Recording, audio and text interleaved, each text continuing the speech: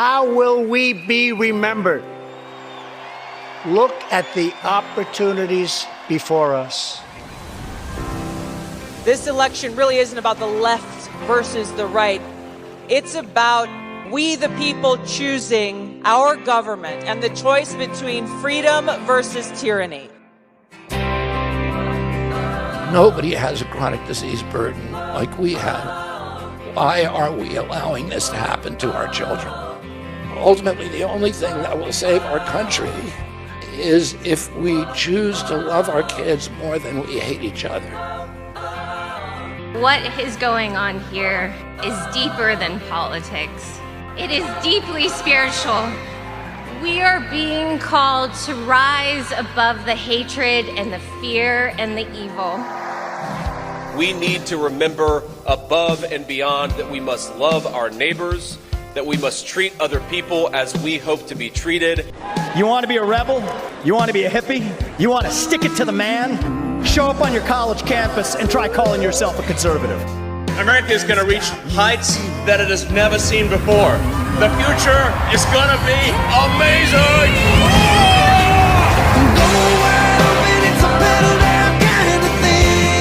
Don't you want healthy children?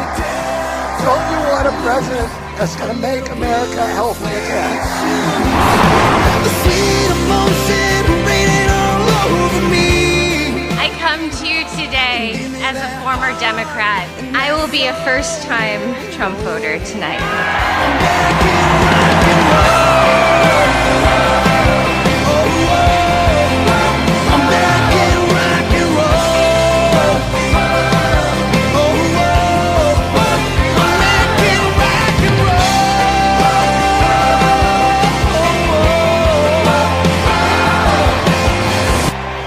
The people dreamed this country, and it's the people who are making America great again.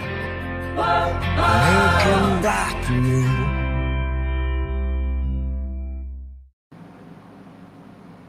Evening, everybody. Give me a minute and I'll be right with you. Enjoy this one. America is going woke. The streets are full of fire and smoke. This ain't the way I thought it would be. The White House full of evil folks. Americans ain't free no more. They don't respect folks like you and me. The way we're treated ain't been fair. Fake news on every TV. 4 years we've been in this nightmare.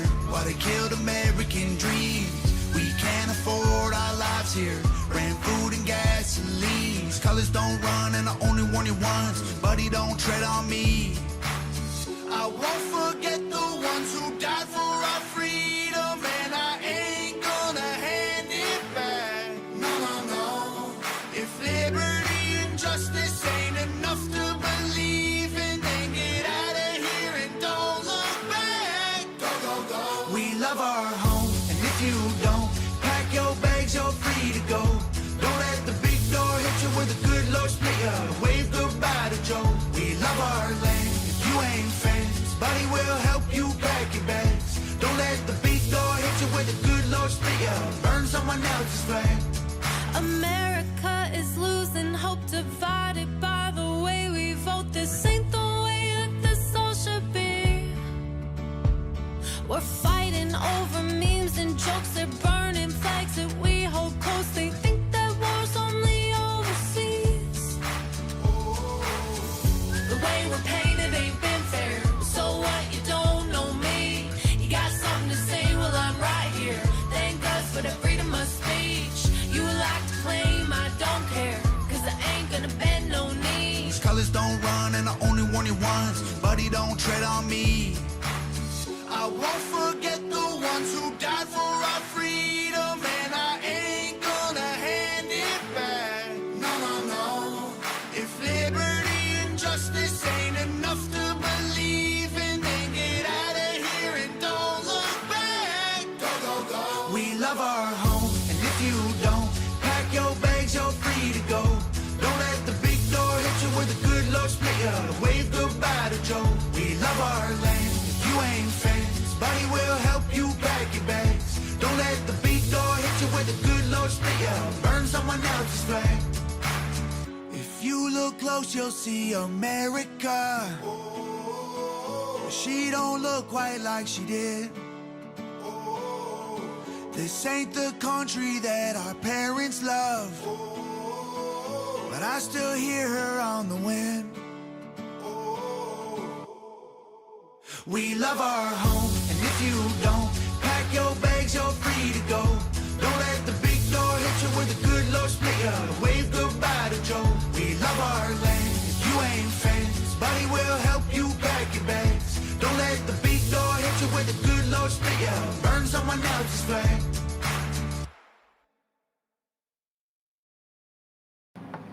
What's up, everybody? So, good evening.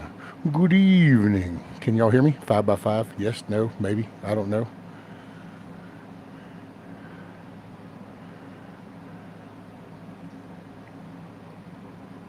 Yes, yes, no, no.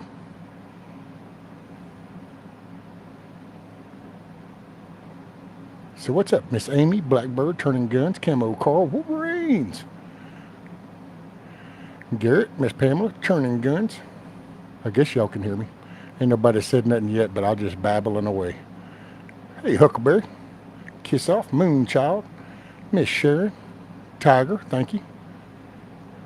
D-Dog, what's up, sir? Miss Blue. Blue, it's you. Mr. Mitch. Let's see. How far can I scroll up? Man, if I missed anybody, I'm sorry I missed you. It just, hey, shit bees are happening. What's up, Anti? KP Heathen. I was scrolling up some. My Skydive.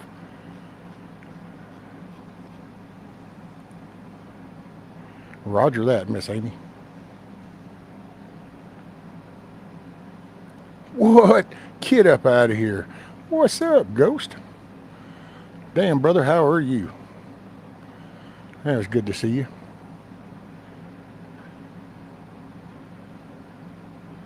Tell you what, I was gonna post the link if anybody wants to come up. I just figured, you know what? It's election eve. I know everybody's probably tripping, kind of wondering what's up tomorrow, and we're gonna see. But I just figured, hey man, you know what?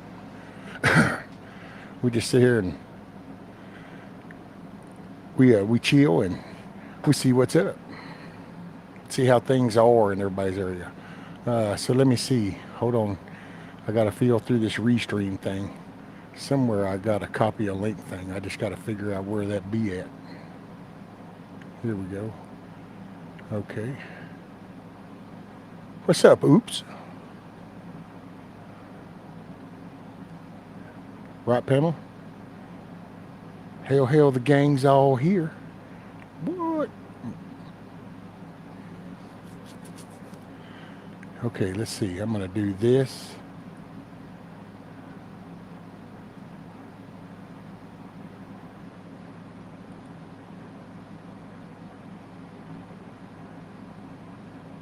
The 2024 gathering was awesome. I bet, Ghost.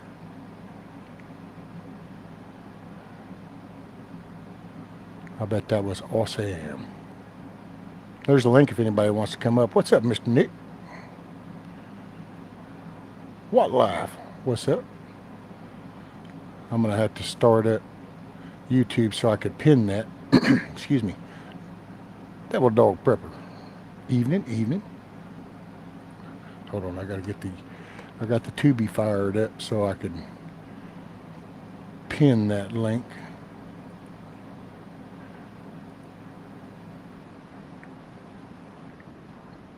Lord have mercy, there's a background noise. I don't like that. Sounds staticky as shit.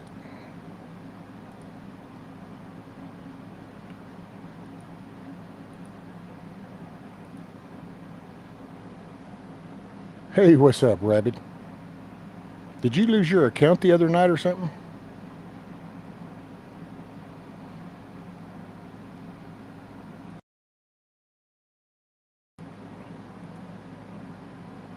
Yes, anybody's welcome. Come up, do the little picture thing, make sure who it is kind of thing, but you can give the restream a try. It's through the browser, so it ain't nothing. It's about the same. I think Grumpy said it wasn't so bad coming in. I just went to the YouTube though, and I could hear all this static, and it was like, I don't like that, but I got the audio shit on.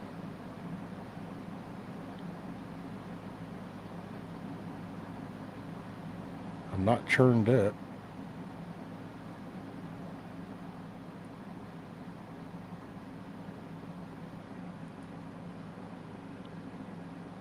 I need something a little stronger than coffee tonight, right? What is it? What's the popper y'all are always talking about? Peach creamsicle moonshine or something? I think that's, I don't know if I got that right, but cha-cha-cha.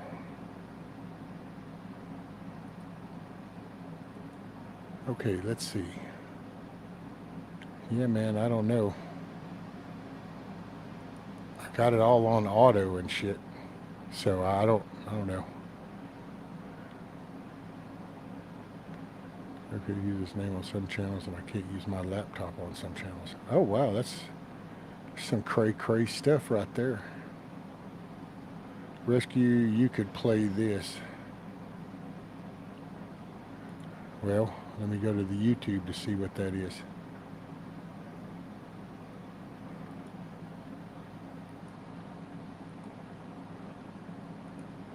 Oh, yeah. The final countdown.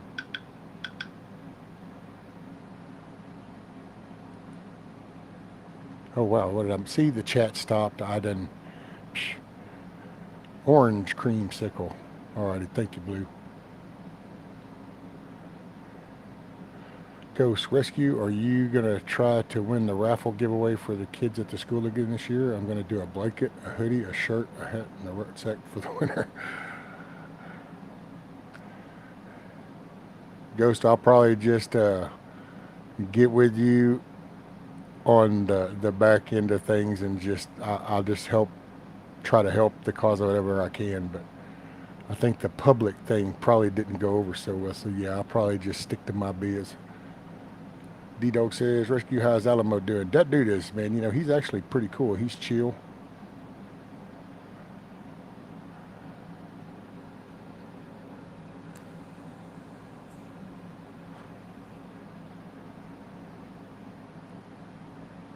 Today in 1845 was the first nationally observed uniform election day in the United States, the first Tuesday after the first Monday in November. Look at there with what a little bit of the info. What best life? What's up, buddy? And then, oh wait, I missed something else. Miss Pamela, Tito's for the win tonight. Oh wait, damn it, this chat is something else. Had to put the old glasses on. Thought Ghost said he was giving away a nutsack. Rucksack.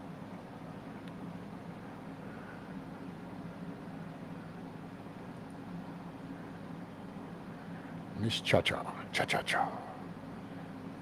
Just kidding, I don't know, it just, hey, everybody's brain does their shit. That's just mine, I got no reasoning. And you know what, it's been pretty good, I gotta say. This has been a pretty wild week in a way. I mean, me and the missus were even talking about it earlier, and I don't know, man, it's just kind of hard to explain everything, and just the way things are kind of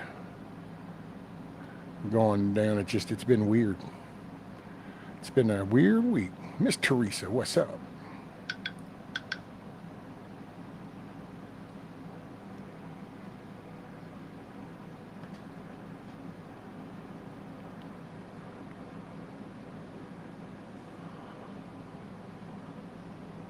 Let's see. Sorry, I got a message. I was trying to.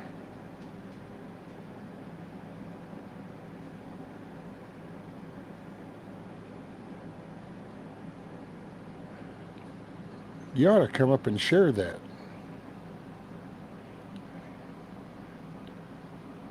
If you wanted to. I mean, I can. If you want me to. Oh wow, YouTube told me I was live. I'm glad they told me. I'd have forgot. I might have said something inappropriate or something.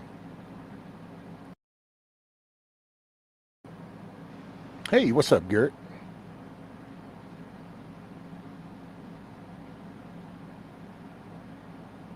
Michigan Outpost. Let's see, did I miss anybody? Sorry if I've missed you. Good evening, good morning, good day, good afternoon, good evening, good night, wherever it works for you. In this wonderful world of things. Yeah, it's just been a crazy week, man. It's kind of been weird. But you know what? I ain't sweating nothing. I don't know. I don't know what to tell you. I just ain't. Can't really explain it. There's been some changes, been some unusual things that I haven't been able to explain. But I don't know, man. Just been pretty. I'm just kind of in a righteous mood. So I guess, and it was weird because hell, I thought I was going to be in kind of a down mood, and then it just kind of was like, I don't know. It's kind of like when you're really looking for something, you know, and you're scrambled, you're squinted, and you're really, and you're trying your damnedest, and you can't find it, and you just go, God dang it, I just can't. And you're going to throw in the towel, and you kind of just start to look away, and all of a sudden, whatever it is you were looking for just stands out. That's kind of just, yeah.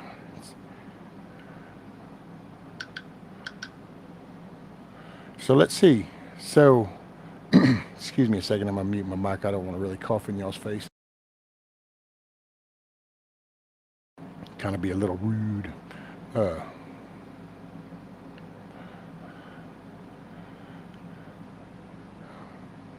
Wait, I thought you're on the inappropriations. No, I think I'm the topic of the inappropriations committee. I think I'm the target of the inappropriations committee. So check this out. So anybody that remembers the auction with Ghost for the blanket and stuff, you know, the giveaway and all the money for the kids and stuff, which was so awesome because then they all got shirts. And so they wrote Ghost a letter. And holy crap, I'm going to have to put on my spectacles. What's up, Hattie Jack? Blackbird, Camel Carl, Wolverines. Oh, hey, I heard somebody do something. Hold on, let me figure this shizzing it out. Oh, hey, that's Miss Bonnie. Alrighty, ma'am, let me see, I need to do this and then this. Bam. Did she come on? Hey, there she is. How are you doing? Hey, I'm outstanding. Awesome. I've had better days, but I was fixing to go live and I saw you live and I said, well, I can't do that. Oh, sure you could. I was sitting here and I was like, well, you know, hey, let's see what everybody's doing. Let's see how it is in everybody's area, you know, kind of give them some breathing room, you know. Well, I've been traveling and so, and you hear that it's storming like crazy here right now. Yeah, I think that's moving in down here. Yes. And hey, everybody in chat. I can't see y'all's names. I can't talk in chat. And I've been having so much trouble. I had to go to the office. I'm in a motel. And I had to go to the office to get him to connect my internet because it wouldn't let me put in a password. But, wow. What's up, Red October? Evening, sir. Actually, Tiger says I was fixing to go to bed too, Bonnie. Aw. Hey, Tiger. And then somebody else, I think, oh, what's up, Cherokee? Cherokee was, apparently I screwed him up because I up and went in live. See, it just goes to show you get too complacent. See, you had high expectations and all of a sudden, boom. Hey, give me 1 sec, Bonnie. I'm going to read this real quick. So the giveaway that Ghost did to raise money to make the shirts for all the kids at his school and stuff, they sent him a letter, a thank you letter. And so I asked him, he sent it to me and I asked if I could read it. So he said, yeah. So I'm going to read it to everybody. So awesome. It says, on behalf of the students and staff at Cordova Middle School, we would like to say thank you. We appreciate your support and the support of your customers who contributed donations or participated in the raffle that helped raise funds. We are grateful these funds were available and used in a way that impacts all of our students.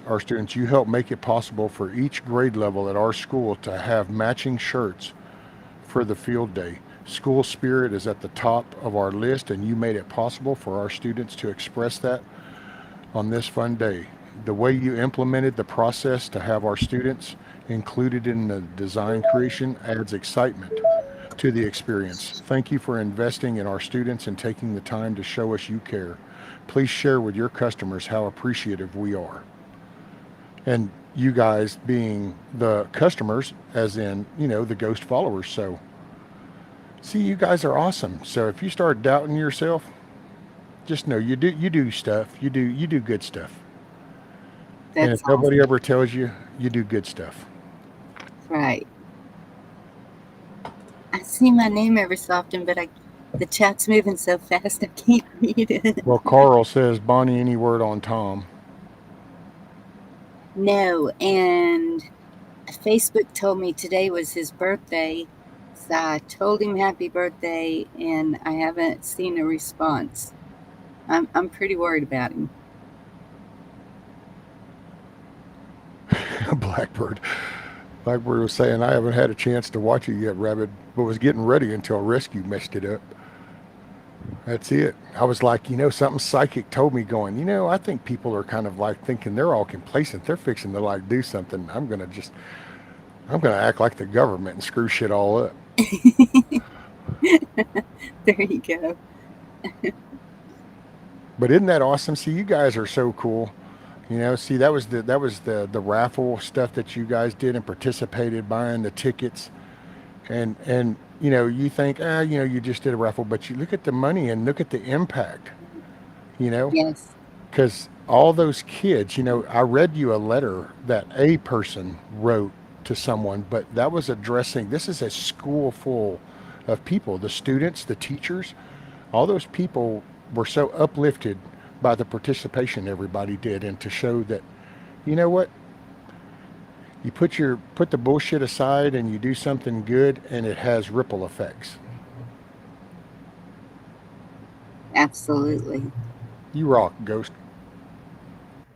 And that is so appreciated too. When our school started doing that, it's needed when you go on a field trip or something to be able to keep an eye on all of your kids, for them to have the matching t-shirts. Well, it makes it unifies. It helps them make that step to unify. You're now part of a team. It's kind of like when you were a kid and got on the team before everybody got on the team. You would earn your way, and man, it meant something to put that jersey on, like you were. You know what I'm saying? Yes. And so that helped bring that school together. All right, Cherokee. Later, buddy. Be careful on the tree. Are you spiking or are you using a bucket? If you're spiking, hey man, be careful. I love the way you're always so positive. I love the way you're always so positive. I try to be. Oh, I'm not always. I get down. It's a journey in life. You have some of the nice, soft, leafy forest bed kind of trails, but every now and then you end up in the muck, and it becomes a little sticky and sloshy, and you kind of get all shitty, and then it takes you a while to get out of the muck, and then of course now you have to clean off the shit that you got into, and then you end up back on the cool little sandy pebble leafy path. That's just life.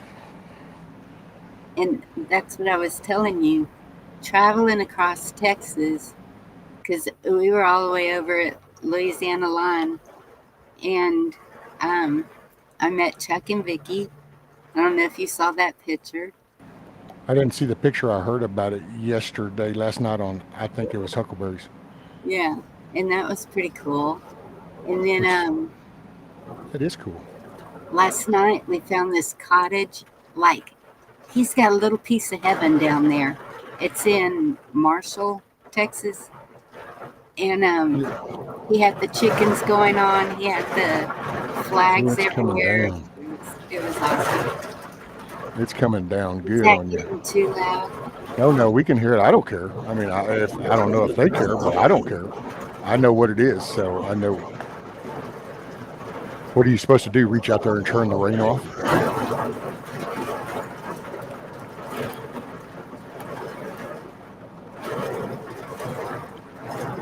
It's coming down pretty good. It's getting too loud. I'm mute. You talk. Okay, there you go. Well, it was coming down pretty good.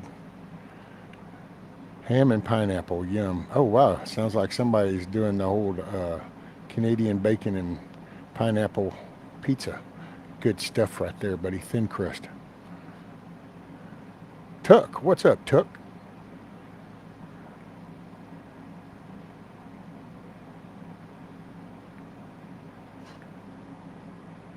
Sup, oops. Got demons in the stream. Okay, I think it passed a minute. But the little cottage that we were staying in was so peaceful. I was sitting out on the front porch. There's water to the left of me and chickens to the right, and the frogs and the crickets and everything making all their noises. And I was like, oh, I could so live right here in this spot. So peaceful, so relaxing. And then we got a call. And then the bubble popped. Yes. My son was in an ATV with 3 other, okay, I call them kids.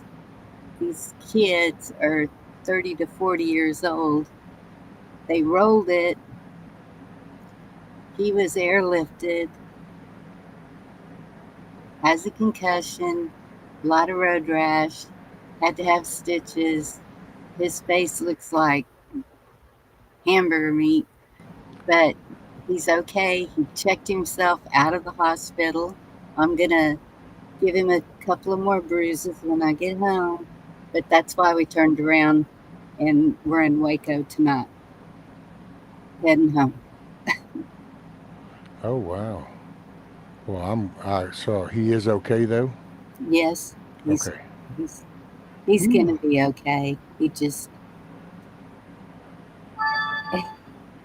they're near 40 years old. You'd think when they grow up, no more worries, right? Parenting never stops. Oh yeah, no. I mean, because they're always your kids, so you always worry. Yes, yes. Oh, so so my peacefulness went. But I'm in Waco, and so not before election, but that's what I was going to tell you. All the way, the people have been so friendly everywhere we stop, everywhere we go. The motels, just people coming up and talking to you outside the motels, and it's just I'm not seeing Waco's. Isn't it pretty blue? Yeah. Well, Yeah. almost all your cities, once they get of any size, they start going that way just because that's when you stop and break down a city, that's the only way they exist is off of state or government money. Because think about it, you have a city, well, most cities start getting developed with businesses and they push the people to the outskirts. So Yeah. then, really you've got all this corporate kind of shit and business stuff is in the cities. And so then of course here comes your housing and everything. And you're limited on your tax. It's not like you have houses so much as you do the businesses. And so they get all these handouts and cater to all that stuff. Well, Roots, what's up, buddy? I'm not seeing anything crazy here yet. I mean, I don't know if it's gonna, I don't know. I don't see it. I don't see the people acting like they're gonna go nuts in any way, if that makes sense. Oh yeah. Well, and I said that before. It's I personally think that anybody, if you were in an area that was connected to any of that rioting and stuff and on fire, then yeah, I would. That's stress. But Yes. that didn't happen down throughout here. No. And so it's like that's why I don't really. I'm not. I'm stressing on the outcome as far as holy shit, man.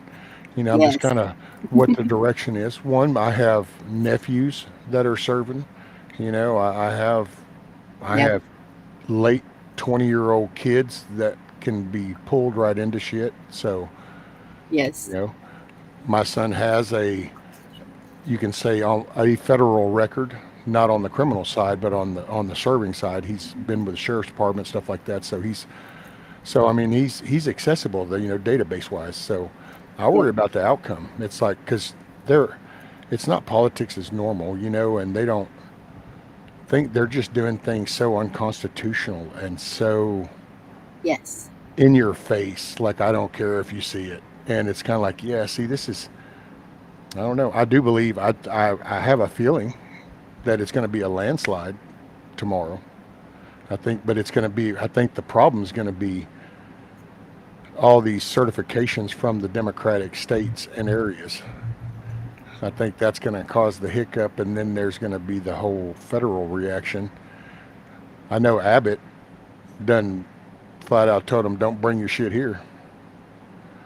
Yeah. So, and there's stuff I got to say. People are commenting like, you'd have thought like Pennsylvania. It's like, man, I don't know, but man, you listen to actually people that live there, and they're talking about their areas and how people are so riled up, and it's like, I don't know, because that's one of the key swing states. Yes, it is. And Georgia, um, I don't know if wildlife is still here, but I've been seeing a lot of court cases out of Georgia and Pennsylvania both. Yep.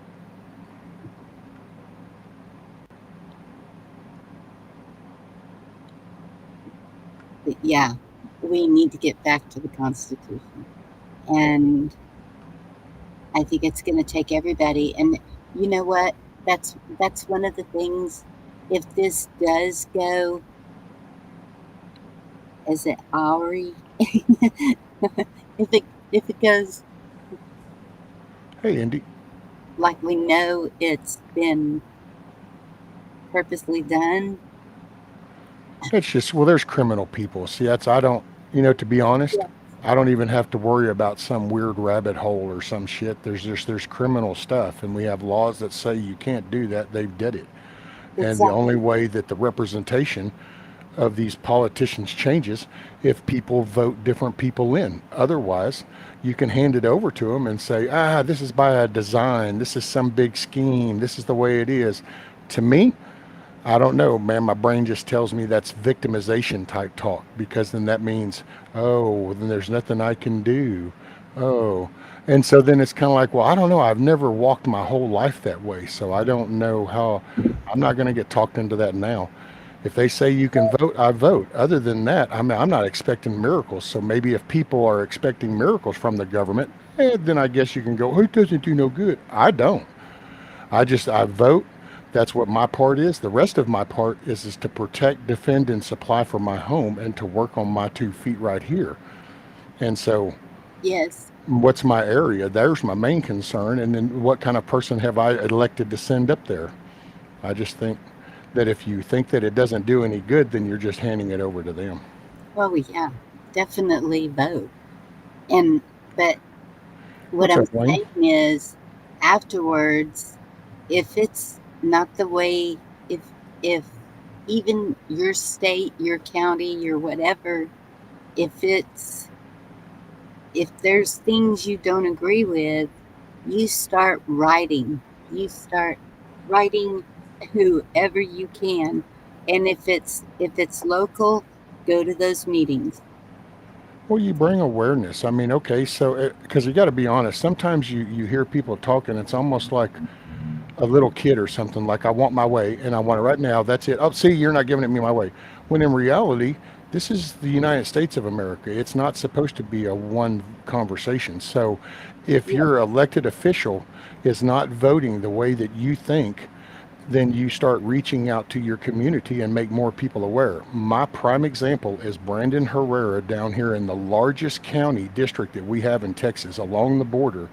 This nowhere guy that has a firearms company and a YouTube channel, and he decided to look into the representation from there and how that dude was voting. It was all Democratic, so he pretty much called him out and got within 400 votes of de-seating this dude. This is a YouTube guy that had a firearm business, and he literally, but he got out, they went boots on the ground, knocking on the doors, going, do you know that this is how he votes? And I want to vote against that. And people were like, yeah, 400 votes he got. I mean, it just, so you look at people like Thomas Massey, how he got in. That was the people in his district voted him in. He wasn't paid off by no lobbyist, you know. So there are good people, and you can do it. I mean, I guess the worst thing you can do is to think that there's nothing you can do, and it's like if you don't vote, you just allow them to vote, you know. And there's, for me, it's also a respect thing, you know. This, like, the flag does mean something. This country means something, you know. My family has served, you know. I believe in this, and I've done things that, some of the things I've done because I believe in this country. So if I were to just go, the voting, it doesn't matter, they're all crooked anyway, and then not do anything, well, then you're pretty much, to me, I would be disrespecting all those fallen people that have fought for that flag and the shit that it stands for. So you throw it all away. So I can't do that with a good conscience, so I don't. Yeah. And, well, that's the way I feel too. I mean, this is for the life of this country. And we can see that it's kind of, the heartbeat's slowing down, if that makes sense. And it's time to pump it back up. Well, it's, you know, people get active. Start realizing you need to be an active participant. You know, you're only going to get out of it what you put in it. So that's anything. Yes. A relationship. You got a marriage, cool. You're only going to get out of it what you put in it. Yes. You know, you got a job, you're only going to get out of it what you put in it. Yeah. You know, no matter what you look at, you got a garden, you're only going to get out of it what you put in it. So, well, okay, our election system, well, I'm only going to get out of it what I put into it. So I guess if I don't put nothing into it, then I'm going to get what I get. It's kind of like some people go, you know, America got so complacent that we kind of have reached the level that we deserve. You know, we kind of deserve the administration we've got because we let it keep slipping through our fingers. We just ignored it until it got this bad.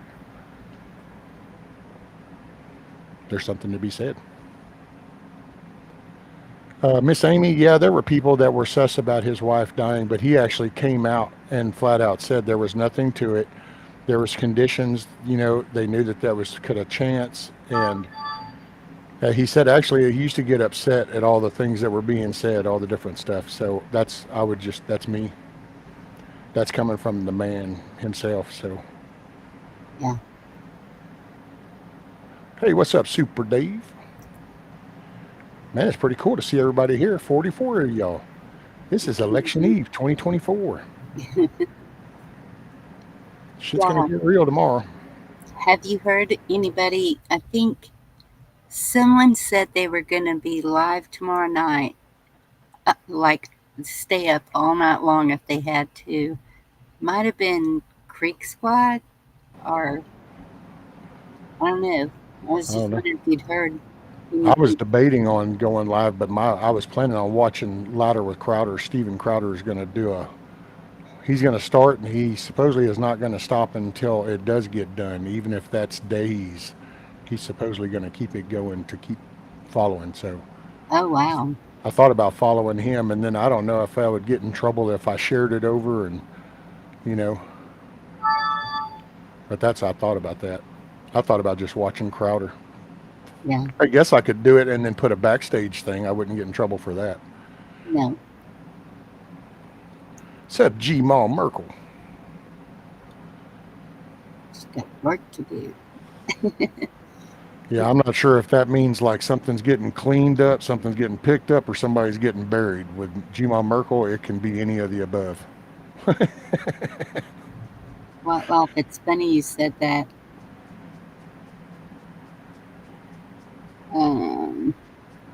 Check this out. Let me see. Yeah, Billy, I watch him every now and then, not as much just because I try not to dive into this shit at all too much anymore.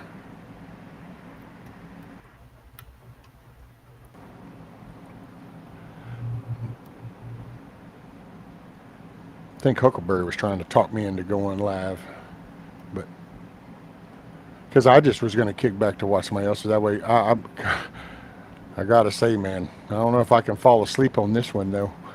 I fell asleep on the 2021 like everybody else and was like, oh shit. Woke up to all of a sudden it's like, wait, what's that straight line going right up all them ballots? Wait, where'd that shit come from? Where'd the water leak? What's See that dude my doing with the igloo chest going in the back? Wait, what's that van doing? What's that chick doing? Keep throwing them same ballots in the thing. Hold on just a damn minute. right. You see my avatar? Oh yeah, the little anonymous dude. That's me. A dear friend sent me that mask after I watched the movie, and I was like, oh, I gotta have a picture. Later, Blackbird. Make it a good night. I saw Wildlife say that a while ago. Remember.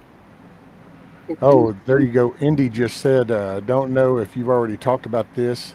I heard from Zach that Tom is okay, just under the weather. So there you Okay, go. Carl was wondering too, Indy. yes. We've all been. I've been in touch with Nicole Bullfrog. It's a long name now. um, a couple of people trying to find out more. I knew he said that he got, I guess, the coup, something. He said he was down for 3 weeks and he had a really hard time with it. And he said that, but he's feeling better, so he's thinking about starting to go live again. And then last night, in the middle of his live, he just, man, something's wrong. And then he killed the camera, and but it stayed live. And I stayed in there. I was like, I gotta see if he's okay. And he never did come back. And Oh, goodness. Zach was messaging him, and Zach said in chat, he said he's okay. He's just in the restroom, not feeling good. And so then we started messaging each other. We, Yeah, Tom's a good dude. I like he's a Tom. good guy. He is. Carl has the truck parked back in the barbed wire fence compound ready to bust out of here. All right. It's that time of the season, right, Wayne? Yeah, the season change coming. Positive vibes for Tom. That's it. Thoughts and prayers for Tom. Yes, absolutely. Yeah, Nothing wrong with Reddy. That's it, Blue. I noticed going east, the trees are turning already, and we're not seeing that at home yet. So I've that, seen a little bit. There's been some that have been dying off, but yeah, not like normal. But then the weather's kind of, everything's a little off. But I will say, we've had some weird nights. I forgot where they were talking. Somebody was talking in chat and they were talking about snow already. I think Yankee said they had yes, snow in Colorado and stuff. But down here we've had snow before. I mean, granted, everybody kind of went outside going, "Holy shit, what is this white shit? Take pictures quick," because it's very rare. It was like once every 7 to 10 years it might snow. It never stuck around very long, but so bad weird shit always has always happened. But leave my peanut butter cookies alone, Huckleberry. You want the hammer? Is that what you want? oh, I saw you talking about your peanut butter cookies last night. Hey man, peanut butter cookies are the saving grace, I must say. Yeah,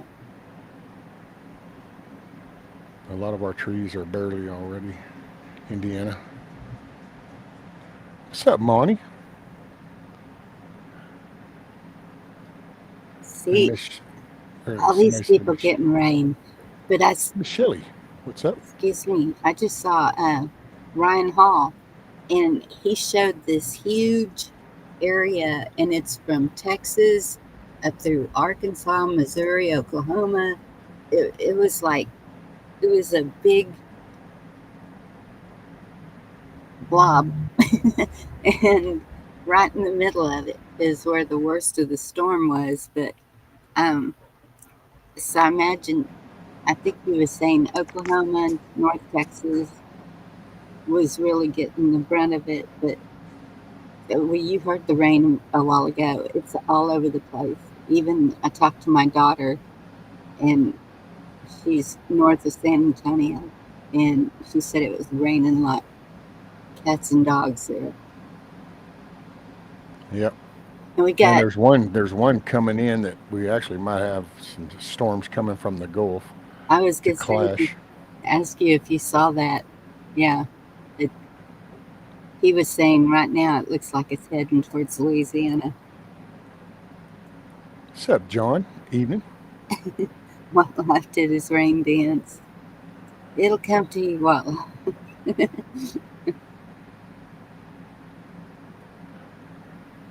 Watt says, well, I did my rain dance. Ta-ta. We used to do the rain turtle, said job sites and stuff. Draw a little rain turtle on the ground around your hard hat. That was supposed to help encourage rain. It never really worked, but hey, kept us in a good mood. Right? Anything to keep the morale up.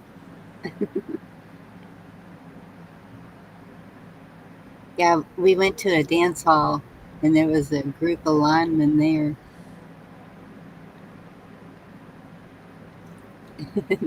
They were right at the pool table right next to us, and my daughter was a little intimidated. And I said, "Hon, you just..." So I had to squeeze between them, and I said, "Y'all don't bite, do you?" Only 3 times. Something like that. And I just laughed, and they moved out of the way. And G. Merkel got better than 2 inches yesterday. Yeah, see, so far here, the rain, it's kind of been coming down, but then it's been letting up. So it's kind of giving it time to soak in, and so that's good. If it starts coming down the torrential shit, then it'll start running, and that's when it doesn't do me no good. Yeah. That's what causes it to run into the house. But you got my one little barricade up. Good.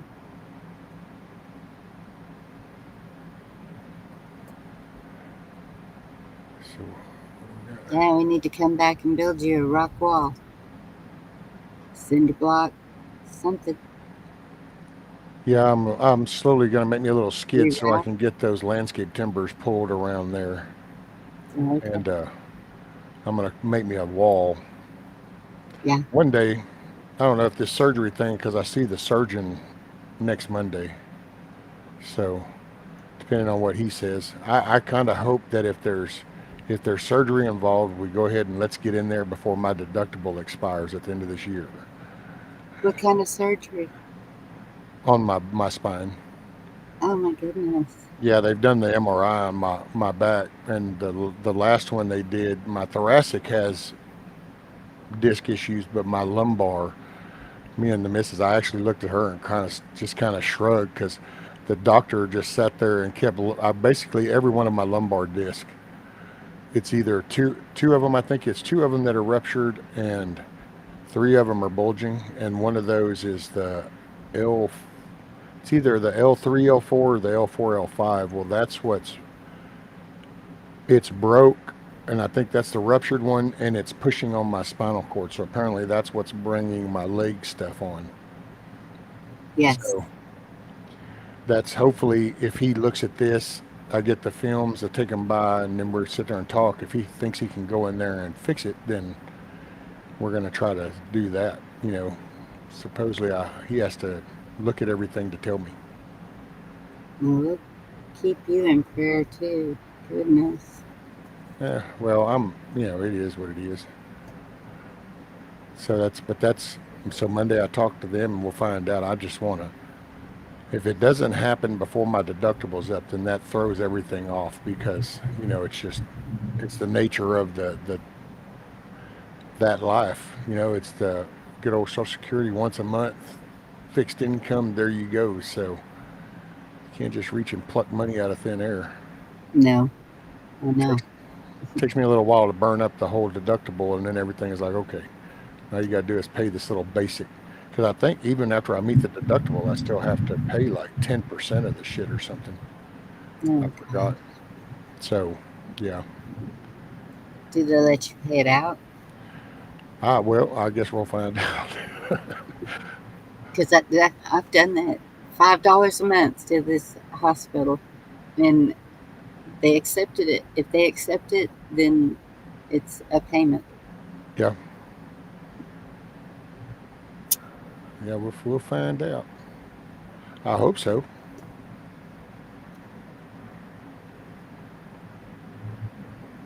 Yeah.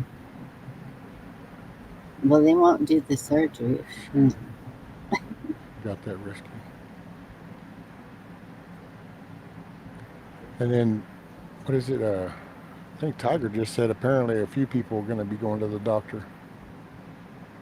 Oh, she's going to the doctor and Billy's going to the doctor. Yeah, I've been Yeah. seeing several of them that had some issues. I hate to see that. It lied, Huckleberry, just so we're clear, it lied. It's some liberal coder in the back end, just so we're clear.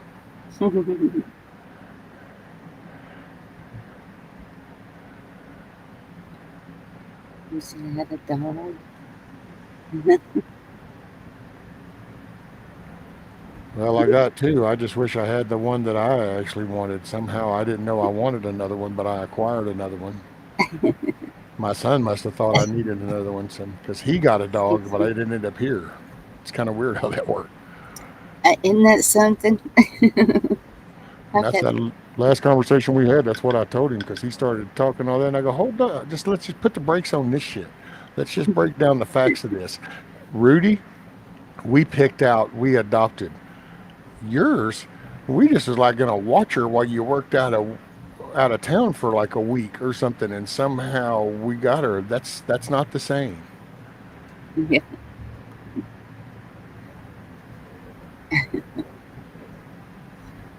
The rain will be moving in. Mm.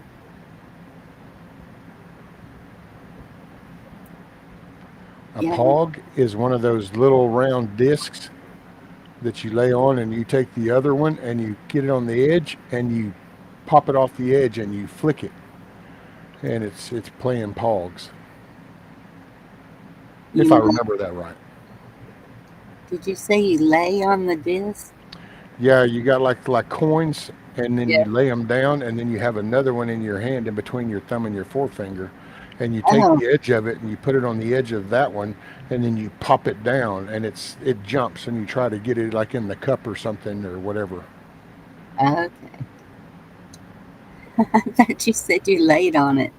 What, what's that gonna do? Well, that'd be a pog.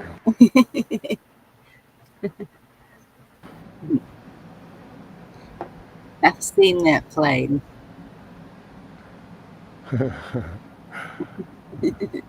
I think that was in a Caligula book or something.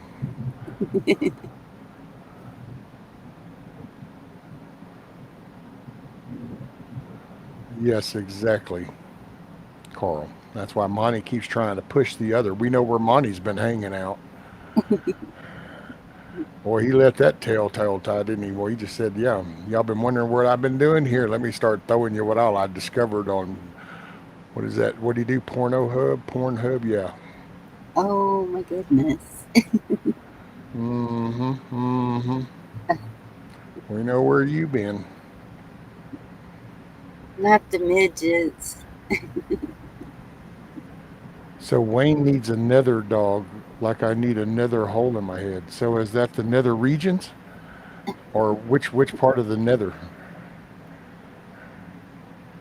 Or was this basically a breakdown of the sentence of I need neither a dog or a hole in my head? Because that would have probably been the better way. But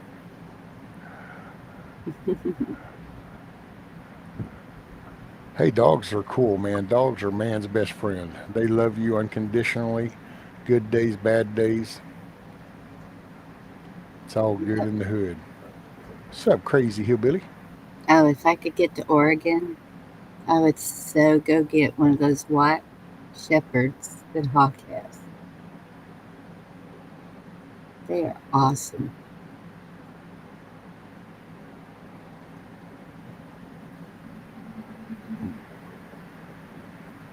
Yeah, I remember a few years back he gave a few people away, I think, or something. Yeah. Well, he's got another litter ready to. I don't know Oh, if they're quite ready, but yeah, he's always got a herd of dogs. What's yeah, up, Cola? cool.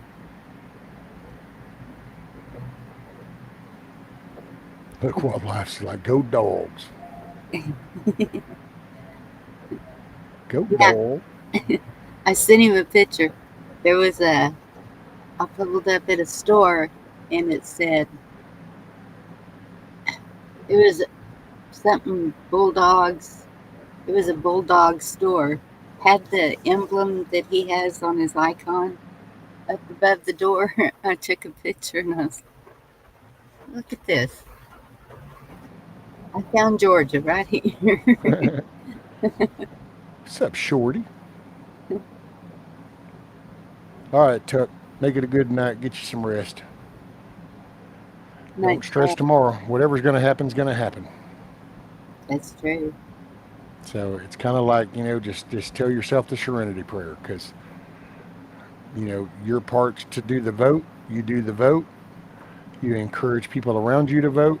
That's all you can do. Then it's out of your control. So ain't no point in stressing on it, hanging on it. Just tend to what's directly around you.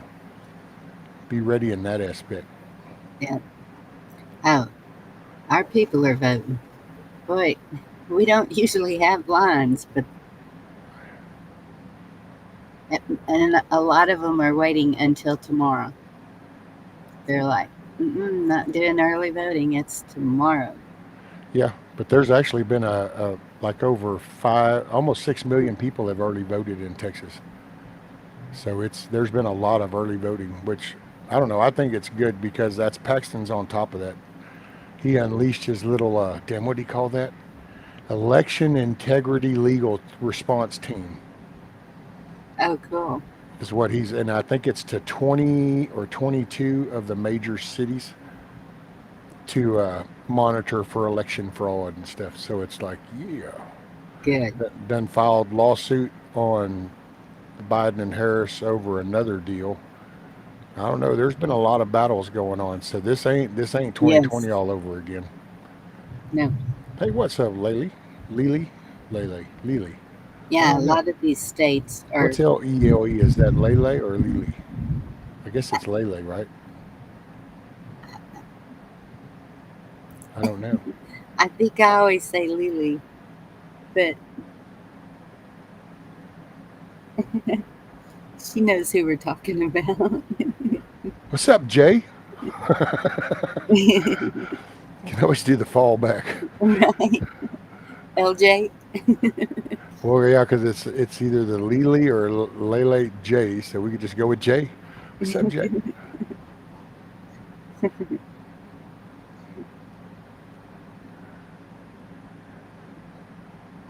Hey, it could be JJ.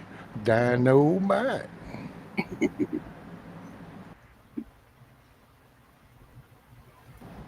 Yeah.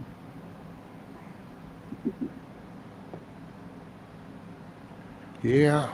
Boy, this is some crazy times. This is a historical moment, Oh, I I gotta know. say. It is. We ain't never been here before, so I think that the biggest one in history. It, and I'm sorry, but I just cannot believe anybody in their right mind would vote for her. There, well, sure you do, because you're not voting for her. You're voting against him. and See, that's it. yeah, Yes, that's what anything it is. to keep him out. Yep. You're right. That's what happened in 2020. It's like even the few million that did vote for Biden, it wasn't that they were voting for Biden, they were voting against Trump because they had been brainwashed in a way. You know, I hate to use that word because gosh, we use it so much, but it's being you just you got to watch the garbage that you put in your brain because it'll have an impact. And this is a classic example of it. You got good people that work hard. You know, they pay their bills, they take care of their kids, and they work hard at their job. But their problem is that they watch MSNBC or they watch ABC, CBS, NBC, and that's their routine. Yes. And so they were just basically taught that this dude is like Hitler, and they have literally forgot life before the pandemic. And it's because of the crap. So when you think of going to some of these channels and some of this information that you're getting in, careful you're not getting pulled into another version of that. Getting told how bad something is when maybe it's not that bad. Just kind of like all these people were told how Orange Man bad, but Orange Man really ain't as bad as they say. Just don't think that the government's the only people that can do that shit.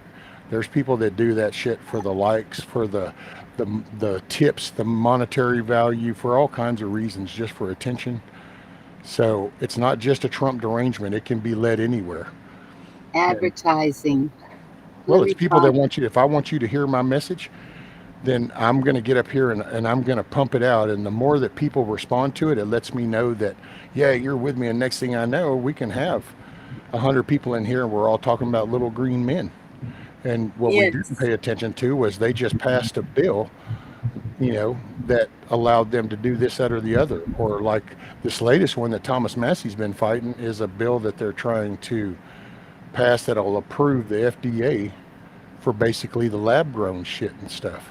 Yes. And so, you know, he's fighting back. Well, see, that's to me where you got to watch some of this stuff. It's entertaining, but you got to choose your entertainment for fun versus your information that you're going to let shape your personality and your character and your thought process. Exactly. We were at a Sonic, and so the sign facing me, I took a picture of it. It says, "Live free, eat groovy," and it's for the crinkle fries. Groovy fries, they're good too. And I told my daughter, I said, "Do you see that? Look at the wording." And so people reading that, just think of that being repeated. And there you are. It's the same way. Well, groovy even goes back to into the 60s. That was groovy, man. Yes, but saying live free, like this is your freedom to eat these groovy fries. I don't know. I may have taken it a different way, but still it's the advertising, it's the marketing, it's the, you know. Maybe it's a grease free. I will say, because those groovy fries, the crinkle fries are just better than square fries anyway, just because unless you do square fries, you know, in the pot of grease or in a basket, you always get oil soaked. Where the crinkle ones, yes. I guess because they got the crinkles, they get more crispier. They just, I don't know. There's something about the crinkle cuts, man. I just found it ironic. Me and the missus laughed about it because it was like, well, crinkle cut fries have been around for a long time, but it's like all of a sudden Sonic picks them up and says, we're going to call them groovy. People will love them. And they do. Yeah. And it's like, but they're crinkle cut fries. They've been around for decades. Yes. How easily we're entertained. Well, I can see these kids playing this game. And they are easily entertained. Are you not entertained? Well, Miss Amy, I'm with you. That's a cool combo. I'm probably more preferential to where crinkle cuts with some chili and cheese. Oh, yeah.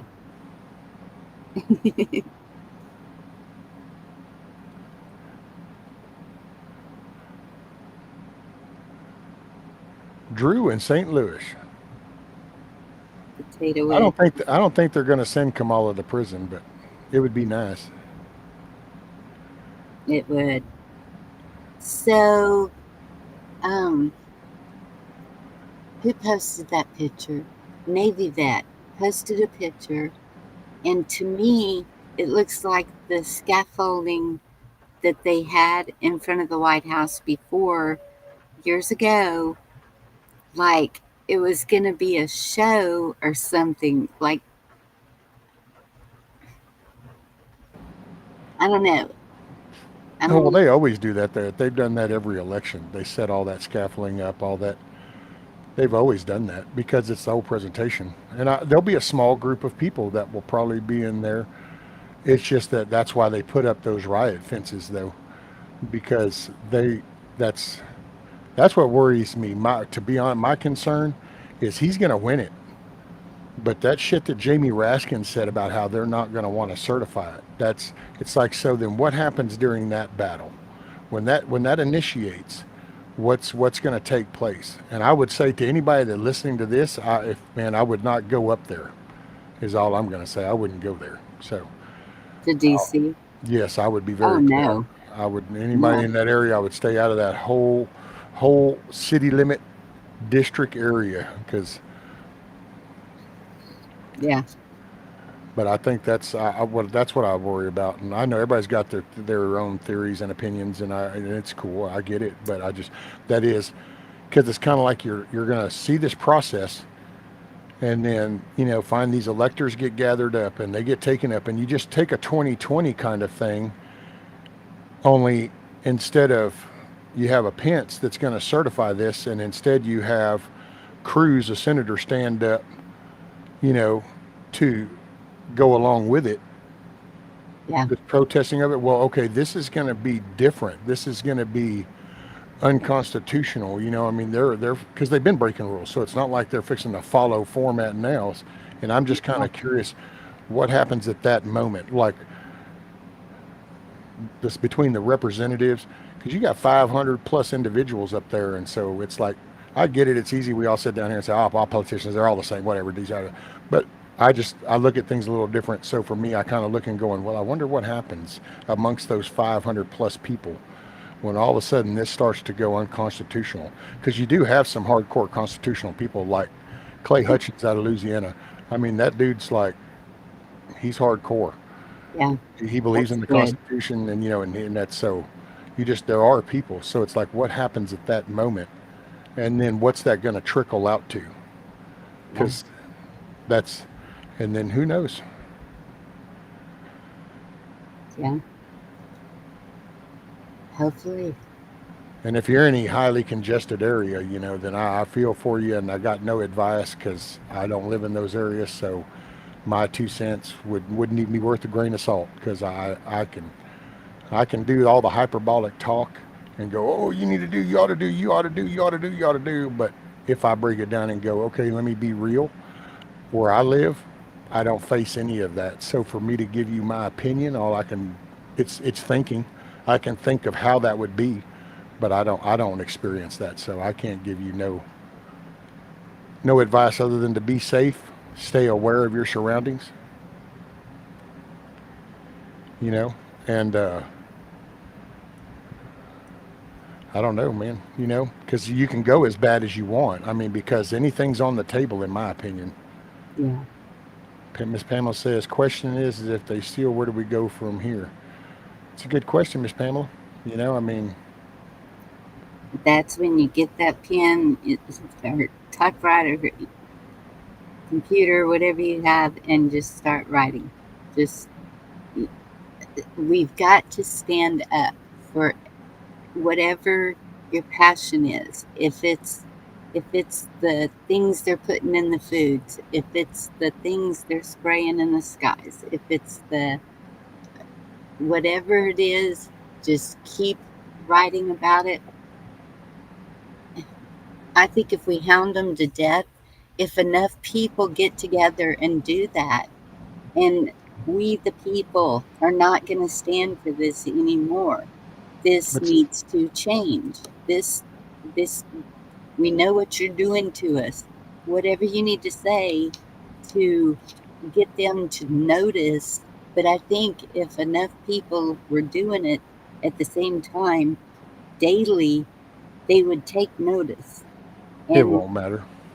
It really won't. And I don't mean that against you or nothing. It's just that ah, because you can stand up and you can scream this in every little channel you want. You can even have 1 million followers on YouTube and you can say all this, oh, look, they're spraying this in the clouds. Look at what they're doing to the food.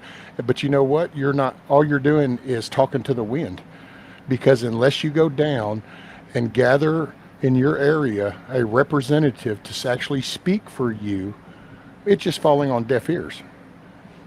That's really what it comes down to. Our system is set up for us to, in your district, in your area, is to send a representative up there to speak for you. It's yes, really that simple. So you can do all the channels, you can do all, and it's not going to matter if you don't reach out to that representative. And if he doesn't listen, then you go gather the community behind that saying, hey, this is the problem and this guy's not listening. It's yes, going to take that groundwork. And that's I true. don't know that that's there. Because, like I still say, you can't even get 100 people in a YouTube channel to get along. True. So it's like you can't even get people to the major. You come on YouTube and you don't get the majority that are like that even believe voting matters. So then how are they going to participate? Why would they want to? They don't even think it matters. And so you're swimming upstream. Because when you think about how simple that is, wow, you mean to tell me in my area I just got to start talking to people and getting, people involved, and you can, yeah, that's like down here. I try to bring it up. We had a sheriff that was corrupt. Everybody in the county got well aware of it, got to where it became a everyday conversation, and then all of a sudden one election, bam, he just wasn't there no more. Because enough people just kind of speak up and go, this ain't working. Well, we just need to go back to that. Yeah, I Oh, Miss agree. Pamela had to leave Texas to go up to Pennsylvania to help family and that won't leave. She's between a rock and a hard place.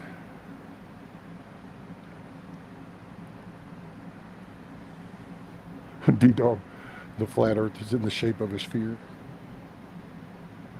See, I don't even sweat. I just laugh at that anymore, because it's like, whatever. That's funny. It doesn't matter who wins when the whole world is going nuts. I think it's going to make a big difference if we have a stronger leader and representation than what we do right now. Right now, we're just so weak, it's unbelievable. I found sanity with y'all. PA, it don't matter. My family was full of Democrats.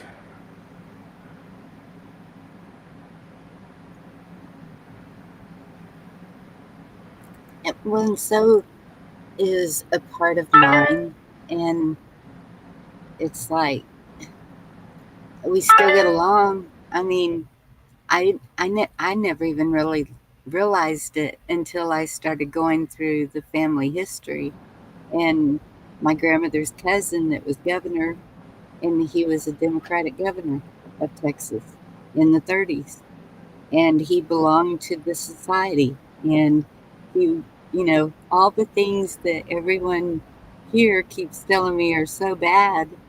And I'm like, well, Yep. okay, I had one of them in my family. That's why I just, yeah.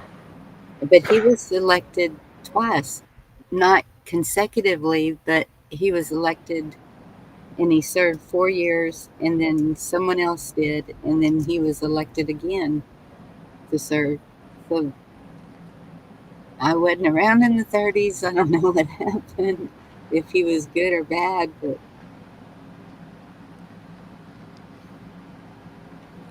I've had uncles, grandfather, my dad, my stepdad. Never saw no bad. I never saw. And of course, if you say that, then you just get told, well, that's just they weren't high enough. It's like, man, you know what? I've known some bad groups, and it didn't matter if they were actually a probie, you know, shooting for the club, or if they had been one of the founding people. If that club was kind of a bad club, it was just a bad club. yeah. And I just, but I think there's concentrated areas where a lot of that stuff stems from, and I think a lot of the heavier populated areas Yes. is where that generates from, and that's why it just doesn't connect with, the history down here. And the weird thing was, he was an attorney. It seems that That's they their field. always have a law degree of some sort when they run for these positions. A lot of them. Oh yeah, Wasn't Abbott? they've all gone to law school. I think almost every one of them have been to law school at some point. Yeah. And so, what do you think about that? Well, Because it's I because have it's their field. eyebrows. It's their field. When you look at the whole court system and that the way that they do cases and the way that the cases get filed and then brought and then the hearings go and all this interchangement, that whole, then you look out, you zoom out and look at the legislative process when they're on the House floor in the state, not in the feds, but just in the state. And you watch that floor. That's the people that understands the things like Robert's rules and shit. Because that's they're in the word salad game. They're in the legal field, and I think that's what promotes it. They get in there, and the law career doesn't quite take off, so then they go get into some local politics. Or every now and then, you get somebody that started out somewhere and got into politics and just kept climbing up, and maybe they weren't a lawyer, but the majority are all in the legal field. That's interesting, Wildlife. First female governor of Texas, Who? Ann Richards? Or? Amanda Ma Ferguson, Oh, late 20s, early 30s. She may have been the one running against you. I don't know.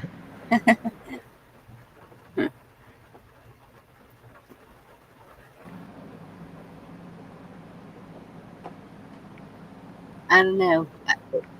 Well, we know that they all work under the bar, and we know what that means. So it's kind of like, do they do that to see how to work the system? do what? Like become a lawyer? Yes, go through law school or whatever. Oh no, I don't think because the like the legal field is different than the political field because, but it's different, but it's got the same groundwork to me anyway. My opinion, when you kind of watch their behavior, because you have this legislative process. Okay, you write a bill, it has to be there's a certain way it's all worded and formatted and words matter. A period, a comma, a capital, all that matters in legislative paperwork.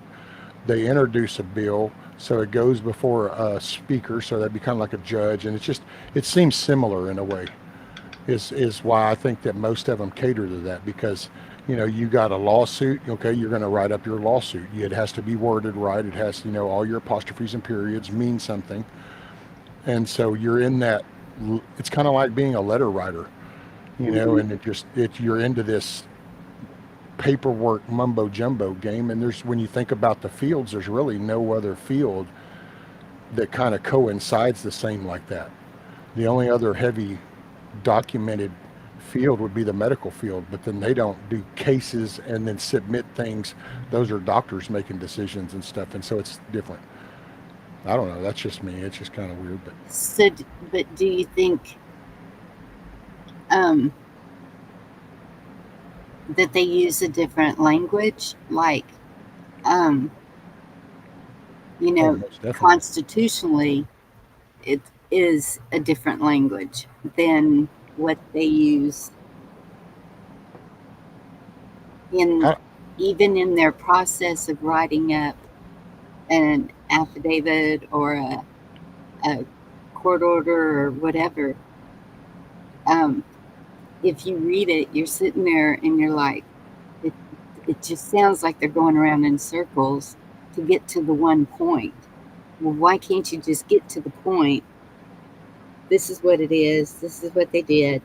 And this is what we're filing for. But Well, see, it's because in the legal world, like I said, your apostrophes, your commas, your periods, your capital letters, the way something is worded, all that matters. Most people or participate in everyday conversation, where it's really gotten so lax nowadays. I used to make fun of my kids because they always threw around always and never, and you realize that no, there's millions of grown-ups that say always and never too all the time, and it's like, well, didn't that just was like last year? So it's not a never, and it's just, well, see, we just kind of say words, and as long as you get the idea, we don't really worry about specific wordings when we say something. Yes. But in the legal field, they do. On the in the government legislative process, they do. That's why they hide so much of this shit under some bullshit title act to cover that up. It's but it's a word salad game. It's kind of it's like the lawyer that gets somebody off because on the house warrant it said that the house was blue when really it was smoky gray. And so all of a sudden the dude gets away with 3 murders because, well, you had the wrong house color on the warrant. That's how they get away with those kind of things, because Exactly. it's in the wording. And so we become more lax, and the more lax we get, the more control you basically give to them because they understand the word game. Yes. The public has gotten so used to we text, we abbreviate everything, we short circuit everything. So we've lost touch with the proper way to write something and to make a statement, to bring the issue to light. You Yeah. know, you can talk about food dyes are harming children and then start giving data, or you can get up and just go, they're fucking killing our kids. They're putting this fucking junk in their foods. Now, which one do you think actually gets a better response? Exactly. It's So, the same if you walk into a meeting and if you have it already prepared what you're going to say, take your 3 minutes, say it, just state it, and turn around and walk away. You're going to get, I think, a better response than if you go in there on the attack, of course, because when you go in on the attack, what's that going to do? It's going to instantly make them defensive. It would me if somebody's coming at me yelling or acting all pissed off.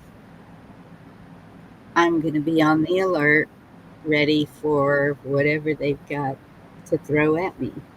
And so I can see where that would be definitely an issue, but well, and you keep people off of topic. If you get emotionally talking, then you're not staying on the data points. You're not staying on the topic. If you want people to stick with the topic, yes, then you have to keep that the focus. And so you can't divert it. You have to pollute your language down so that you don't use verbiage that takes away from the topic. And see, they're so good at that and they know how to play it. That's what they do. You know, that's why when you start trying to address anything by facts, they start the over talking and they start repeating just bullshit points because they're just trying to talk you down so that you don't just stay on point. They want to get you to emotionally react. what's a remonstrance? D-Dog. Remonstrance. If the 3 minutes start a remonstrance. Remonstrance. Remonstrance. Beats the shit out of me, man. I don't even know. Is that even a real word? No, I don't know. Whoever thought of that word, man, I tell you, I'd like to go back in time and smack his ass. It's like, dude, did that even make any sense in your brain when you wrote it?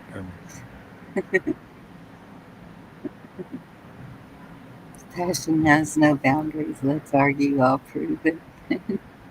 What you got there, Michigan? He put a link up if anybody was interested, but I can't click on it in the restream. It just, all I can do is show it.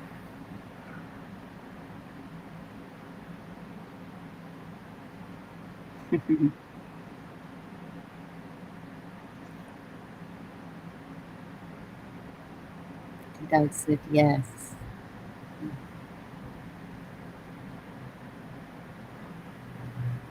Yes, it's a real word, or yes, you made it up. Right. Yeah.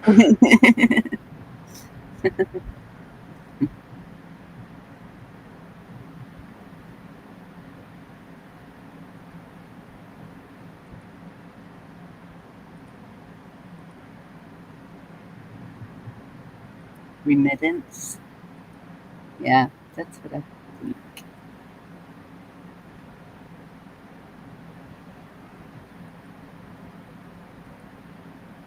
Decentralized medicine.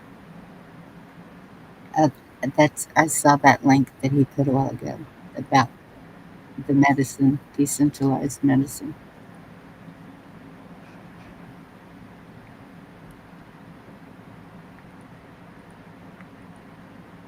Oh, and he put a link for the definition, remonstrance. Well, I can't get to it either. Okay, let's see. I A cannot. forcibly reproachful protest. A Oh, document drawn up in 1610 by the Armenians of the Dutch Reformed Church, presenting the difference between their doctrines and those of the strict Calvinists. So yeah, I ain't gonna lie, it didn't clear up shit for me, but at least we know what it was. So I'm just shooting straight.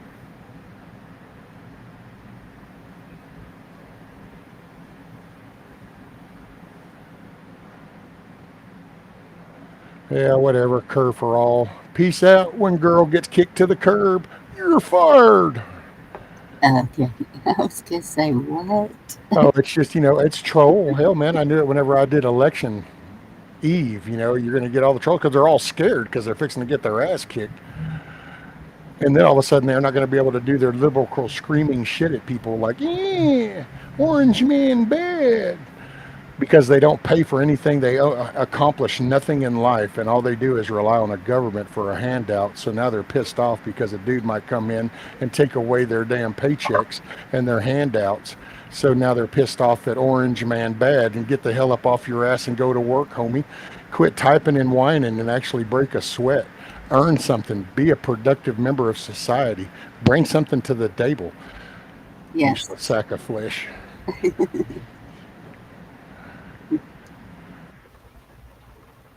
Yeah.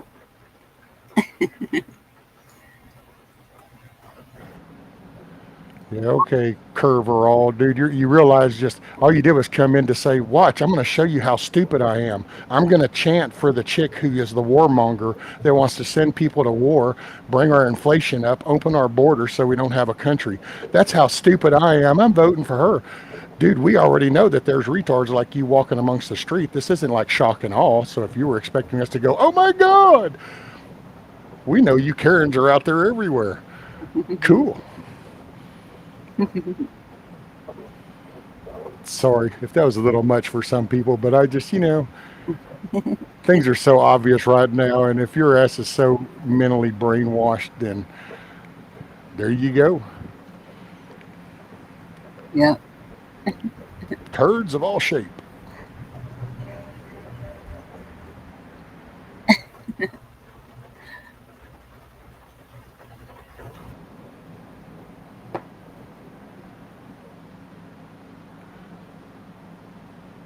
There used to be a thing.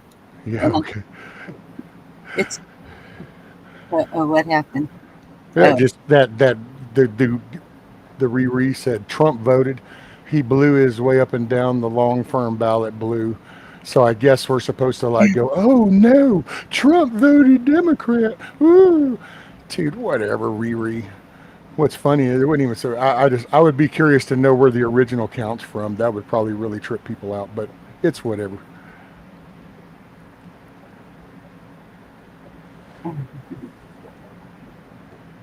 Talk about that passion again there. Yeah. Man, I'm just tired of the stupid shit. So, it's like you come in here and it's like things are so obvious now, dude. I mean, they're the one they try to silence people. They try to lock people up. You still got like almost 300 people locked up for J6 that didn't do anything but stand on American ground, waving an American flag. Sure, you can highlight the little media images, of the whole Antifa FBI antagonist that provoked some people and they went in. But, nobody ever wants to talk about the footage of the cops waving the people in and the crowd walking in between the red velvet ropes, taking pictures. You know, so see when you know that people automatically go into bullshit mode, then you know that they're why encourage them and try to explain to them they're apparently mentally weak and they just ain't going to get it. So I Yeah. just and then tonight of all nights, and now it's like things are where they are. If you don't get it, dude, you can only lead the horse to the water. You can't make him drink. So you know the facts are all out there. You know, the vaccine facts are out there, the COVID facts are out there, the J6 facts are out there, the laptop facts are out there, you know, the 2020 facts are out there if you want to see them. And why don't you see them right up in front? Oh, that's right. It's the suppressive tyrannical government that you're voting for. Riri. Sleep well, Eric. Get you some rest. Yeah. Make it a good day.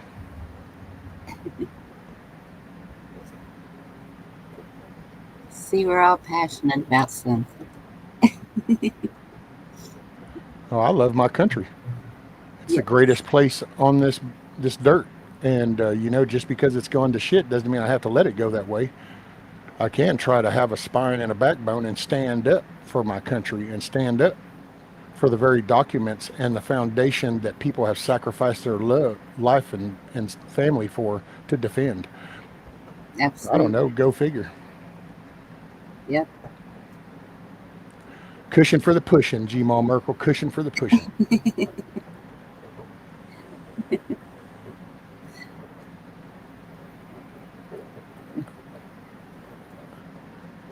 Yeah, they are, Cola. They all talk about J6 like it was like, oh my God. They just forget that the year before, that side almost burnt that city to the ground. You know, Yep. they forget that. So maybe they're prepared for all the bullshit they've been spinning. You know, matter of fact, when you stop and break it down, like Homegirl's latest shit that she's been doing the pro-Palestine, pro-Israel, depending on where she goes and talks. And then they were running ads that were Hmm. pro-Palestine, pro-Israel. It's like, okay, go ahead and keep lighting that candle on both ends and watch this shit's going to blow up in your face. Yeah. What's up, Yeah. Chuck? I see more and more people that are seeing it and calling it out. TikTok, boy, they go nuts on there. And I don't have TikTok, but my kids do. And they show me these things, and I'm just like, wow. And it's every age. And the youth are the ones on TikTok, so that they're seeing this and they're realizing it is a good thing, I think.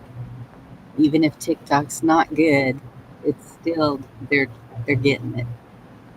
Well, they're getting little bits. There are people over there trying to post on TikTok, but TikTok actually suppresses some shit too. Hmm. So, but yeah, I'm not a fan, but I think the best way to fight against the censored media, however you want to word that, is teach the kids not to rely on it. Yes, That's teach them to do that in moderation. Teach moderation about everything. that's Food, behavior, everything. Teach moderation. Teach a child how to moderate what they're doing and stuff. That would probably go a long way. yes. My daughter with that GPS Siri thing drove me crazy on this trip. Hey Oh, Siri, where's this? Hey Siri, tell me where this is. Hey Siri, how do I hey, get here? And careful, you might end up down somebody's driveway. I said, we're going to stop at a store and get a map. I went in 4 different places and could not find a map. No, you got to So, go to almost a truck stop. a truck stop. That's what I was thinking before we leave here. Well, I have a map at home. I just need to mention Well, it. actually, you know what? And I'll recommend this to anybody. If you don't have one, I would recommend going by a truck stop that's around you and go in there and get you like a Rand McNally Yes. A truck driving version though. There's different versions. I would get Yes. for the drivers because that's going to show you the fuel stops, the way stations, uh, all everything. That'll show you everything in the whole interstate grid. Yep. So that's what I would recommend. I said, and you're worried about your phone being tracked? You're sitting here telling the world where you're going on that stupid Siri thing. And he's a Brit, and well, even the Irish, she keeps changing to see if it talks different. They say, turn right into the car park. And at first I was like, what? It is a car park. It's a parking lot. Huh. Damn. I'll tell you, I was fascinated. I had a friend tell me that he stopped by the Verizon store and was talking to him about his phone wouldn't let him get on the Verizon site, so he was talking to him. Yeah. And dude, it was so funny, and I laughed because he told me, he goes, yeah, man. He said, I got me a new phone. He said, you won't believe what they gave me for my old phone. I said, I'm sure a few $100. He said, yeah, man, they gave me like $800 credit for my old phone. I said, hey, let me ask you something, Ed. I said, did your old phone have a battery you could take out? He said, yeah. I go, I bet your new one doesn't, does it? And he goes, no. And I go, that's why they gave you that money. They don't want them phones out on the market. Yes. She got a free iPhone. And I said, why would you even take it free? Later, Tiger. Make a good night, ma'am. Oh, I know. Well, why would you encourage slave labor? Yeah. I mean, now there's some of them raw truth that no people don't like the brilliant of it, but hey, man, it is what it is. That's true. Why do you buy an Apple product? They're being produced by slave labor. They literally have fences and nets around the buildings that these people work in so that they don't jump out and unalive themselves. Oh my goodness. Yeah. So, you know, how much are we really? And think about all the people that get out here on the left that scream about the racist Trump guy. How many of them are doing it on their iPhones? And it's like, oh, well, you mean your slave phone? You think that's where the missing children are? That's all them Uyghurs, man. It's easy to attack America for racist stuff, but I'm sorry, there's still slave stuff going on in China that nobody wants to even talk about. The Uyghurs. Hell, they get harvested. They get pushed into work camps. I mean, they're literally treated worse than cattle. Yeah. And when they're not in use anymore, they're gone. Right. What's up, Moose Man? Good evening. Power has been out. Internet in and out. Bad storms here. Right on, Moose. Yep. Hey, man, have I got something's coming and I can't wait to get it and then for you to see it. I think you're going to totally dig it. It's not a pew-pew, so don't get that excited, but... Right, D-Dog? Where is the cur for all? We ran out of, I guess the bulb dimmed out. Too much brain power. It did burn up that light bulb quick. Maybe I said too many words at one time and it blew the bulb. I did finally find a good holster for mine. I have been looking for a while. And now you found you a good one? Yes. There you go.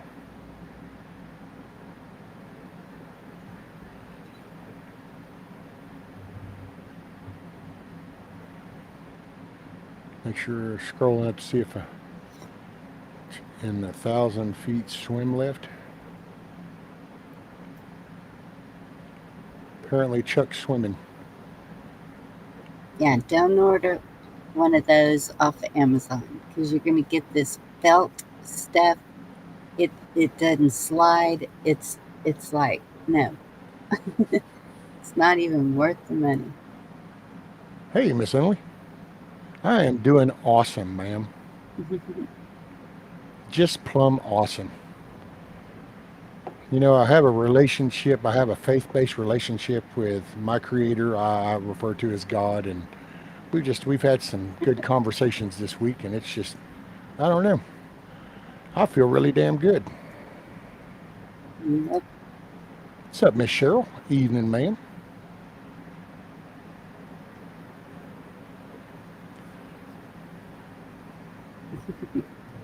Maybe that's why Huckleberry wouldn't meet me. He's Well, scared.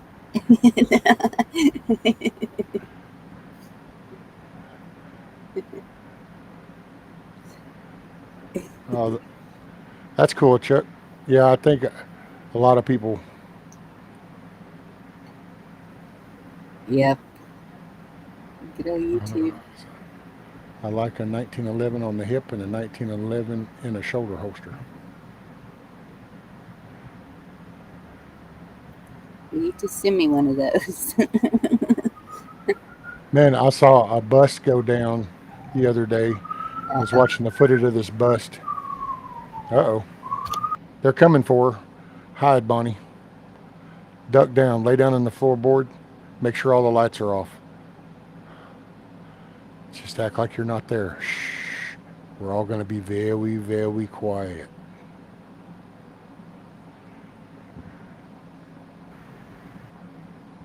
All of a sudden, we hear the flashlight on the glass. Tap, tap, tap, tap, tap. Rolling the window down. I scared them all.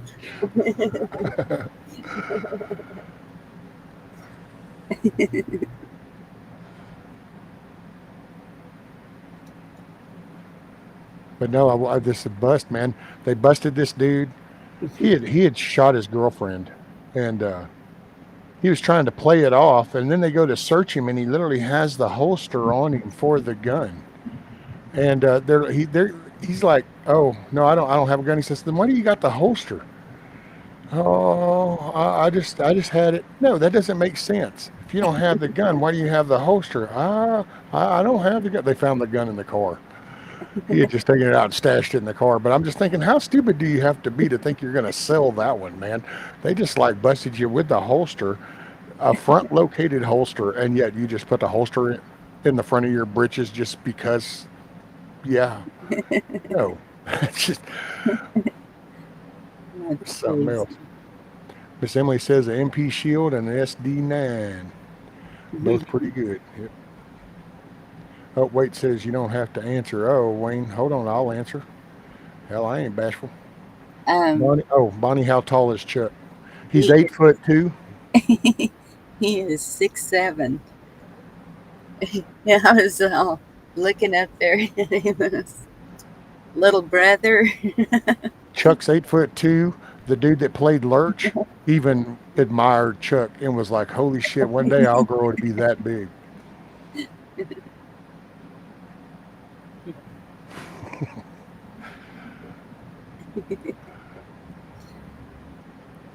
Yeah, it was neat talking to them. Visiting. We had to keep moving. We went to so East Texas has a thing. It's a jalapeno Mexican restaurant. I can't remember the rest of the name. Jalapeno something. There's a chain of them. And we've never seen that before. Huh? I've never heard that one. I personally, now the missus has all these little names. There's only one Mexican restaurant I really like, and it's Poncho's. I love Poncho's. I love the little flag, and I love the sopapillas. Have you ever ate at a Poncho's? Is that the one? They got the little flag at the table. So like you sit down at your table, you get your basket of sopapillas Yes. and your little bottle of honey and stuff, and then you have this little flag. It's a little Mexican flag on a flagpole on your table. And when you want more tea or you need some more sopapillas or whatever, you just raise the flag and they come by. Okay, yes, I've been there. Oh, Jalapeno tree. That's it. Thank you, Chuck. right. Huckleberry knows about Ponchos. That's it. Son, I could knock out a basket of them sopapillas in a blink of an eye. I love sopapillas. Hell yeah. Grab one of them, bite the corner off, take that bottle of honey and go and chow down. Where I'm from, we have a lot of Mexican food. Um, we have the trucks. We have two nice restaurants. I mean, that's the thing. Christmas, we like to do enchiladas and Spanish rice and beans and the whole works. Yeah. Miss Shelley says we have a little 32 and 4 security cameras. Don't enjoy being afraid. Don't be afraid, just be aware. Yep. Chips and salsa, I could eat that all day. Yeah, that sounds like the missus there, buddy. Bring a basket of them chips and a bowl of that salsa, and Mhm. she goes to town.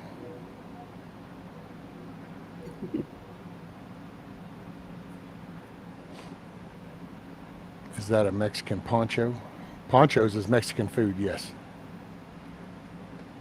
So we were driving by this one courthouse. I take pictures of courthouses, and this one courthouse across the street, something was going on, and they had feathers on them, and they had um, it just didn't look right to me. I've never seen this before, and so I'm thinking, and my daughter's like, "Hey, there's a festival or something going on." And I said, "No, I don't think that's a festival." And she really wanted to go over there, and I'm like, "No, that looks like some kind of voodoo witchcraft to me." And come to find out, it was the Day of the Dead, and Oh, I had really? forgotten all about that. And I was like, and that's one tradition that they do that I agree with because it's honoring your ancestors.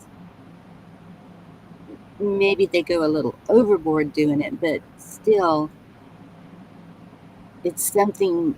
It's a tradition that I think it's a good thing. Well, but see, and here's where the really meaning comes in is do they honor that same thing for the rest of the year? Or was it, it's kind of like the way people treat like a Christmas holiday. It's now just about the presents Right. and then you move on. That's true. And so it's like, so it are these things just because they're cool holidays? You know, look at us with Memorial Day. That's, Yeah. oh, that's about what you're going to barbecue, not the lives that were lost to found the country. You know, oh no, we won't address any of that. You know, we don't want to talk about people that have sacrificed everything. Let's talk about what we're going to barbecue. We're going skiing. We're going fishing. We're going to go play volleyball. We're going down to the game. You know, Yeah, we don't do that. Memorial Day and Labor Day are um,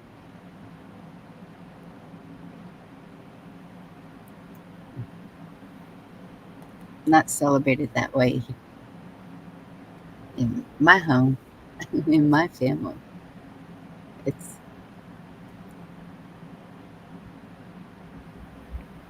what I always support a good taco. You support it all the way up to your mouth, huh? yeah.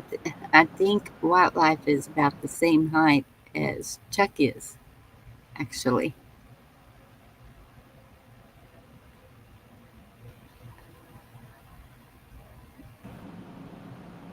Ah, how tall are you, Watt Life? Constant state of Thanksgiving. Yes, absolutely.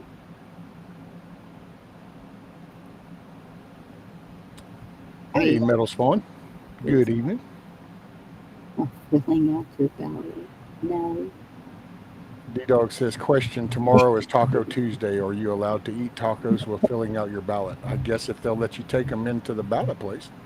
And don't get any sauce on them. You might be marking the wrong person with some salsa.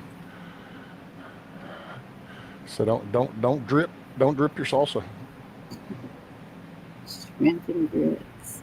Mm. So yeah, What Life says, yeah, Chuck and him are the same. They're Yep. height brothers. Yep. Some big boys. I know. Well, I was kind of surprised I was even a little taller than Vicky.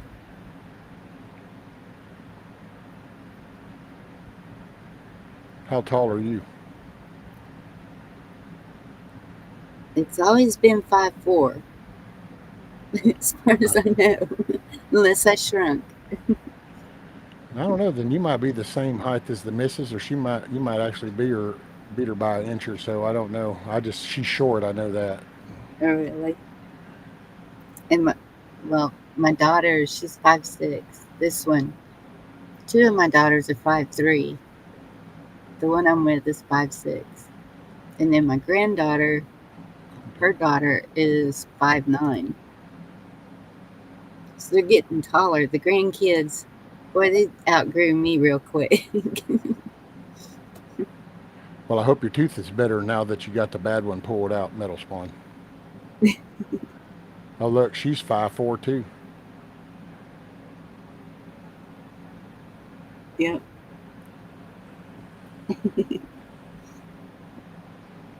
I'm well, 6'4", but I don't know what I am right at the moment.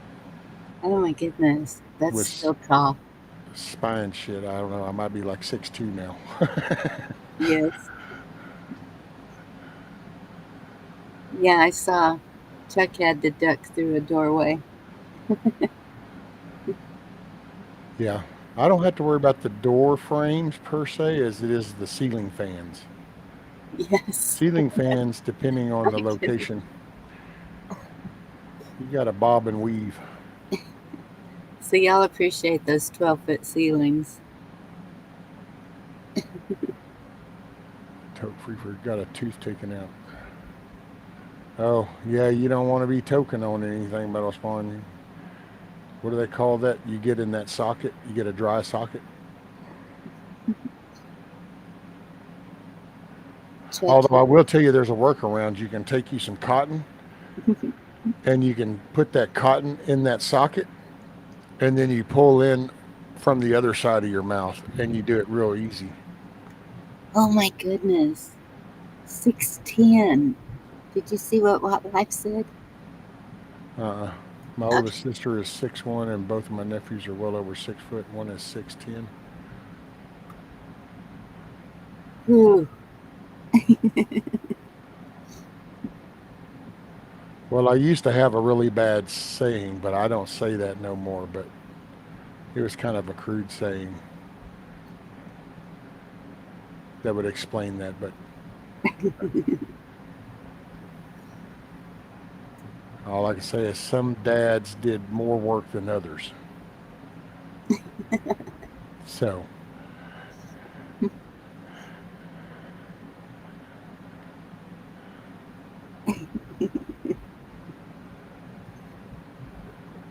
ceiling fans and doors and mobile homes are my worst. Oh yeah, mobile homes are just like taboo territory. Shit, man. Everything about them places, you'd think that damn midgets designed those things. And it felt so big to me.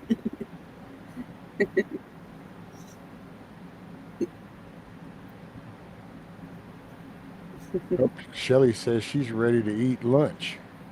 Uh-oh. So is lunch... Wow, Miss Shelly. So is it lunch because you're on the night crew? Yes, kiss off. I was wondering the same thing. How did they make a bed that long? Hey, man. California King. That's about the only one that seems to be remote. Other than that, I don't know that you get one any bigger unless they custom make it for you. Is it 7 foot long? I think that's what they are. It's not a king, it's a California king, and it's because they're a It's little two bigger. twins. Yeah. I had a California king bed at one time, but it was just too big for just me. So I downsized.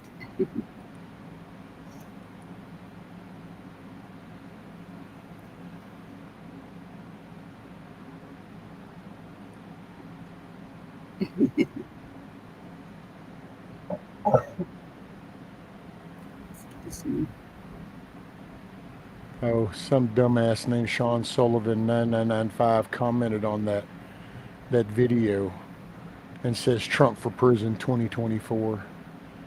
It's just, see, it's just I don't know. Oh, it used to, it used to kind of be like you'd feel defensive. I don't anymore, man. It just shows the ignorance. I'm beyond arguing with these Riris. Uh-oh. Uh-oh, That's, what'd you do? that's probably my shot glasses I bought. Oh, okay, Michelle, a night owl. That's why she said lunchtime. I was like, lunchtime? Sounds like somebody on the night shift. Oh, it's my Indian. I hope it didn't break. Oh well.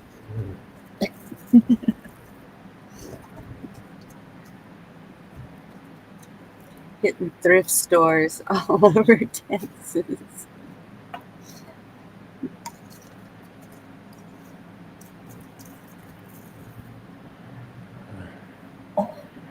Rabbit says, all right, y'all's roots made me drink too much earlier. Head on the swivel and all that shit tomorrow. Adios. Later, Rabbit. Make it a good day tomorrow, brother. Keep your head on a swivel.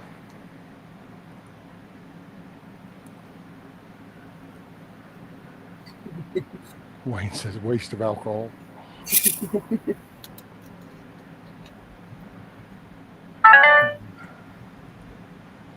Let me see. I got sent a link. Let me see about pulling it up.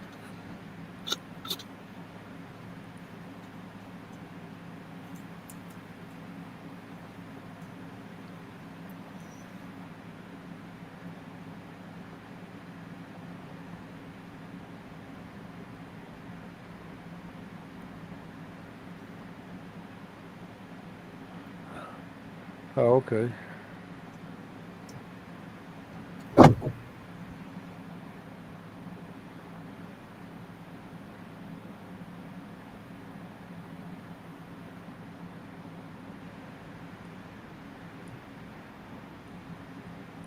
Okay, let's see. So,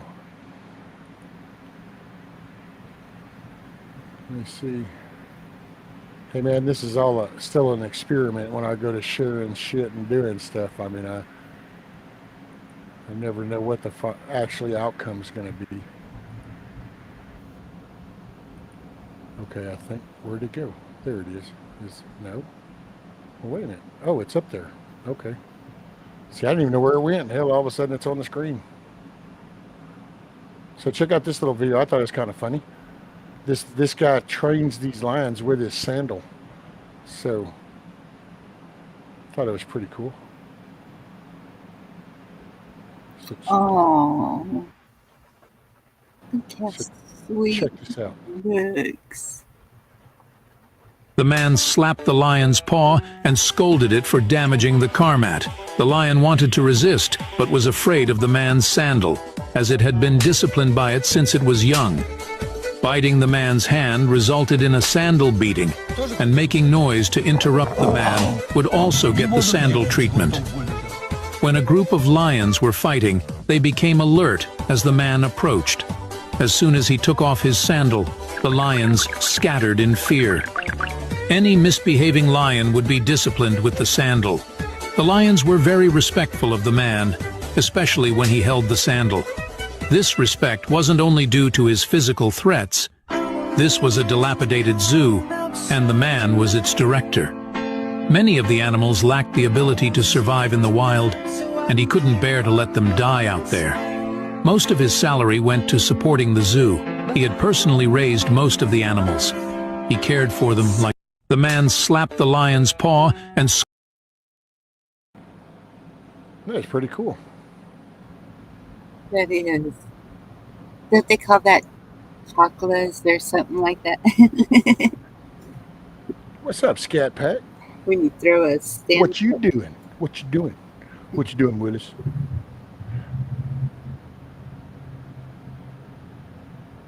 I think I just shocked Scat Pack. It's like, what? It's 11 o'clock at night. Rescue's live. What? Not 6 a.m. It's all the Matrix. It's all part of the plan. I'm not really here. I'm just an AI bot. Ding, ding, ding, ding. Skynet online.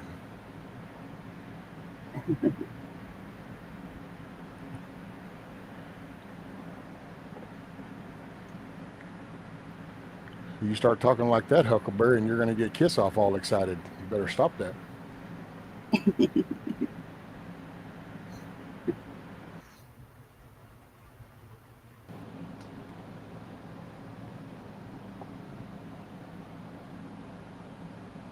Oh, Pacific time.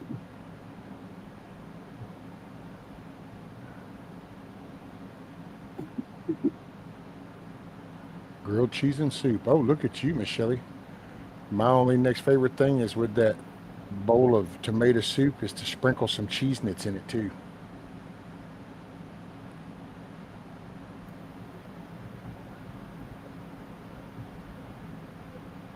Trump is taking the stage. Let's see. Is he live somewhere? Yeah, he must be. I can always tell when he's live because his channel will actually then start to show it. All the other ones just show you the stage. The minute he goes to take it, then they'll go live. It's awfully late for him to be.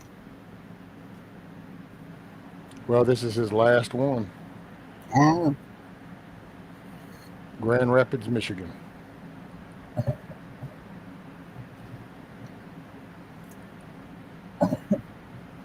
Excuse me. And D-Dog's not there?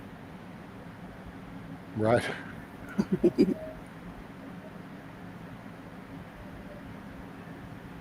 There you go, Carl.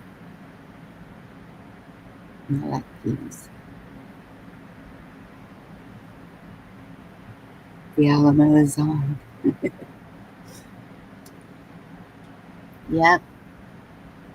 I have a family member there too.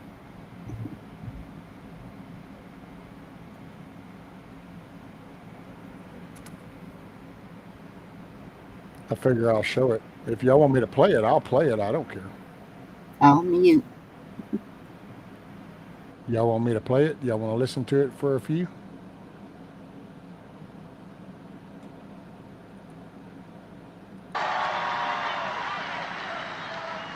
And doing 4 of these in one day is a little difficult, but not really, because the love in every one of them has been incredible, just like this. So it makes it a lot easier.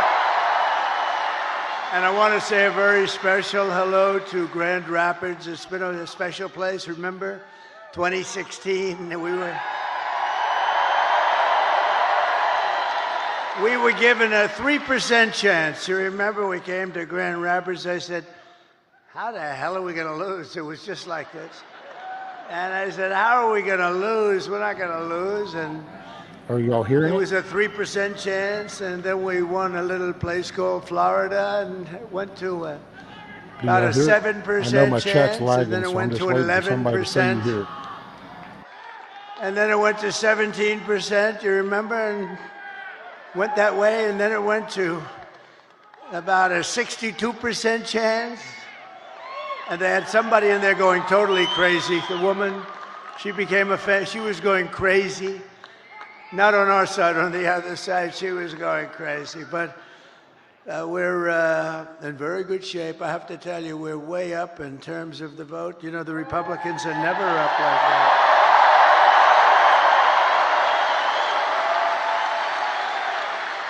And I don't want to talk too much about it because I really want you to just assume that it's sort of even, and you're going to turn out tomorrow, and we're going to blow this thing away, because, you know, we're leading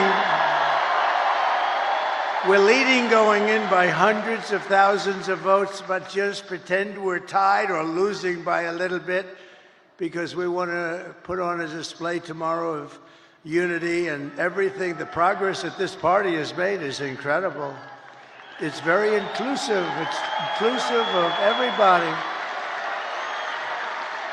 including our great mayor right back there. That is our great mayor, and who came through for us. But I want to thank everybody, and a very special hello to Michigan. We're going to do some great things from Michigan. We're going to do great things from Michigan. We're going to bring the car business blazing back. You're not going to remember what was like. We're going to make Detroit. We're going to make Detroit greater than it ever was. You know, I've been hearing about Detroit for a long time. They've been talking about that miracle in Detroit. Well, I mean, look, we got to be honest. It hasn't happened, but it's going to happen now. It's going to happen at levels that you never dreamt possible. So for you, for the auto workers who have been so incredible, you've been so incredible. You're going to be very happy with the things we're doing. We killed the plant, as you know, in Mexico. The biggest plant in the world was going to be built in Mexico, and I absolutely killed it. But I'd like to begin by asking a question. Are you better off now than you were 4 years ago? Because over the past 4 years, Americans have suffered one catastrophic failure, betrayal, and humiliation after another. Kamala has delivered soaring prices. What's up, Guardian? Good to see you, brother. And true economic anguish at home, war and chaos abroad, and a nation-destroying invasion on our southern border. Invasion of some of the greatest criminals in the world that are pouring into our country. And we're not going to take that. We're going to end that, like, immediately. And I happen to think it's bigger than the economy. And I think, you know, every poll shows the economy and inflation and then the border and the horrible things that are going on. And I don't agree with it. I think we have to focus on all of it. We do it all one time. But to me, when you allow thousands of murderers into our country, to me, when you allowed the drug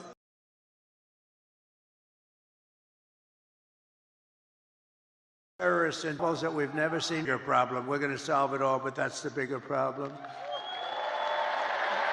And we're going to have it taken care of very quickly. But my message to you and to all Americans tonight is very simple. We do not have to live this way. We don't have to live this way. We're not living good. 4 years. Thanks, Bonnie, what did for they coming do that up. was good? Can you name one thing? I said to a group of people, what have they done? Everything's a disaster, including nobody even knows how to. Supposing President Xi of China wanted to call to ask a little question about war or Taiwan or anything, who the hell does he call? We got a little problem in America. There's nobody to call. You know, they'll probably end up calling me. Maybe they'll call me. But, no. But who do you call? And remember, they ripped that presidency away from Joe Biden. Say what you want. We're not fans of Joe Biden. You know, I spent $150 million on him. We went through the convention. We never mentioned Kamala. Nobody knew who the hell she was. And all of a sudden, they picked Kamala, even though she was in last place. She came in number 13. They had 12 plus Kamala. She was considered the 13th.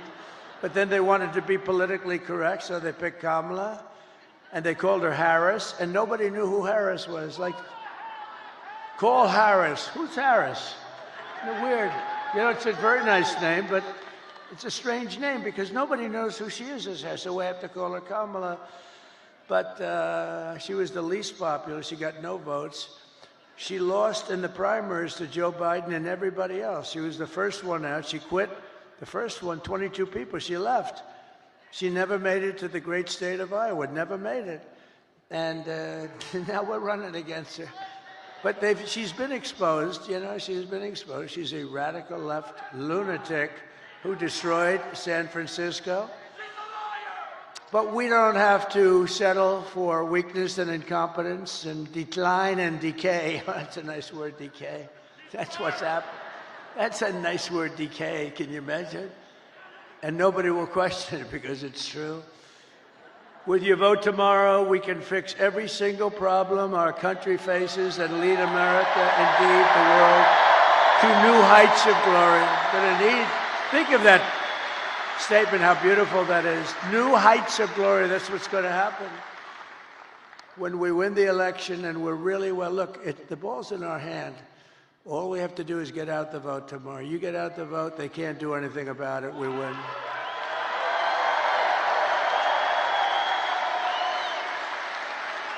One of their top people just got on television. I was coming in, and they said, these are not looking good, these numbers for them. This is very troubling. At least he was honest. No, all we have to do, if we get out our people, it's over. There's nothing they can do about it. It's nice when you have that, right? You know?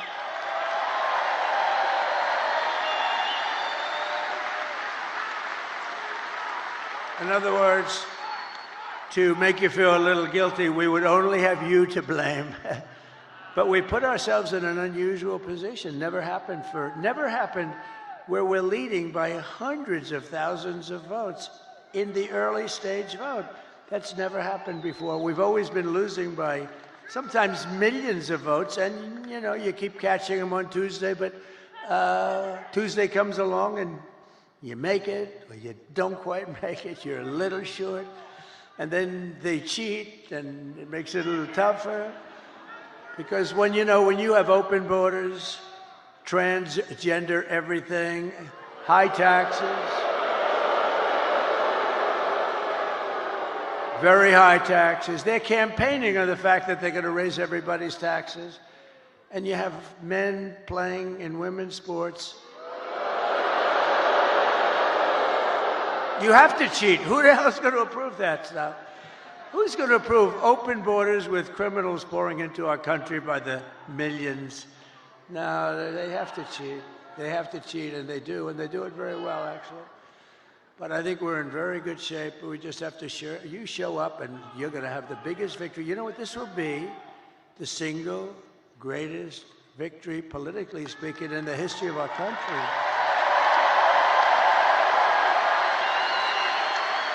And when we win the election, only one day from now, do you know how that sounds? I started off saying, and when we win the election 4 years from now, that was terrible. That was so depressing. When we win the election 4 years from now.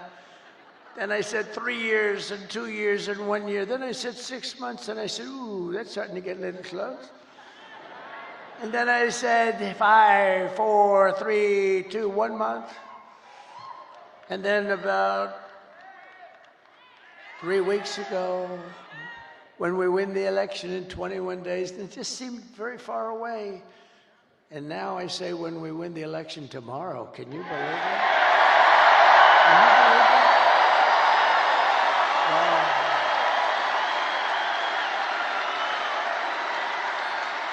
I gotta say, that crowd's pretty loud.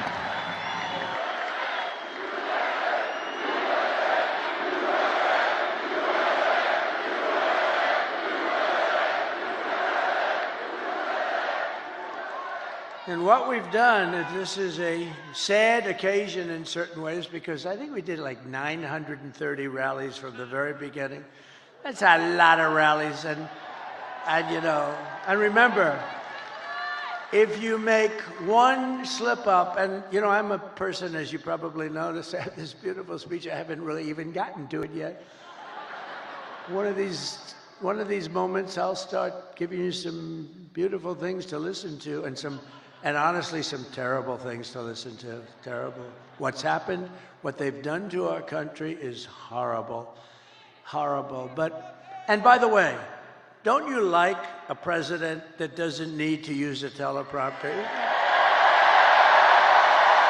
Isn't there something refreshing?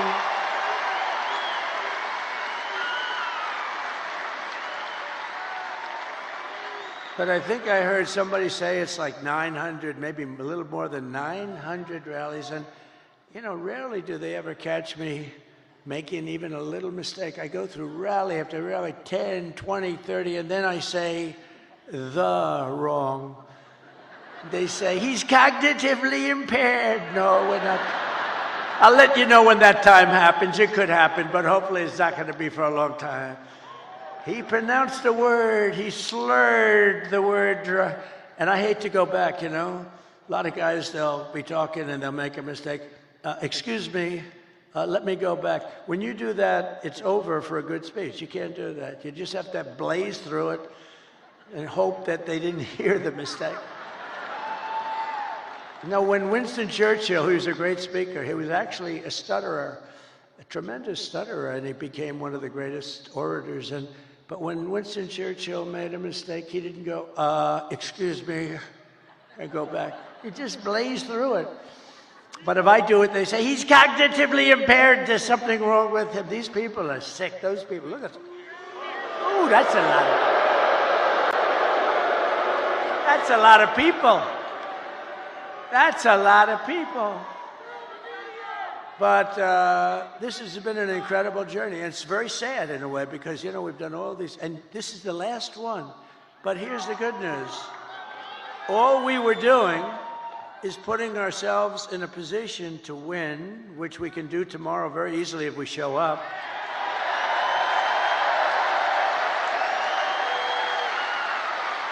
Just so you know, if we show up, they can't win. They can't. They mathematically can't win because they're so far behind. If you don't show up, I guess. But here's the one thing I will say. Show up anyway, but they have no enthusiasm. She had a rally today. She couldn't have had more than 100 people there. And I had all 4 stadiums were full, but she had a rally, and she was screaming, we're going to win, we're going to win. And they wouldn't follow her. They wouldn't say it.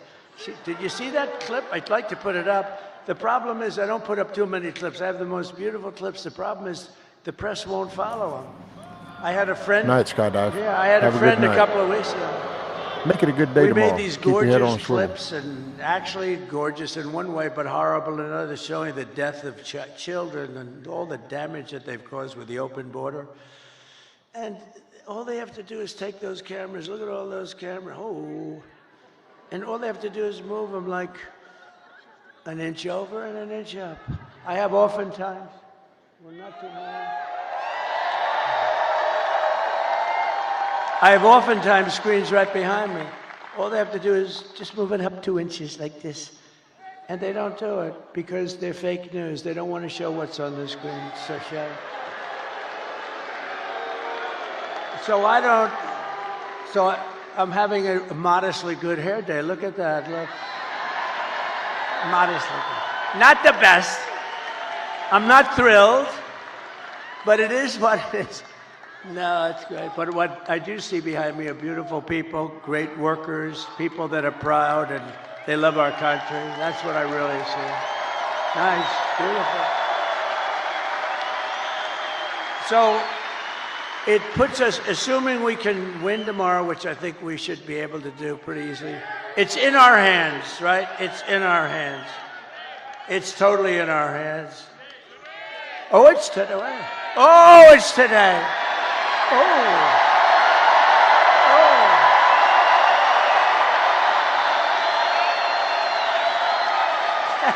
Thank you.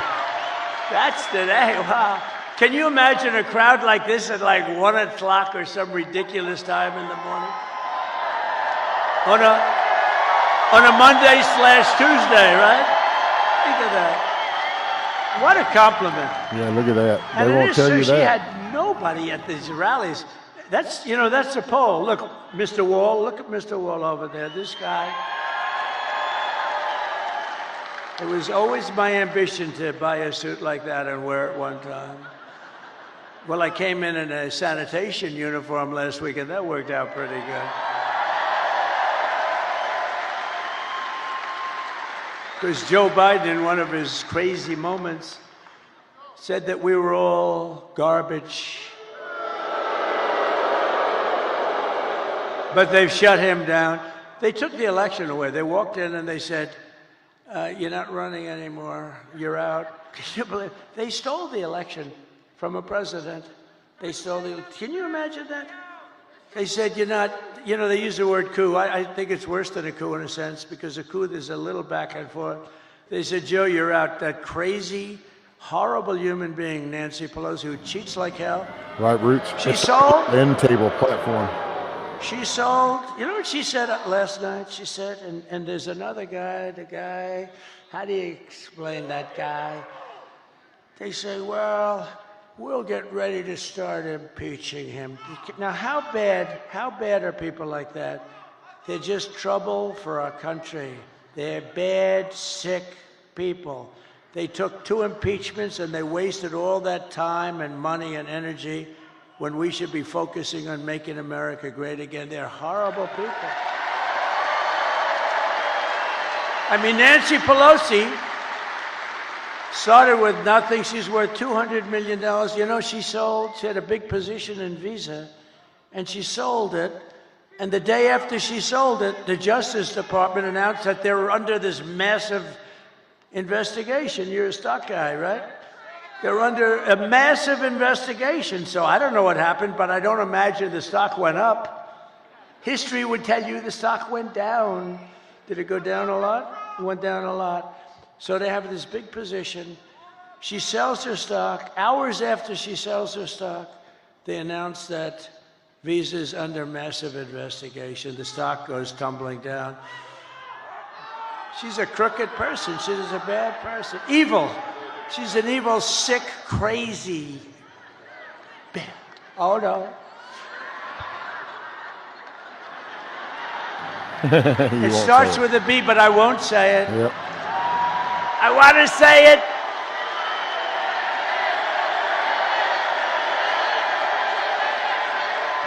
Yeah, he wants to say it so bad.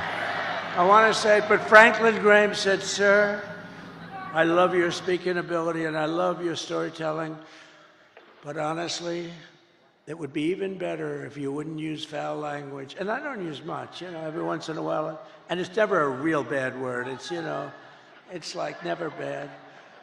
And so I try to adhere, but he's wrong about one thing. It is a little better when you use the foul language because there's more emphasis. No, but these are bad people. These are bad. Adam Shifty Schiff. I call him pencil neck. He's got the smallest neck I've ever seen. He's got about a 4. And he's got the biggest head. So I don't know how the neck can hold the head. He's an unattractive guy, both inside and out. And this guy can end up being a senator, but don't worry, we've been beating him for 8 years. We've been beating these people. We've been beating them. They impeach me, we win. They send me down the Records Act, and we won in Florida. We win. But you know, we have to take a lot of time, a lot of money, which is what they want. A lot of time, a lot of money. This way we can stop. The one guy we don't want to fight is Trump. We can stop him from getting the Republican nomination. And I got the Republican nomination in record time. Record time. And let's keep going, and maybe we can stop him from winning the presidency. But that's looking pretty good tomorrow, I'll tell you. They give us probably a 95. What do you think, a 95% or something like that? But don't believe it. Don't believe it. Go out and vote. Remember the story of Hillary. Just remember, that's why I told you the story. She was in bad shape when she called me up that night. And by the way, she called up and conceded, and then spent 7 years on saying how she was a good sport. Oh, she's a lovely person, Crooked Hillary. But you know what? She's smart, but she wasn't like, she lied a lot. I mean, a lot, but nobody lies like this Kamala. Kamala, he will not ever frack in Pennsylvania. My whole case is fracking, and he will open the borders immediately. No, I'm going to close the borders. However, if people want to come in, they can come in legally. They have to come in through a process. We need people.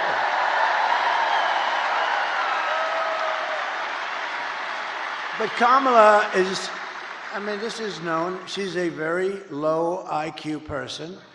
And we don't need a low IQ individual. We've had that for 4 years. And our country's going down the drain. We're going to turn our country around. I will end inflation very quickly. You know how we're going to end it?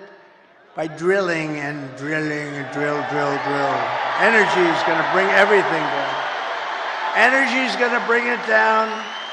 And I will stop the invasion of criminals coming across our border. I will strengthen our military. I will restore peace in the world.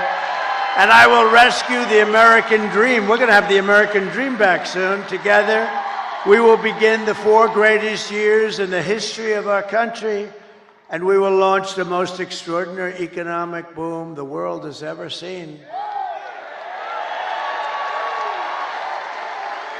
If you vote for Lion Kamala, you will have 4 more years of misery, failure, and disaster our country may never recover from. I don't believe that our country can take any more of this without just gone. I don't believe it can take any more. It's going to be, can't take this. This is abnormal abuse, abnormal abuse. And I heard somebody said the wall. I built 571 miles of wall, which is much more than I said I was going to build. And you know, it really worked. Walls work. 2 things work. What are the 2 things? Walls and wheel. They're the only 2 things that never get obsolete, right? Walls and wheels. A wall and a wheel. It's always going to be around. Other things, they have the beautiful computers. You know, you buy a computer. Oh, this is the greatest. 2 weeks later, it's obsolete.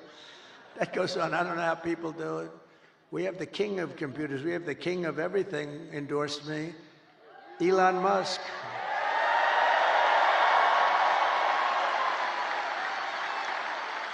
And he brought that rocket ship down 2 weeks ago. I never said 22 stories. It's like monster. You don't know, is it big or small? It's a monster. 22 stories. And you know that story. I've told it a couple of times. I love the story because I really, the best part is I'm talking to one of the most important guys in the world, and I say, wait a minute, could I just watch something? I see something on I have the television muted, right? I'm looking at this crazy rocket, and I saw it leaving a little while before, and it was all beautiful white. Now it's absolutely burned to a crisp. You know, it goes 10,000 miles an hour. The heat is at levels that nobody can experience. So it's that little kid. I think that might come in with the whole Elon Musk and them getting in, you know, and having Tulsi Gabbard, you know, up into there. I think that's when some of that stuff will get addressed. And now it's very the Patriot Act, anyway. Like maybe 95% that you're going to be the president again. They hold. No, they hold. So I say, do you mind holding for a minute? I have to see this. And I put the phone down. That guy was holding like for an hour and a half. He never got off the phone. I wish he would have hung up. I would have felt better. Because I picked up the phone later. I said, oh, wow. Hello? Hello? He goes, hello. Anyway, but it was so exciting. So I'm watching it. And this monstrous thing is going down, right? And it's coming down. It's, first of all, it's doing all sorts of flips up in the air. I would not want to be on that sucker. I don't care how good Elon is. I said, Elon, you wouldn't get me in that ship under any circumstances. But it's coming down. It's a little rough. And now all of a sudden it starts to slow down as it gets to the ground. Then it starts to move over. Then it gets a little bit out of control, it looks like. And the left part of the bottom is going to just rip that big gantry. That's this, you know, whatever the hell it is that holds it. And it's coming in. Oh, and I didn't know it was Elon's. I just assumed, you know, he loves this stuff. He's in a class. But it's coming in and it's going to rip the gantry. I say, oh, this is bad. This is going to be bad. I close my eyes. All of a sudden, wow, you have this massive. Hey, thank you, Teresa. You're awesome, ma'am. This big jet engine that pushes it away, and it's coming down, and then it settles into a plate, and then. Hey, look, it's the Riri sense. Just like you grab your little. Nah, sorry, our sense. Most of us have intelligence, and we know better. Get back to the 4th grade. Finish your education. It's worth it. And I called Elon. I said, was that you? He said, yes. And he said, and by the way, he said this. And by the way, this is something I'd never said because I didn't even think of it before when I told this story. He said, and by the way, I'm heading up to Pennsylvania to campaign for you. That was 2 weeks ago. He's still there. Can you believe it? Because he considers the election more important than rockets, more important than anything. He helped us out a lot in North Carolina and parts of Georgia where they desperately needed the Starlink. I had no idea what Starlink. They called me up They called me up in Georgia. Elon's incredible. He has Starlink. He's got everything has to do with stars and stuff. Very complex stuff. No, he's amazing. But, sir, I know that you know Elon Musk because I read your endorsement. You know, he says the most important endorsement he'll ever make. By the way, our sense, don't get too embarrassed the fact that Kamala Harris has no group like this. But it's a good lesson to learn what real patriots, real people that believe in America, they're willing to stand up. Not the ones that want to mutilate little kids and transition kids and promote open borders and live off the government. But appreciate you. Vote, vote, vote. Trump 2024. Appreciate you. Lotteries and this and that and make your life fun, and he's having a good time. You know, he usually is in a lab and he's happy there. All of a sudden he's escaped the lab and now he's out, and the public adores him. He's a great guy. The public absolutely adores him. But the man from North Carolina, great guy. You know, North Carolina was hit so hard with the water. The hurricane was essentially a massive pile of water. It was a big water hurricane, the biggest we've ever had. And they were so flooded, areas that had never virtually seen water were turned out to be lakes. They ripped houses, trees, everything was ripped down by the power of the tides that were going back and forth. It was terrible. And this man said, if you could ask him for help with Starlink, we cannot get it. It's very hard to get. And I called Elon, and he got it immediately for them. He got it so much that he had it there immediately, so much that you know, they couldn't even believe it. He said, this has saved a lot of lives. They had no communication in North Carolina, which, by the way, we're leading. In fact, somebody said they picked up stakes. There's no more ads. There's no more. That's usually a good sign. That's usually a sign that they're not going to win. But one of the reasons they're not going to win is because FEMA did such a bad job. So FEMA, you know, we had a great FEMA. We did good. But they spent most of their money, as you know, on illegal migrants coming in. They spent so much money that they didn't have the money to take care of the people from North Carolina. But we will be there on January 20th, because on January 20th, that's when you assume it. But they pulled up stakes. Historically, when you pull up stakes and stuff, where was your party with all the people in North Carolina? You're in pretty good shape. Yeah, you see, you don't really want to call nothing out.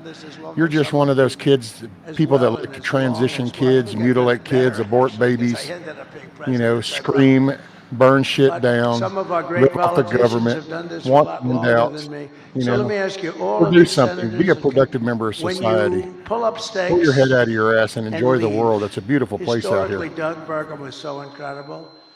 He really is, isn't he? Is he a class act? His wife is much better. She blows him away, right? Catherine is much better. But, Doug, when you pull up stakes and you stop advertising, doesn't that generally mean that it's over, right? It's over. Doug is cautious. He doesn't want to. Our sense. Hold on. I got to pause this for a minute. I got to pause this for just a moment, just so you understand how retarded that sounds. Do you realize that there's literally people in this chat that live in North Carolina, have family members going through it? So you can take your little liberal MSN, repetitive little, look how stupid I am speech, and kick cans, dude. Just kick rocks. There's people, we have friends that live there that are going through that. So take your little retarded ass shit on down the road, because it's not going to fly here. You're just fixing to get an awesome response from everybody. So I'm sorry that you're so un-American, unpatriotic, ungive a shit, uncompassionate, and you're illiterate. But this is what happens whenever you have your head inserted up your ass or somebody else's ass. You don't get to enjoy the world like it is. A nice, beautiful country that has freedoms. And we have people that stand up for each other. Right now, if it wasn't for the community of Americans, those people in North Carolina wouldn't have anything, because your little piss poor measly excuse of some corrupt administration has done jack shit. So you want to spit out your little MSN facts? Whatever. Let's go with the boots on the ground work. That party is not doing anything to help those people. Those people are doing things to damage children, family. They're open the border. And if you can't acknowledge it, it's just because you choose to be ignorant. because there's people that live here. I live in Texas. I know the border shit's for real, so I don't give a shit what some overpaid wannabe reporter that's on some mainstream media that's getting paid to lie to you and feed smoke up your ass. If you're the one that wants to entertain that, that's all on you. So anyway, I'm done. Let's go back to the speech. Some patriotic shit. It's over. And I think it's over in a lot of places. I think we're going to see some incredible stuff tomorrow. But it won't matter. It won't matter as long as you go out and vote. Nothing's going to matter because it's in our. You know the expression, the ball is in their hands. The ball is in our hands. They can't do a thing about it. And now you're going to go out there later today.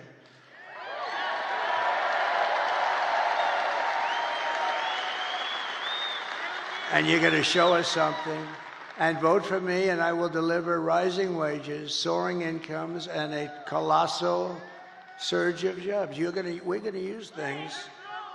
What's the most beautiful word in the dictionary? We're going to create wealth, opportunity for Americans of every race, religion, color, and creed. But I have to tell you one quick story, because I'm so proud.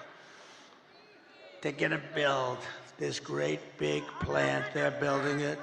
They're going to build it. China's going to build a plant, and it's going to destroy Michigan, destroy it, destroy Detroit.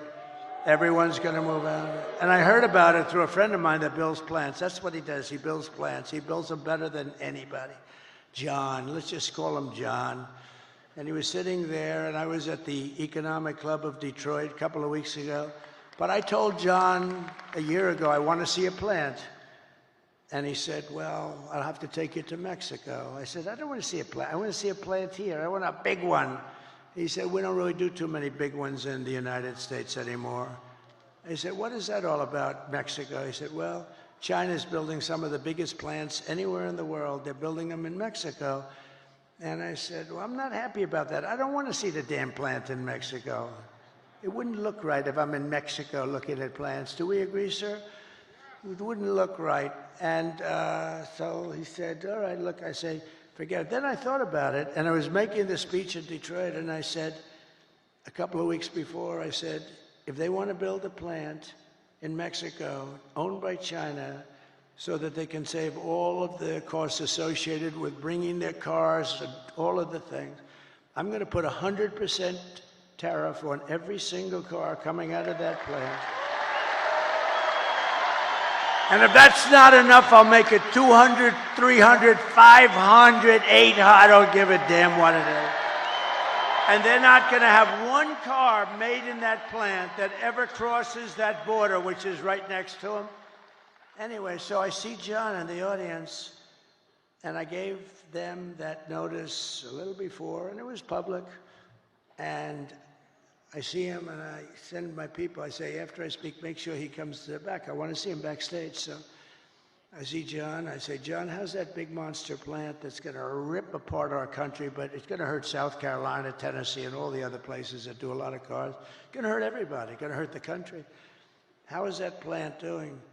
He said, sir, they've given it up because they think you're going to win, and they think you're going to tariff them, and they think they're going to lose their share. And sir, they've given up that plant. It's not going to be built anymore. So I saved Michigan and I saved Detroit, and we're going to let them build that plant. But you know where we want them to build it? Right. Send me a message, Indy. And then they won't have any. And I hear you, Moon. It's just when it's the mainstream media stuff, you know, it's the same rhetorical stuff. That big sucker, and they can build as big as they want with no tariffs. I said, let them know we'd love to have their investment. They're going to build it right here in Detroit, or at a minimum, they're going to build it someplace in the United States, and they won't have any problem. So that's the. So I saved Detroit and Michigan a lot. That alone, and I did that without even being president. How about that? They said he's going to win.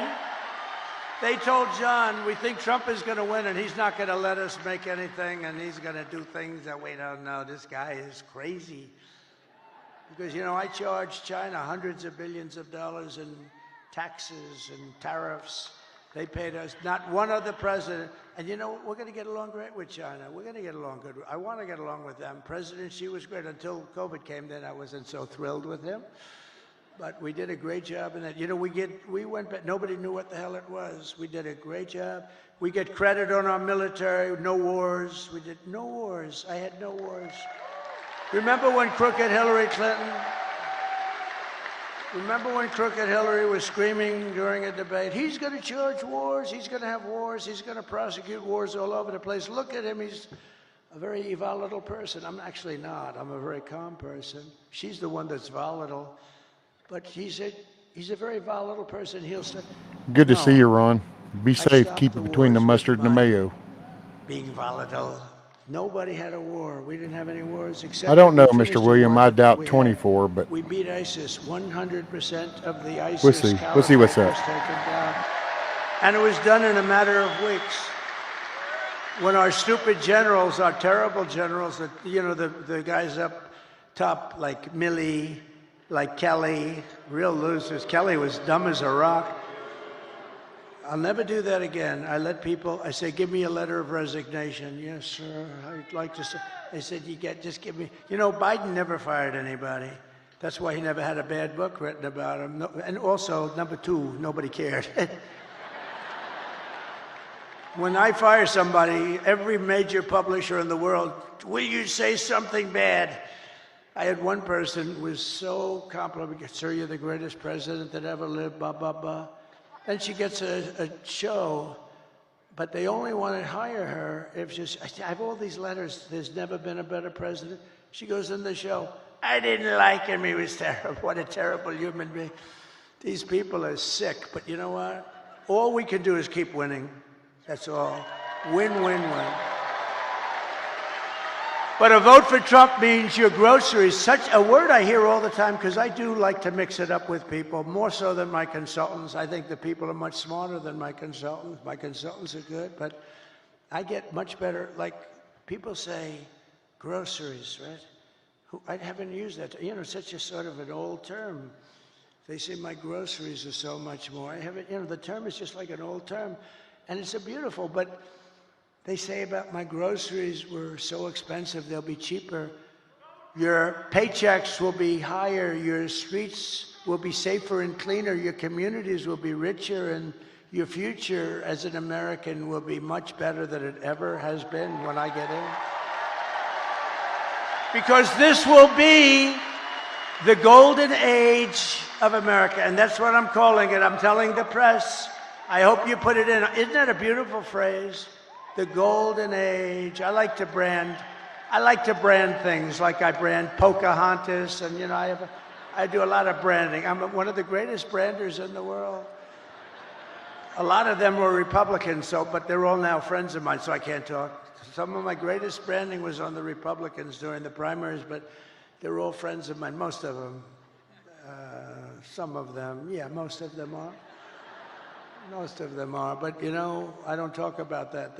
Once the battle is over, I take those words, I put them away permanently in some cases. On occasion, I'll bring them back out. But just a few months ago, in a beautiful field in Pennsylvania, an assassin tried to stop our great movement, greatest movement in history. But that brush... Hey, what's up, Mayhem? Did not stop us by any means. It only made us more determined to finish the job that we had only just started.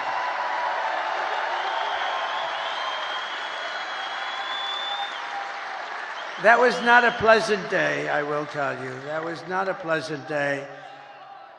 But many people say that God saved me in order to save America. Many people, I've seen it so many times. And with your help, we will fulfill that extraordinary mission together. We're going to fill it together. We are going to fulfill it together. It's a beautiful expression, and, you know, I think it might be true. I have sons that are here right now, Don and Eric, and they're great people. But they're really great shooters. They're like top-of-the-line shooters. They know so much about it. They say it was almost impossible for somebody, yeah, miracle, It was a miracle. That's the miracle right up there, right? But I didn't realize that.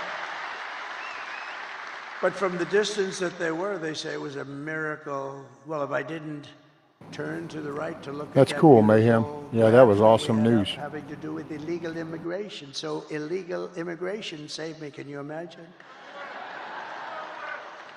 And speaking of that graph, let me see that graph. I love it so much. I love it. I love it. I hug it and kiss it every night.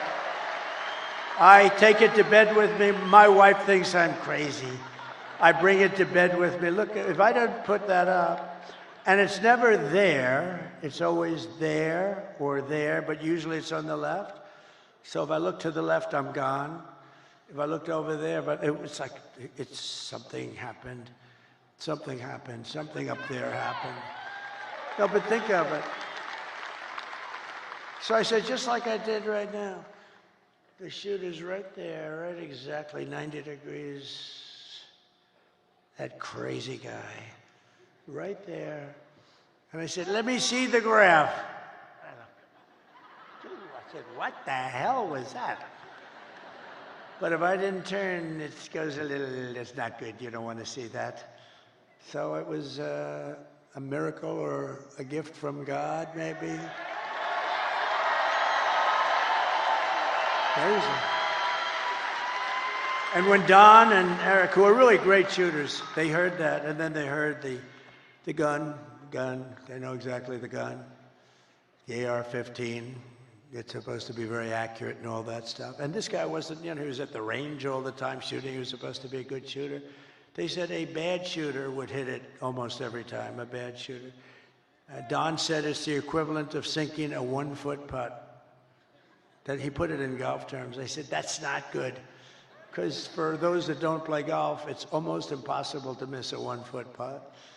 And so it's amazing. So they were shaken up. They couldn't believe it. They actually said God did that because they didn't believe that they could. Now, it wasn't a miss. I mean, it wasn't, it ripped the hell out of it, but I consider that a miss.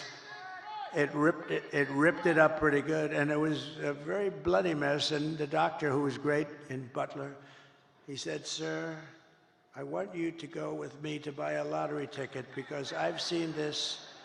I've been doing this for 35 years, sir, and I've never seen anything like it. I've never seen anyone come out of it with that gun from that range. I said, he said, I want to buy a lottery ticket with you tonight. And I said, well, doctor, let's not do that. Let's see if we can get this sucker stop bleeding. But he told me the ear is the bloodiest part. You get hit in the ear, something to do with cartilage. So they thought I was hit all over. I said, I wasn't hit all over because I was down. And I wasn't hit all over. I said, I was hit in the ear. Now get me up, get me up. They said, sir. And they're touching all over this place because it was so bloody. They said, sir, you've been hitting other... I said, I'm telling you. You know, it's funny, when I was... The word surreal, right? When I got to the White House, I was standing right outside and then inside the Lincoln bedroom. The bedroom of Abraham Lincoln, his wife, his son, Tad, who died, actually, as a very young boy, very young. It was a very rough time for them. They were suffering tremendous melancholia. You know, they called it, they were melancholy. Melancholia, they called it, not depression. It's the same thing, but in those days they call it melancholia. But I was in the Lincoln bedroom, so famous, all the furniture just the way it is. And he was very tall. He was 6'6". That's like the equivalent of a Baron Trump today. You know? Who's a lot taller than 6'6". He's a good-looking guy, but he is tall. And but he was 6'6". In those days, very unusual, but he was tall. And then you put his hat on, which was another foot, right? So he was a pretty tall guy. But the bed was very long. You could see it was elongated. But I was there, and it was like a really surreal. I was with the First Lady, who was very popular, who got the #1 book in the country. Can you believe it? Called Melania. Go buy it. Go buy that book. Go buy that book. It's great. I was a little nervous when I started reading it. I said, this could be very bad for me. Releasing a book before the election could be very dangerous for me. But no, it's a great book, and she's a great writer, actually. She wrote a note at the convention. Remember the note she wrote? It was so well crafted that these guys right here wanted to put it as part of the platform. It was unbelievable. The book is unbelievable. So go get it for Christmas or something. But it was just, when I was in the Lincoln bedroom, it was a surreal experience. It was like an outer body, they call it, experience. And it just was like, it was something unbelievable. I said, can you believe this is where we are? And I was not a Washington person. I was only there 17 times, according to the fake news. But I think it's right. I was only there 17 times in my entire life. I wasn't. And I was a New York guy, which, you know, now I'm very much a Washington guy. I know the good ones, the bad ones, people. I know the dumb ones, the smart ones. I know a lot about the people. I didn't know anything about the people. I had to rely, and we did great. We had mostly great, the trade people, the war people. We had a lot of great people. But when I was on the ground, there was no surreal experience. I knew I was shot in the ear. And I was telling Secret Service, and let me tell you, they were damn brave. I went down fast because, I looked, there was blood all over my hand. I said, this is not the normal situation. It's either the largest mosquito in history or I got hit by a bullet. And I followed my hand down, and I think people were also shouting, get down, I think it was. But I went down, and I'm telling you, I had, I guess, 7 Secret Service agents follow me. They were very brave. I'm telling you, those bullets were flying over our head. And, you know, you can't forget that. Can't forget that. Those bullets, and I heard those bullets going. I said to somebody, how fast were they going? They gave me some mathematical number. I said, no, I want to know in miles per hour. And I think it was 3,200 miles per hour. You know, think of that. You know, a car, you're going fast at 70 or 80. These are 3,000 something. And those suckers were going over my head. There were 8 of them total. It was a total of 8 shots fired. And then it was a shot by a Secret Service sniper. Amazing, 1 bullet he used.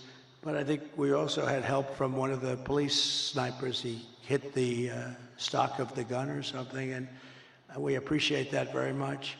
But it was amazing. But when I was down there, I was totally aware. I said, no, get me up, because I was speaking in front of a massive, you couldn't even see the end of it. Now, when we had the celebration honoring Corey, the firefighter, great guy, when we had that celebration, we had 101,000 people. And that's when I really got to see the real, that's where I really got to see the real Musk, because I invited him up.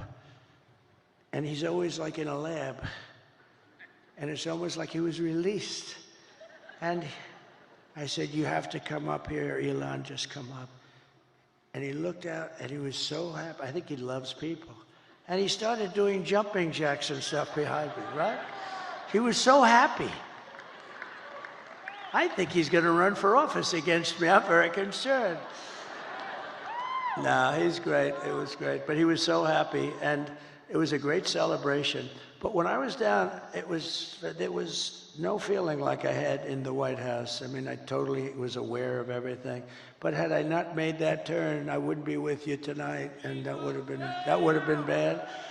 And I hope that's right. I hope that's right. I hope that God did put me here to really save this country. Because this country's in big, big trouble. This country's in big trouble. I hope so.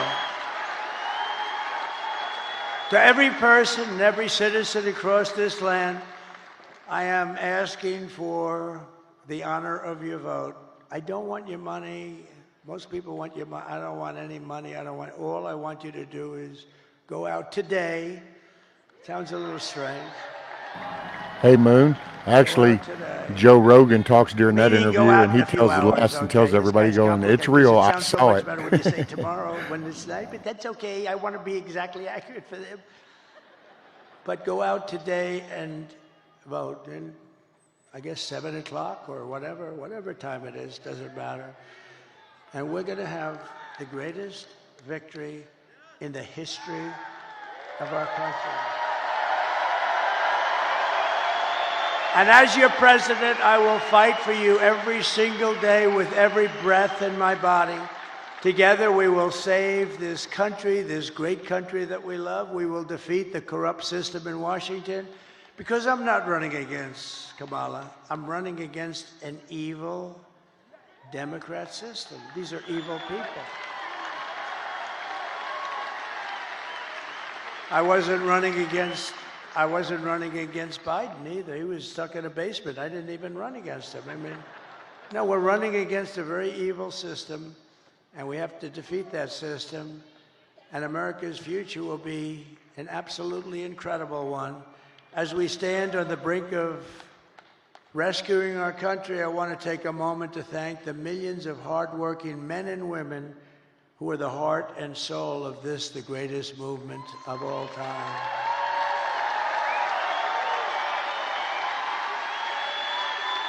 Because it's you much more so than me, frankly.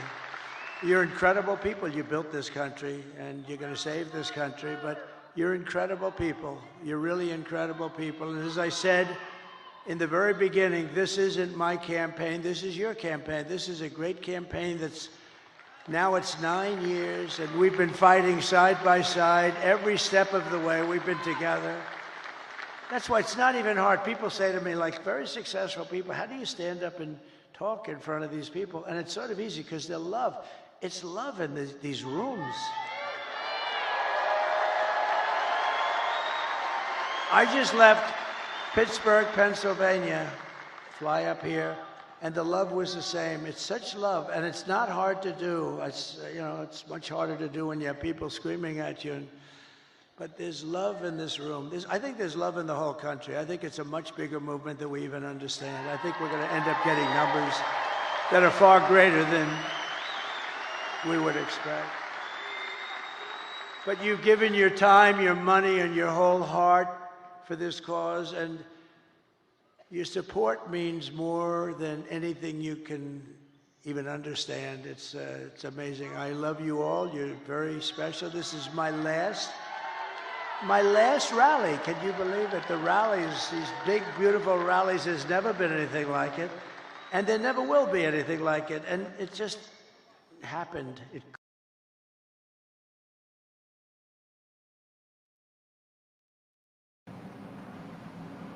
Uh-oh. I guess they cut it off.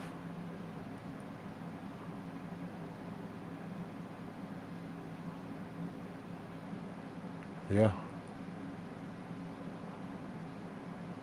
I guess I'm still here with you, right? It shows I'm still going, so I'm assuming that the stream just got... You have to stand up and tell Kamala that you've had enough. You can't take it anymore. You're destroying our country. I don't know what happened you were there. a terrible vice president. You destroyed San Francisco. She destroyed San Francisco. And she worked, when she was Attorney General of California, she worked along with a lot of her friends out there, like Gavin Newsom, the governor, one of the worst governors in history. Okay, cool. Yeah, I don't know what happened to him. And his thing just froze. Destroyed the state. I mean, more people moved out than moved in last year. First time ever. That's never happened before. You're going to say, Kamala, you're horrible at your job. You don't know what you're doing. You're a low IQ individual. We want smart people. We want cunning people. We're dealing with the smartest people in the world. We don't want you negotiating nuclear deals because you don't know what the word nuclear means. Kamala, you're fired. Get the hell out of here.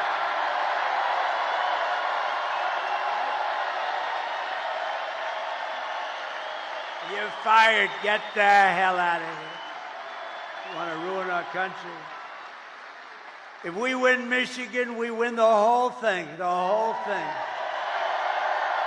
Over the past 4 years, Kamala has orchestrated the most egregious betrayal that any leader in American history has ever inflicted on our people. She was given the authority to run the border by Sleepy Joe because he wanted to go to bed and he wanted to sleep. He had only one thing he wanted to do, and that's sleep. So he made her the border czar. Now she's trying to deny it. By the way, the Border Patrol 2 weeks ago gave us the strongest endorsement you've ever heard. They said he's the greatest president in history and the best president on the border by a factor of 10. And I said to them, does that mean I'm better than Abraham Lincoln and George? What? Yes, sir, you're better than both of them. I had one problem. I had one of the guys that came up, and, you know, they all, like 10 guys, they all made speeches. He's like 36. He said, sir, you're the greatest president in my lifetime. I said, I like the first guy better. I like Lincoln and Washington better than 36 years, right? But he meant well. But you know what? in terms of the border, what we did, we built all that wall. We built an extra 200 miles. They could have flipped it up in 3 weeks. You know that. It was all built. They sold it for scrap metal for 5 cents on the dollar, so much.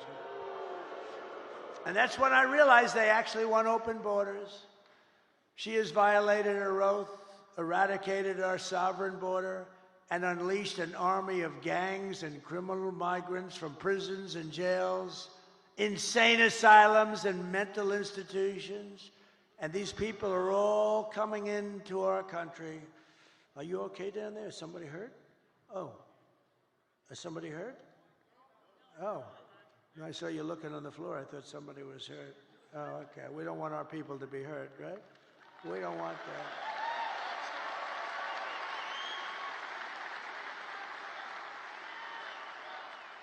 But all around the world, they come from Venezuela, they come from the Congo in Africa, not just from South America. They come from all over the world. And they're stealing countless American lives. They're killing a lot of our people, a lot, far more than anybody thought even possible. The day I take the oath of office, the migrant invasion ends and the restoration of our country begins. It begins immediately. The United States is now an occupied country. Who would have believed somebody that's running for president and perhaps will be president in less than 24 hours,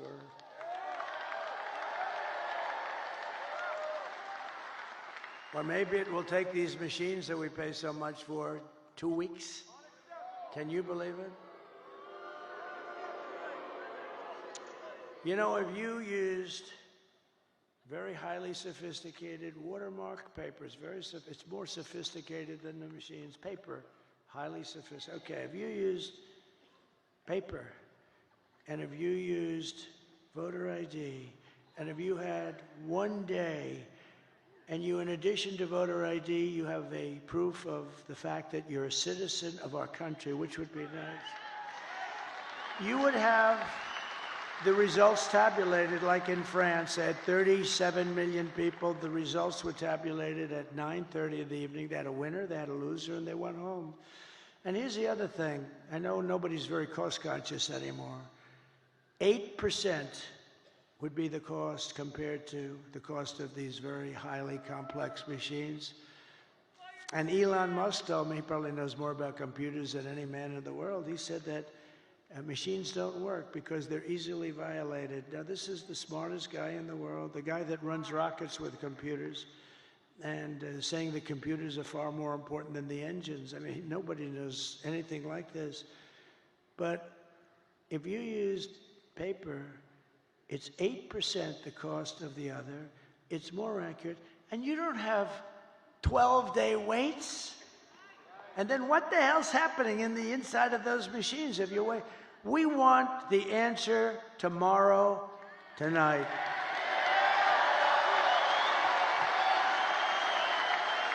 We want the answer tonight.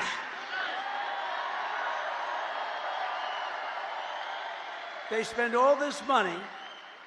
They spend all this money, and old-fashioned paper is much less expensive. And you know what? It's more accurate. It's much better. Something's going on with this. I mean, what the hell are they doing? But we don't want to wait 10 days, 12 days, 3 days, 2 days, or 2 hours. We want the answer tonight.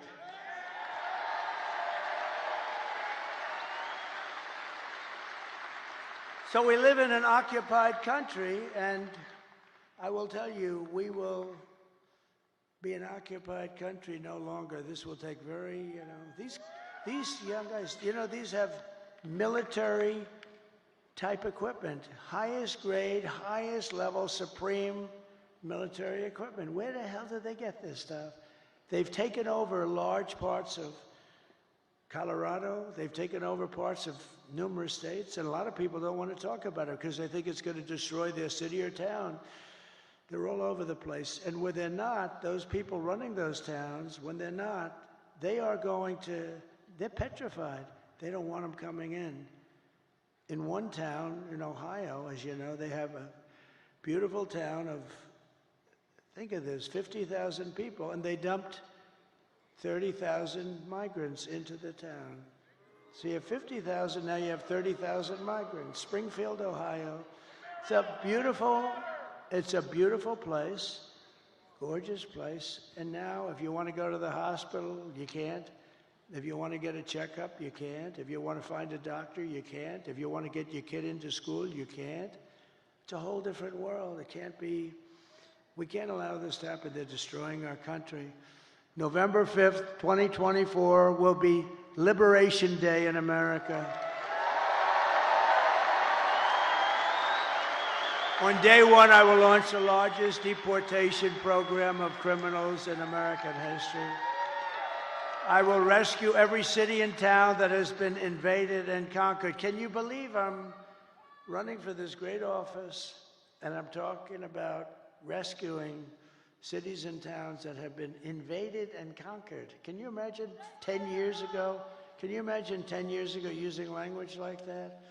Or saying, we will not allow men to play in women's sport. You know, if you go back just 10 years and you move yourself forward and you heard a politician saying, we will not allow men to play in women's sports, they'll think, is this guy crazy? Of course they're not going to pay. To expedite removals of Trende, Aragua, and other savage gangs like MS-13. Trende is from... Hey, evening, Echo. Hope you're having a good evening. And they are rough. They are rough.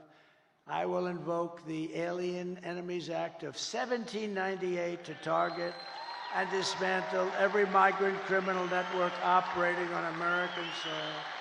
And if they come back into our country, it's an automatic 10 years in jail with no possibility of parole, because we don't want them back. And I'm hereby calling for the death penalty for any migrant that kills an American citizen or a law enforcement officer. And I will ban all sanctuary cities in the United States of America. They're sanctuary for criminals. 4 years of Kamala have delivered nothing but economic hell for American workers. The workers are getting destroyed. Her inflation disaster has made life unaffordable and cost families over $30,000 in higher prices. Think of that. Who can afford that? Just days ago, we had the worst jobs report in modern history. I never wanted to be Herbert Hoover. And I'm glad these numbers are coming out now. I'll fix it, but boy, it's getting bad. 12,000 jobs were announced. Now, usually you hear 200, 250, you hear it for years and years. 12,000 jobs. And then they became frauds. It was a fraud on the country because they made up numbers. 30,000 private sector jobs were killed in a single month. And nearly 100,000 manufacturing jobs have been wiped out since just the start of the year. You don't hear these numbers from the fake news. 150,000 Americans joined the unemployment rolls in October. 150,000.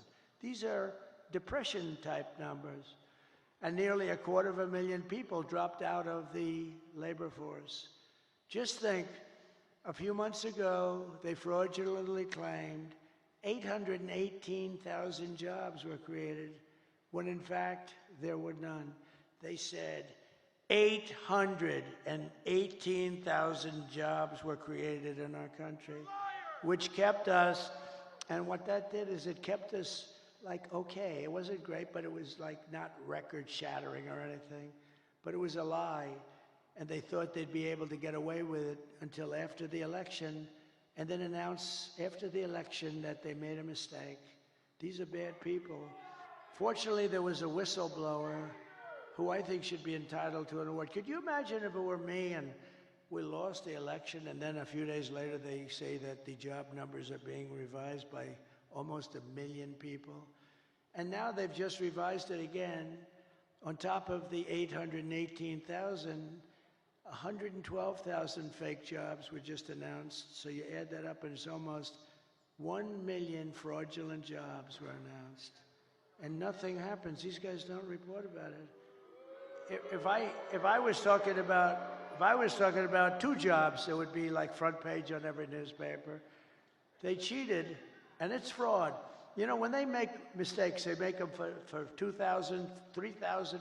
There was never 818,000 jobs right before the election were announced, and they turned out to be a fraud. And they were going to announce the revision after the election was over.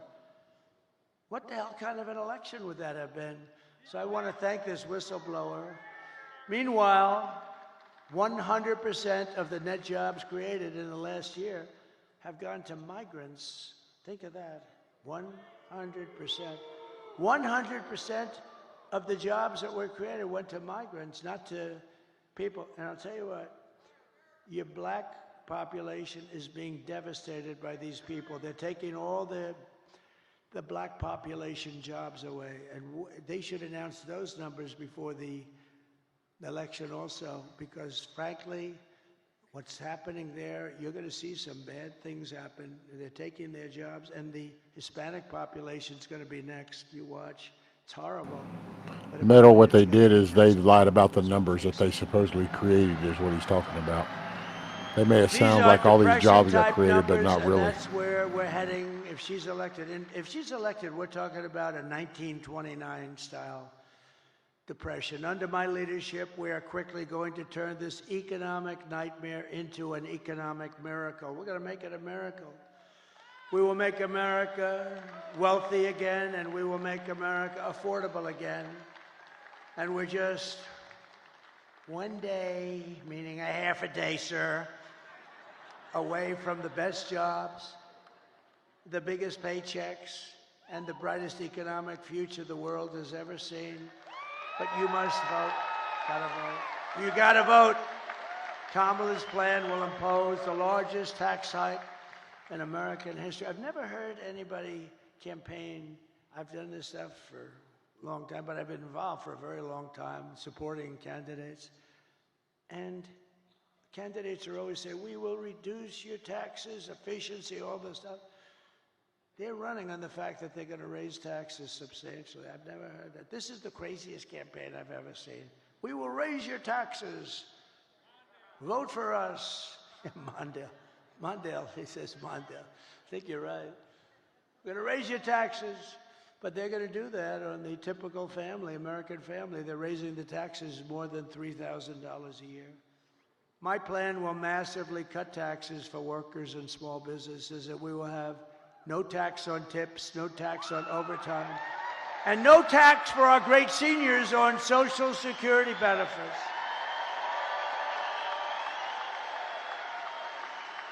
To rapidly reduce inflation, I will end Kamala's war on American energy, and we will drill, baby, drill. We're going to drill, baby, drill. Exactly, Moose. And I will cut your energy prices in half within 12 months, okay? When that happens, everything's coming down. The donuts are going to come down. The food is going to come down. As we say, the groceries. I just told the story in Pittsburgh. A woman, elderly, goes to a supermarket and takes 3 apples and brings the apples to the counter, and then she realizes that the price went up yet again, and she doesn't have the money for them, and she excuses herself, she walks back to the refrigerator, puts the apple back in refrigeration, and walks back and buys the 2 apples. That shouldn't be happening in our country. That should not be happening, and we're not going to have it happen long. I will cancel Kamala's insane electric vehicle.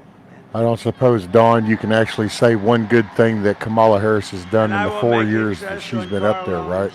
Probably not. But you know, nobody really cares about the mainstream media brainwashing.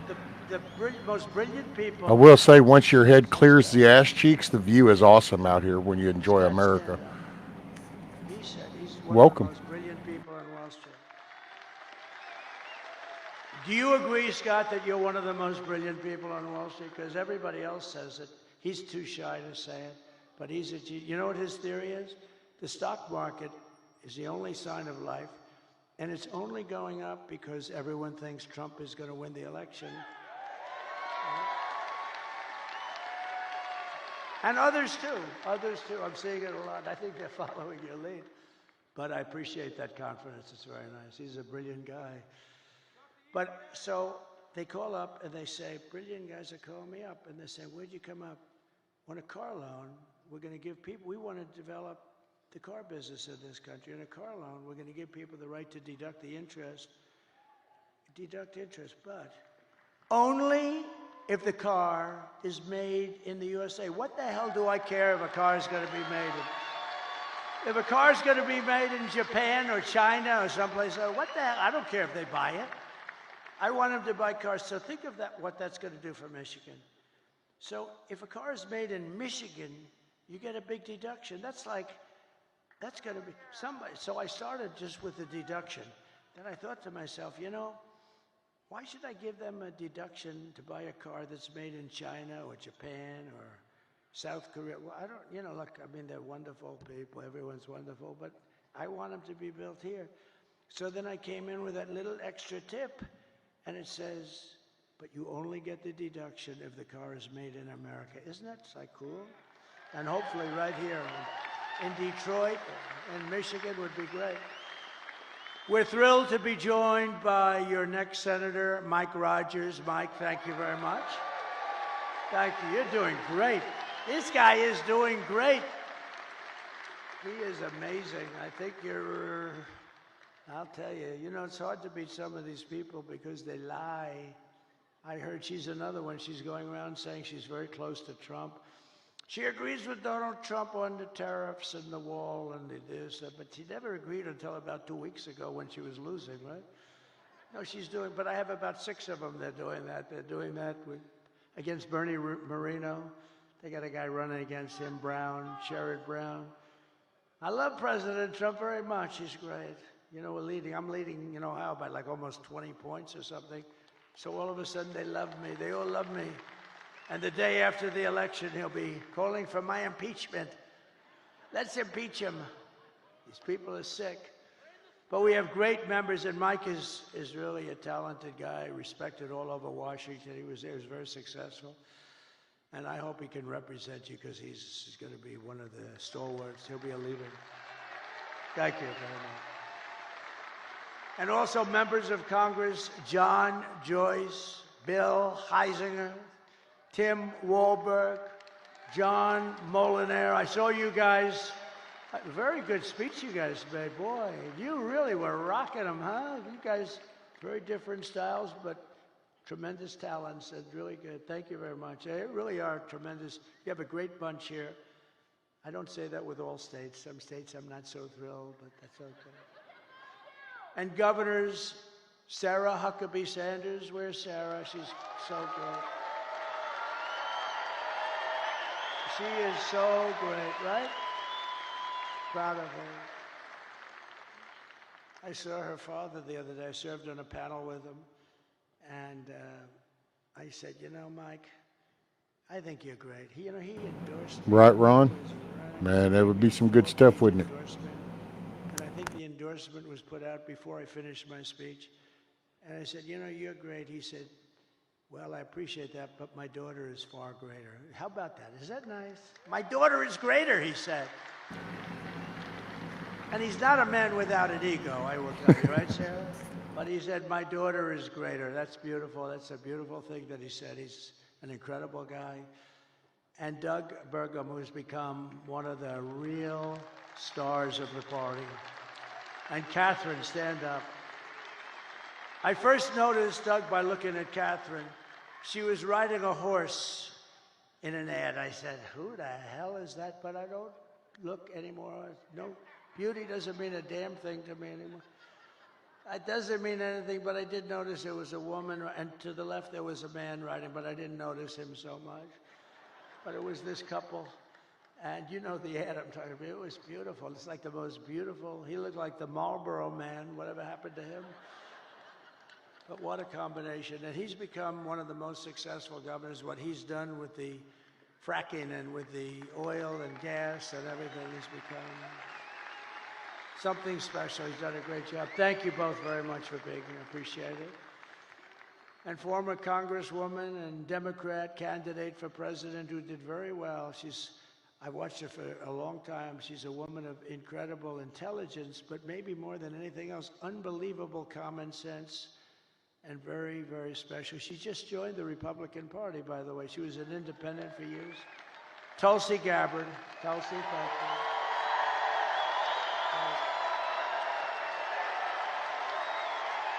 Great.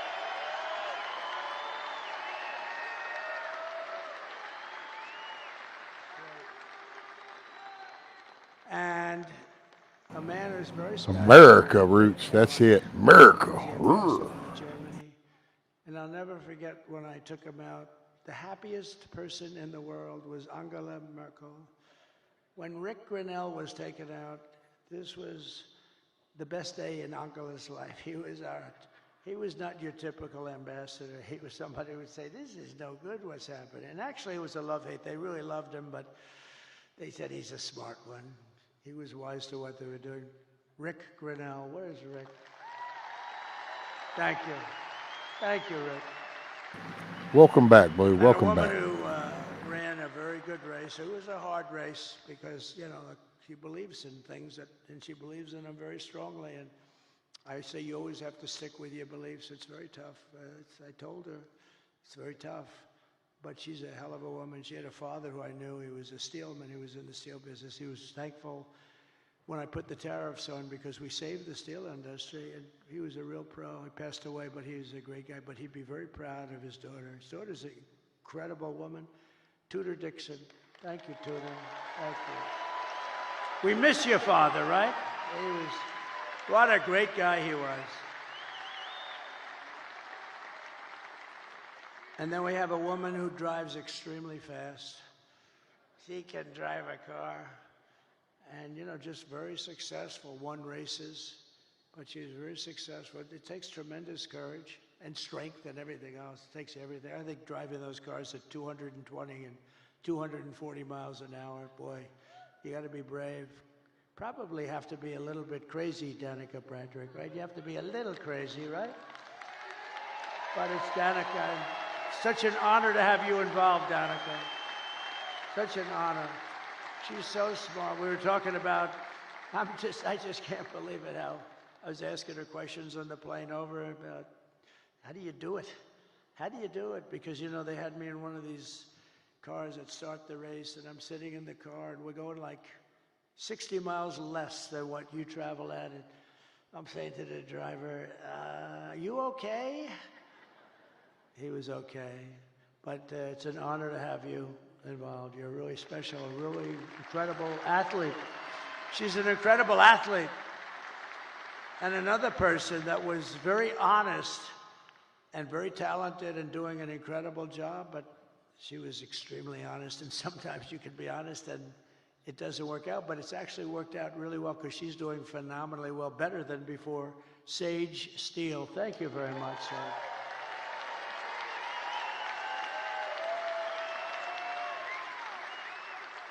And Michigan Republican Party Chairman Pete Hoekstra. Now, I told Pete, I've known Pete for a long time. He was very, very successful at everything he did, and he was an ambassador. He was one of the best. And I said, Pete, you got to come in and run the party. You got to do it for me. And it was not that easy. He has a lot of options, and he came in, and I mean, I think we're going to have a great result later. But Pete came in and ran the party, and I'll tell you, it is so organized, it's so professional. I think we're going to win. I mean, I think we're going to win in Michigan, seems to be. We can't let them forget that I stopped that big Chinese plant in Mexico, Pete. Put that on top. But no, that was the thing. Nobody else would do that. I did it without being president. They just said, but they know it's not going to be easy for them. They won't, they're going to, let's put it this way, if they build it, they're going to lose their ass, okay? So I want to thank you, Pete. You've done incredible. And a man who I fell in love with, actually, he's an auto worker and a union guy, but he saw what was happening. He saw the, look, I mean, you take a look at this area and go back 50, 60 years, it's been just a downward trend. It looks like, you ever see a chart? It's like, right, Brian? It's like just a downward, like a sliding ramp. Brian Pannebecker from the Auto Workers for Trump. Brian, come up here for a second. Come here. Come here. I got to see it. I love this guy. I always wanted arms like him. He's got the biggest, meanest arms. They look like what grabs that rocket. He could grab the rocket. Tell them a little bit about what you see going on, and I tell you, he's just an incredible guy. Thank you, Brian. Thank you, Mr. President. It's an honor to be here at your very last campaign rally. I gotta give a shout out to Scott Hagerstrom right out here. He brought me to Novi when you were holding a rally there in September of 2016. You were a candidate before you were president, and I got backstage and got to meet you, and I told you the little song about Macomb County, home of the Reagan Democrats. I said, Mr. Trump, if you come to Macomb County and ask for the Reagan Democrats' support, which is basically the UAW members, and I got a few of them here with me tonight. I said, if you come to Macomb County and ask for the Reagan Democrats' support and you get it, you might win Macomb County big enough to carry the whole state of Michigan. I said, hey, what's up, Trump, Stuart? Good to see you, buddy. Michigan, we Hope both all know is what well. that means. Cha-cha, make it a good night. And that's exactly Appreciate what you. happened. Cha-cha-cha. So we're going to do it again this year.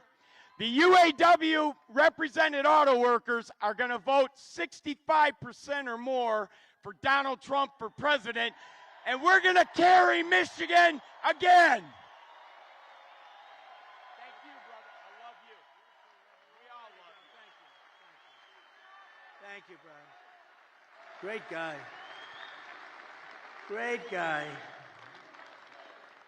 And you're a great guy. I appreciate that support. I appreciate that support. Thank you very much. It's terrific. You gave us a beauty there, didn't you, huh? He's a worker.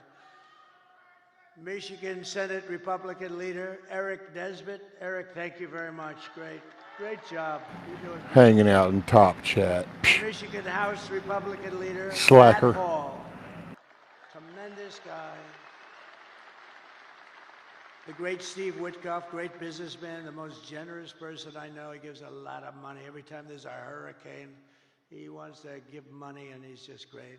And Howard Lutnick, he's working along with my children and Linda McMahon, who's fantastic, and they're working on transition. But I said, don't worry about transition. Let's win this thing first. Okay, we'll work on transition. But he's one of the most respected people on Wall Street, rebuilt his firm after it was taken out of the World Trade Center by that horror show act. Long ago now, but it's still very emblazoned in all of our minds. But so Howard, thank you very much. Howard Lutnick, thank you very much. And my great children, should I have them come up real fast? Okay. Don, Eric, Tiffany, Laura, Michael, come on up here.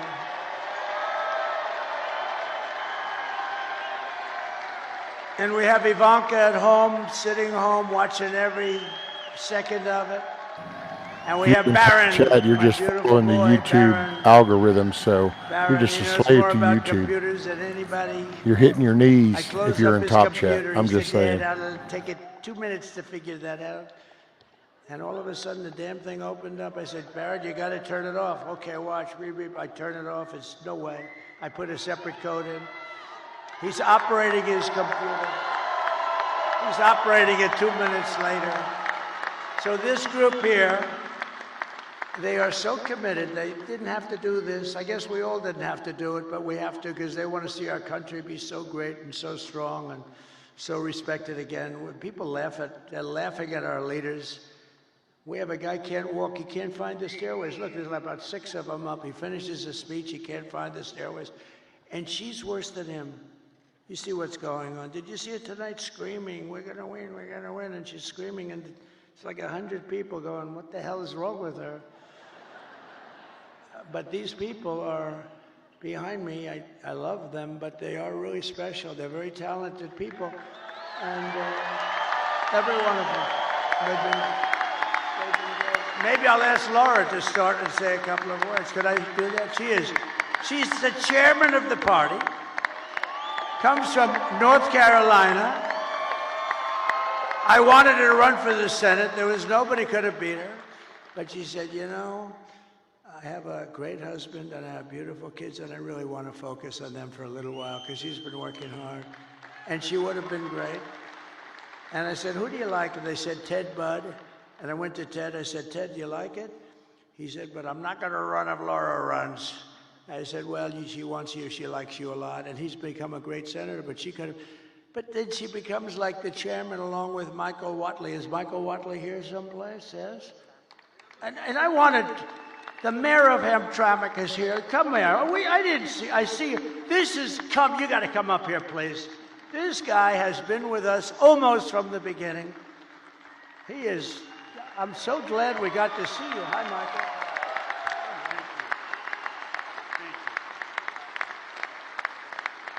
Come here. He has been an unbelievable unifier. This is one of the greatest men in your state, and I want to just thank you. Come here, say a couple of words. Thank you so much. Well, good morning. It's another day. I spoke earlier before you came, and I told the crowd that tomorrow, or today actually, is going to be a historic day, and we shall celebrate a historic victory today.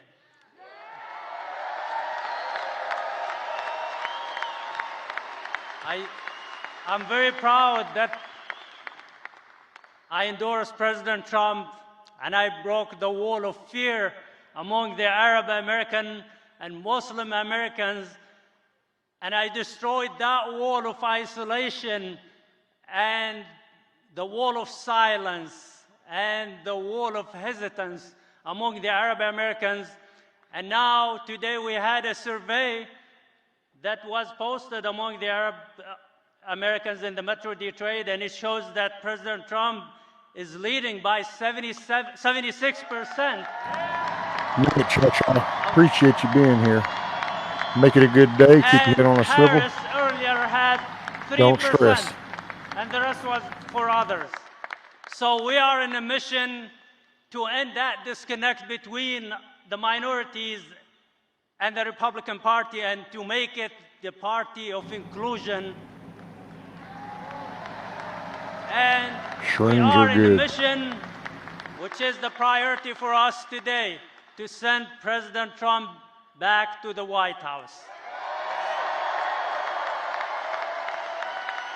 So like I said earlier, he has done everything possible to gain your support. He told me last Friday that it was 62 days of hard work with no break and no rest, and today it's 65 days with no rest. So he has used everything possible to gain your support. Hard work, seriousness, comedy, sarcasm, everything. So how is he a threat to our democracy, as the fake news keep saying, and the other party? So I ask you and I urge you to go out and vote tomorrow. And I think we have a big chance. I'm very optimistic that we will make history and we will win and make America great again. Thank you so much.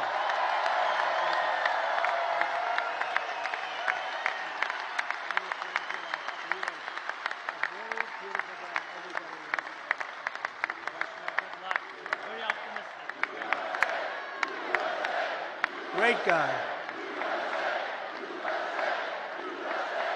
He's a great man, and I'll tell you, you have hundreds of thousands of people that follow, and that could be a very big difference. The Democrats are not happy about this. This was supposed to be their vote, and they're not at all happy. But really, great young guy. He's a young guy, and wow, what a leader. So thank you very much. If we win this state, you're going to be very responsible for it, too, and I think we will. And tonight I did a thing a couple of weeks ago with a very smart guy and very special talent. He's got the #1 podcast, they say, by like 4 times. Joe Rogan. And a lot of people thought they loved that. It was 3 hours. Oh, it was so terrible because I did it. And I said, Joe, I got a rally of this size waiting for me in a very far away place. I'm going to be very late, like 2.5 hours late. But we kept talking. It went 3 hours and 15 minutes or something. Then when I got up there, it was cold, a little bitter, and everybody waited. Nobody left. And I explained to him, look, Joe is the #1 guy. He kept me late. But I'm doing it because we have to win. And not one person was unhappy. We had a great time. And I said, we're going to devote a lot more time. It was pretty late at night. It was worse than this, okay? I can tell you. But Joe Rogan just announced, and he doesn't do this at all. I don't think he's ever done it. But he just announced that he's giving me his complete and total endorsement. Could you imagine? Yeah, after that, with the interview with Elon, Rogan come out and said, you know what, I just endorsed Trump. So, Laura, would you say a few words? We're screwed if he doesn't get in.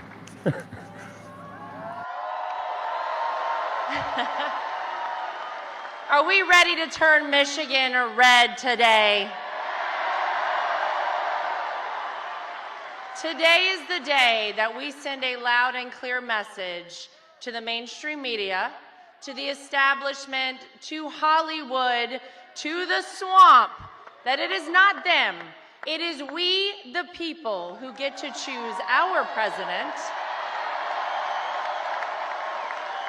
And we're choosing Donald J. Trump. I just want to say thank you. This is a very special night for our family. This has been almost a decade of doing this, and it has been my honor to be a part of this family, to be out speaking on behalf of a man who I love, not just because he's my father-in-law, but because he is going to save this country and going to save the world. Thank you, guys. God bless you. Get everybody out to vote. Thank you, Michigan.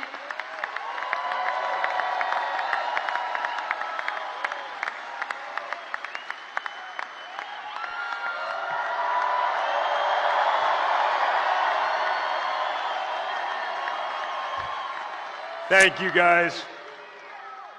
Today, hey, when you wake up so with what if we did not 4 very years much Trump, sleep, 8 years of Vance, you and gotta then we get did 8 to years the of John polls. Jr. You gotta bring your friends and your families and your loved ones, and we have to make it too big to rig.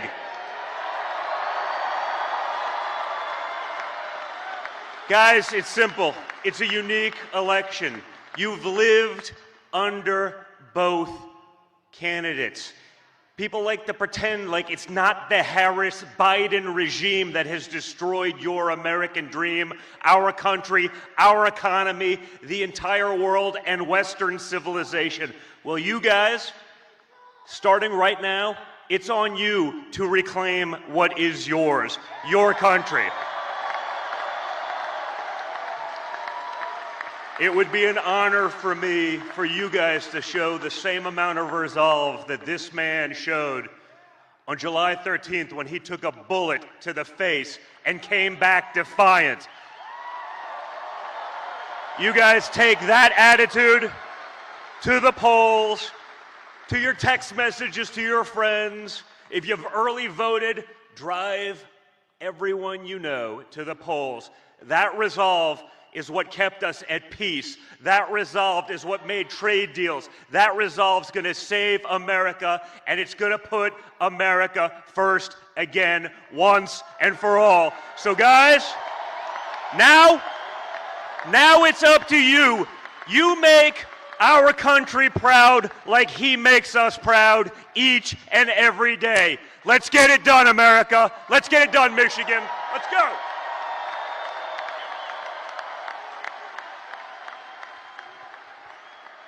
Well, good morning, Michigan. Hey, who else could have this many people at 2 a.m.? Only Donald Trump. Guys, I've watched the hell that they put him tail through end for of the the last rally. 10 years. I mean, His the last fake campaign rally. impeachments, the dossiers, the Russia hoax, going after his Supreme Court justices, censoring him, taking away his First Amendment right, trying to take him off the ballots in various states all across the country, raiding his home. And yet he comes out every single day. Me too, and he Wayne. Fights, Me too. And he fights. I worry about my And he grandkids. fights. And when other candidates have packed it in for the night, you know who's standing on the stage at 2 a.m.? It's Donald Trump.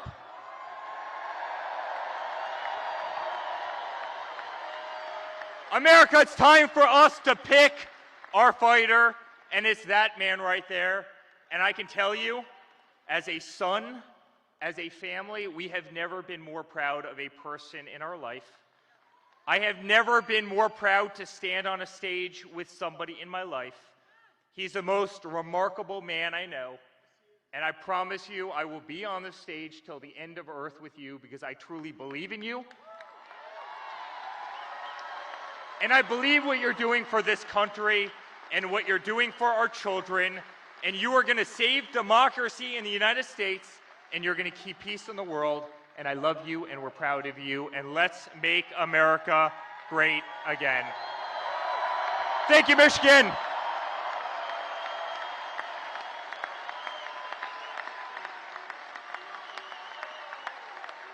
Hello. So my father has never stopped, and he will never stop working for you guys. So let's get out there, let's vote for prosperity, let's vote for the future that we want to have for our children and for our future generations. Thank you.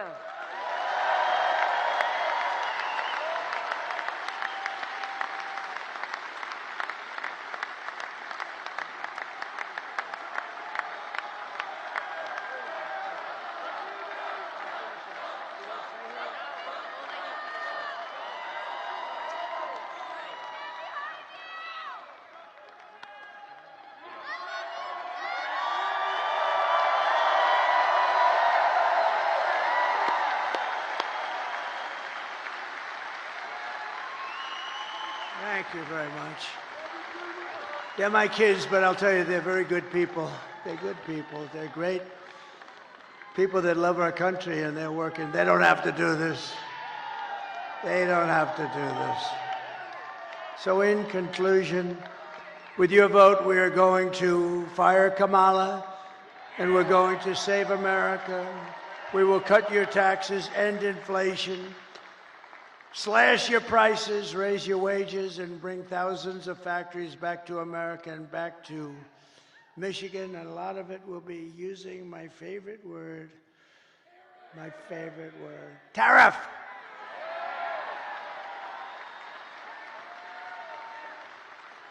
And one of the things I'm going to do, I'll give you this as a little insight. I just announced it in Pittsburgh. I didn't think it's become a very big story already. So we're going to tell Mexico, you're killing tremendous numbers of our people by allowing China to send their fentanyl through your system and through your country. And we're going to give them a little period of time. But we don't want drugs coming across our border or any border. And whether it's Mexico or Canada or wherever, because they're starting now in Canada, they're starting to go up north. But whether it's Mexico or Canada, we're going to explain to them quickly that if you allow fentanyl and these drugs to come through your country, we're going to charge you large-scale tariffs on everything you send into the United States.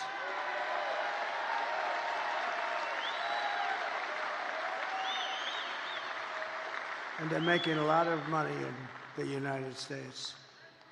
They couldn't exist without us. So we're going to do that. And we're going to tell China that if you continue to send fentanyl to Mexico or any place else that comes into our country, we're going to charge you a 25% tariff on everything you sell into the United States of America. We're not going to we can't let them. And you've never heard that from anybody but me. And I've had it in my mind for a long time, but I didn't want to tell these guys about it because they'd only screw it up like they do everything else. But I say it now because now we have the election coming up in a matter of hours. And we're not going to let them destroy our country. Most of our crime, probably 60% of our crime is caused by drugs. People that are taking drugs, they cause tremendous amounts of crime. If we didn't have that, you'd see crime rates plummet. But, you know, the sad thing is that crime is plummeting all over the world because they're sending their criminals, they're sending their gang members, they're sending their drug dealers, they're sending their mental patients from all of these institutions. They're sending them into our country, and then they're opening up. Oh, we're sending them back. Don't worry about it. They're opening up their prisons and they're dumping their prisons, all their prison population, Venezuela. They're way down. Their crime rate went way down because they're taking all of their criminals and terrorists and all of the people that are causing all the problems. And then on top of it, they're emptying their jails out into the United States through this very stupid person's open border. I don't know what they're thinking about. But maybe they hate our country, or maybe they want to get people registered to vote. Who the hell knows? But we're not going to allow it. It's going to stop immediately, day one. We're going to build American. We're going to buy American, and we will hire American. I will end the war in Ukraine. Would have never started if I were president. You know, we got more votes. We did great in 2016. We did better in 2020. We got more votes in 2020 than any president by millions, any president in the history of our country. And because of that, I said, I'll sit back and I'll watch. And if they do a bad job, I didn't need this every time, but if they do a bad job, I'm going to run because of how well we did. And if they do a good job, I would actually prefer that they did a great job. If they did a great job, I would say that's a great thing. But I mean, he's the worst president in the history of our country. She's the worst vice president, and she got no votes. You know, they like to say to me, that's not the Democratic. I can't remember if he said he normally sleeps 4 hours or 6 hours a day. That's all he really sleeps. He said he was talking about that during the interview with Rogan. But so I sat back and I watched and I saw all the horrible things that were happening, and you know what they are. And maybe the worst was what they've done with inflation, but I actually think the worst is what they've done with their border, because they're destroying our country. We're going to turn it around. We're going to change it really fast. We're going to have the greatest country we've ever had. I will stop the chaos in the Middle East. It would have never happened again. Israel would have never been attacked on October 7th. And I will prevent World War III from happening. I know all the players. And it's a very good chance that it will indeed happen. We will crush violent crime and give our police the support, protection, resources, and respect that they so dearly deserve. We will strengthen and modernize our military. They gave so much of it away to Afghanistan. It's so crazy. I rebuilt our military. We will build a missile defense shield around our country, all made in the USA and much of it made right here. And Ronald Reagan wanted to do it many years ago, and he really was right, other than we did not have the technology. Yeah, he's just always thinking. But now we can shoot a needle out of the air. We can shoot a little pin out of the air. It's incredible technology. That's it, ladies and some just don't require as much. We will rebuild our cities, including our capital in Washington, D.C., which is in terrible shape, with graffitis on the beautiful, incredible marble columns, and painting the lions and burning the American flag. What they did a month ago was terrible. But we're going to make our cities safe and clean and beautiful again. We'll work with Democrat governors and mayors. We'll probably everybody needs to vote, vote, vote if you haven't voted. We will Today's teach our the day. children to love our country, to honor our history, out what's going to happen. To always respect our great It's American on like flag. Donkey Kong. We will get critical race theory and transgender insanity the hell out of our schools. And we will keep men out of women's sports. I will defend religious liberty, I will restore free speech, and I will defend the right to keep and bear arms, our Second Amendment. And after years of building up foreign nations, defending foreign borders, and protecting foreign lands, we will finally be going to build up our borders, build up our country, and build up and protect our citizens. It's time. It's called America First. We're going to put America first. We put America last. Hey, what's up, Donald? They put America Evening, last. sir. We put America first. And it doesn't mean we're into isolation. We're not. We're going to help the world, but we have to straighten ourselves out, or we won't be able to help anything. And we will stop illegal immigration once and for all. We will not be invaded. We will not be occupied. We will not be overrun. We will not be conquered. We will be a free and proud nation once again, and that will take place rapidly. Everyone will prosper. Every family will thrive, and every day will be filled with the opportunity and hope, and maybe above all, the American dream will be back. It's going to come back. We're bringing it back for your children, and we're bringing it back for yourselves. But for that to happen, we must defeat Kamala Harris and stop the radical left agenda with a landslide victory that is too big to rig, too big. The silent majority is back, and tomorrow you need to get out and vote. We have a silent majority, but we're just sort of speaking up. This has shown that the level of enthusiasm is 5 times greater than their level. They have no level of enthusiasm. They don't believe in her. They know she shouldn't even be running. They are, as they say, a threat to democracy. What they've done Pretty much, Roots. They stole the I'm that guy. from a very angry man. I watched him last night. He's a very angry man. I'm convinced that he likes me more than he likes Hey, what's up, Firefly?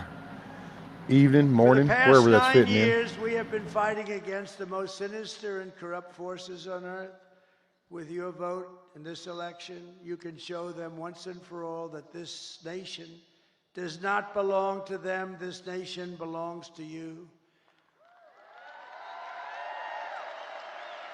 It was the hard-working patriots like you who built this country, and tomorrow it is the hard-working patriots, meaning today, like you, who are going to save our country. After all, we've been through a lot together. We've gone through these rallies. Almost everybody is here. I have people that have been to more than 300 rallies. They're here tonight. They were at the one this morning, the one tonight. They actually missed 2 of them. I can't even believe it. But these are incredible people and incredible patriots. But we stand on the verge of the 4 greatest years in American history. With your help, we will restore America's promise, and we will take back the nation that we love. We love this nation. We are one people, one family, and one glorious nation under God. We will never give in. We will never give up. We will never back down, and we will never, ever surrender. Together, we will fight, fight, fight, and we will win, win, win.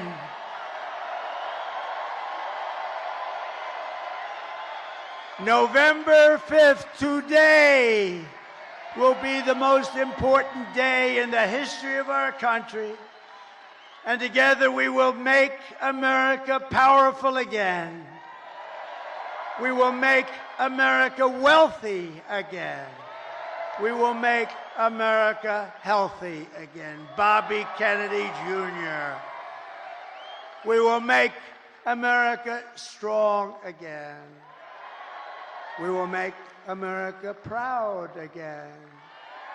We will make America safe again. And we will make America great again. I love you. I love you all. God bless you. God bless you, Michigan. God bless the United States of America. Thank you, everybody. Thank you. Great honor. Thank you.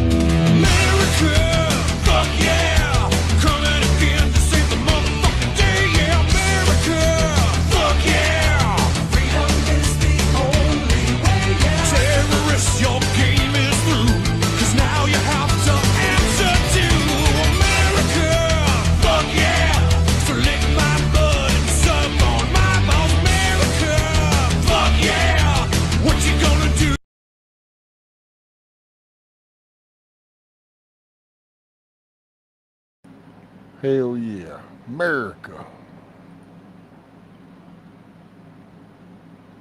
So what's up, everybody?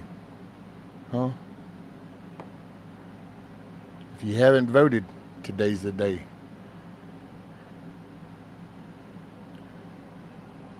Do you, boo, but apply common sense. That's what I'm gonna say.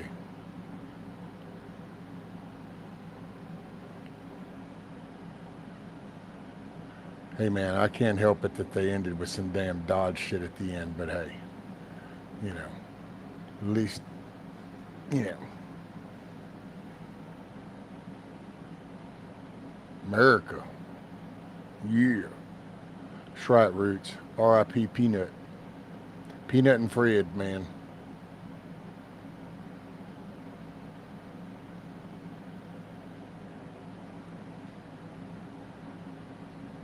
Right, Echo?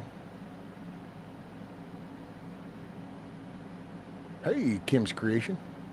Evening, morning, wherever that's working.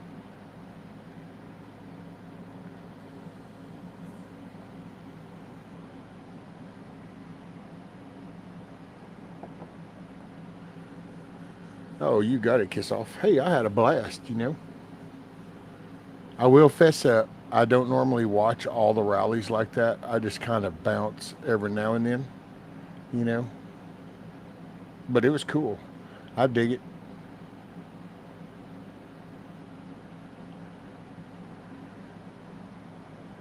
Man, got to remember, we just got to put into it what we're wanting out of it.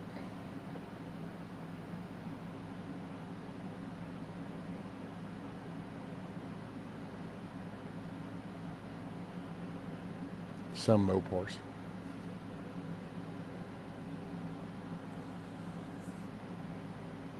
Not about the squirrel per se, it's about the infringement freedom. Yeah. It is, you know, it's just, especially at the location, you know, I mean, New York. And it's like, wow, look at what goes down in New York City. And it's like, you don't address any of that. Instead, you go after a squirrel. that's actually an icon for a sanctuary that saves and rescues animals and stuff. So it's like, if that isn't like the epitome of wanting to attack something good, you know.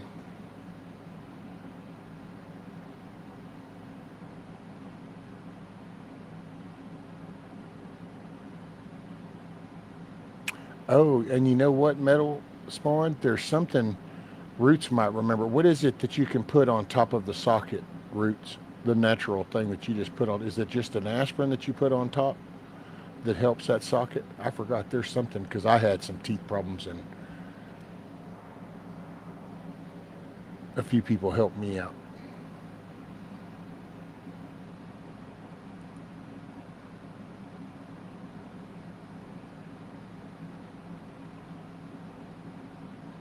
Oh, I think there was something else. I just don't remember what it was.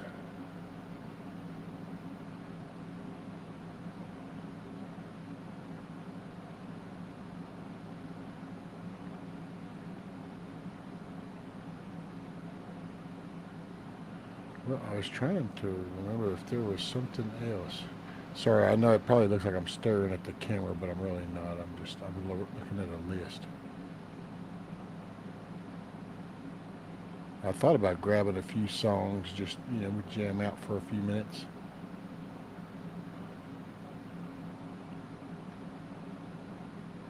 Hold on, I'm missing out on chat. It's the one thing I can't do multiple tasks with this. Clove, there you go. Thank you, Roots. Thanks, Miss Teresa. It's clove.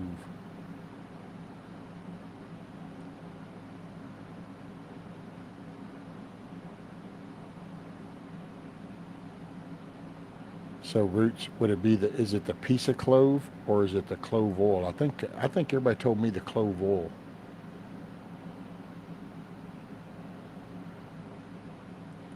Because there was a little bottle that has a metal type dripper on it. Okay, and I'm sorry, while y'all are talking, I was going to just pick a few songs.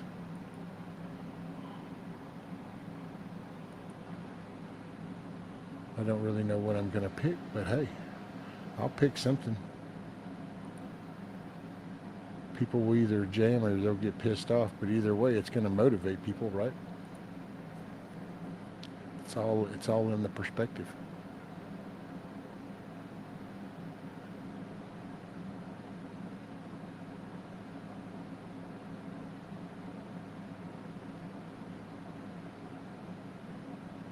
Oh, nope, don't want to do that. Don't want to do that one. Okay, we're doing that.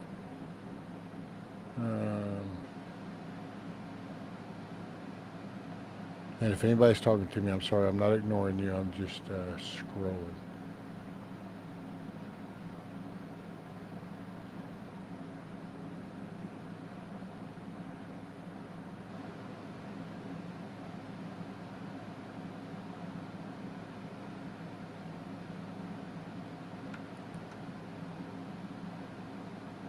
Okay, well, I'll do that for now, and then I can pay attention to chat for a moment.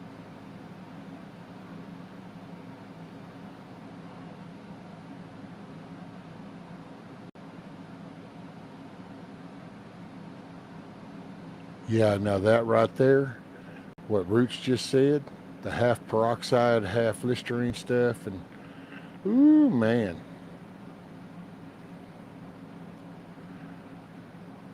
That was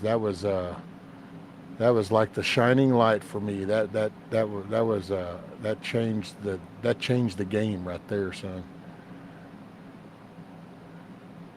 I felt like I had brought a knife to a gunfight, and then all of a sudden I got handed a 249, and it was like, oh, okay, yeah, that little combination works real well. What's up, David Devine? Just calm down, sir. Just calm down.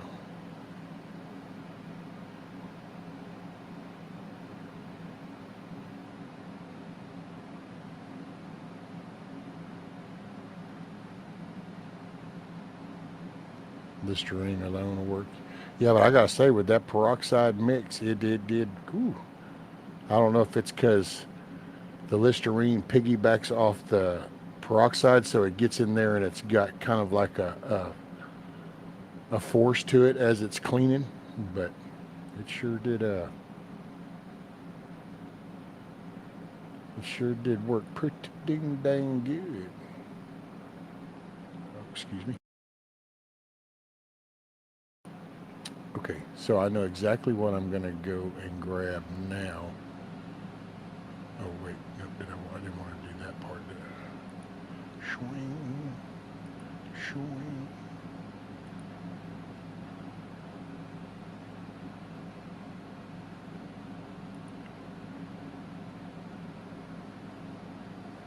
Okay.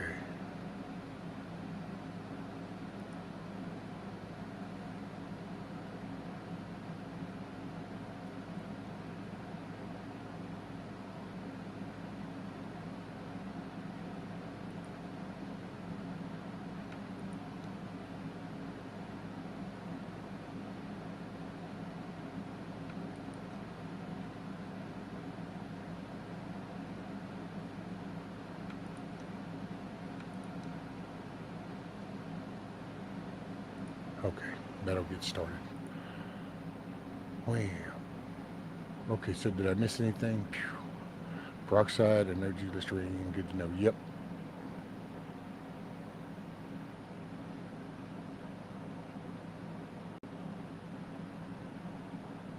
Warm salt water. Yeah, I was doing that. It wasn't until they told me about that. Man, I did that and ooh, yeah, boy. Clean that shiznit right up. Kind of helps take that throbbing down and that stinging sensation.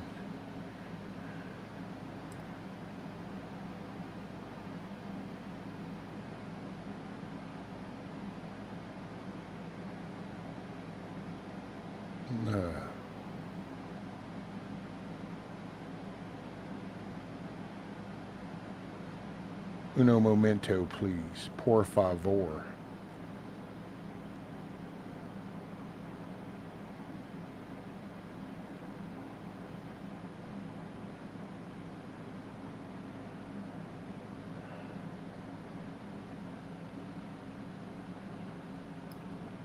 Infection then address with dent. Hey, what's up, Broken? How are things in Arizona?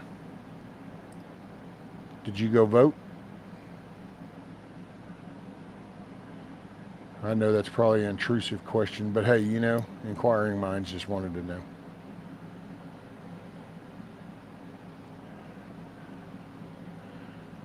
I think I'm fixing to play a tune or two.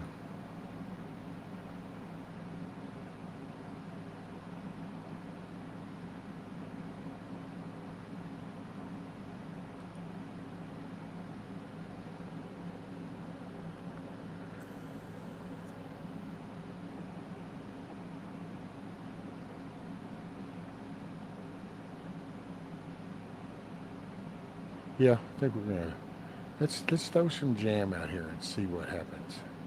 I don't know. You know what? It is what it is.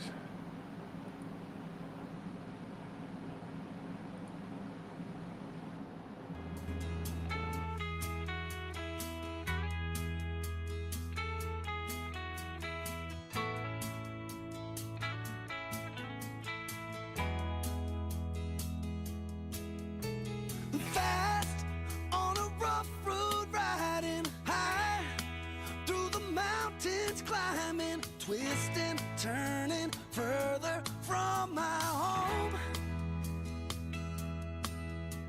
Young like a new moon rising, fierce through the rain and lightning, wandering out into this great unknown.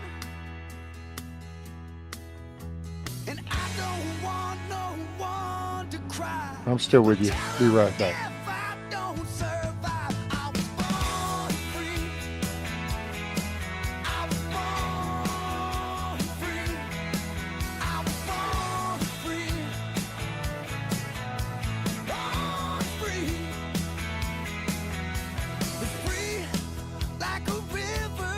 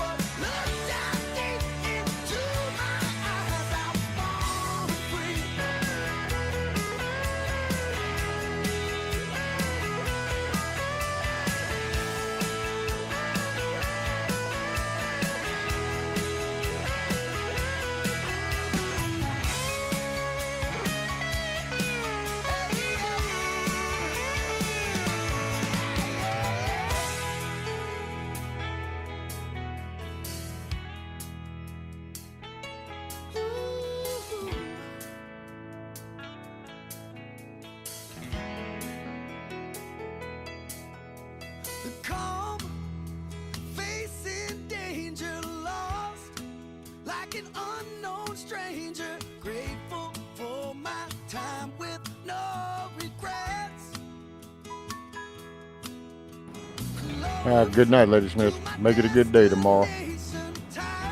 Keep your head on a swivel.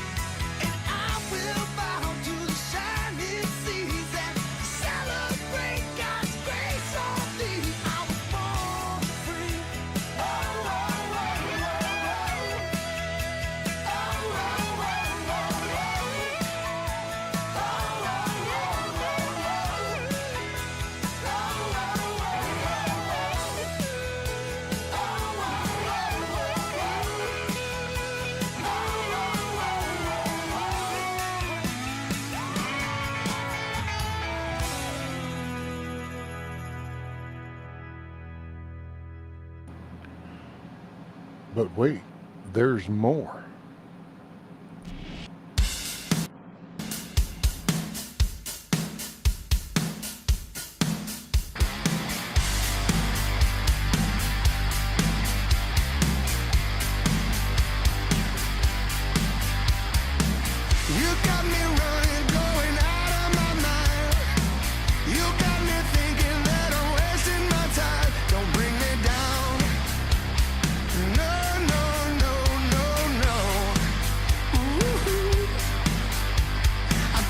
Right on, jet lag. Get them. Make them tend to business. Hold them accountable.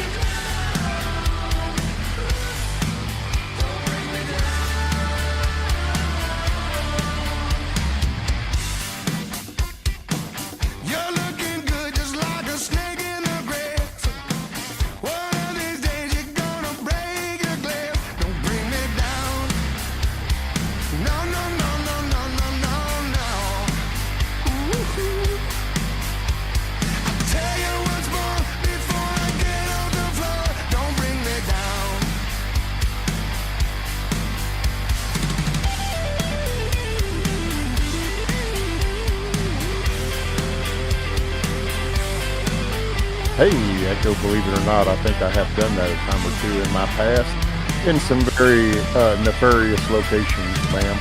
But hey, it was a living.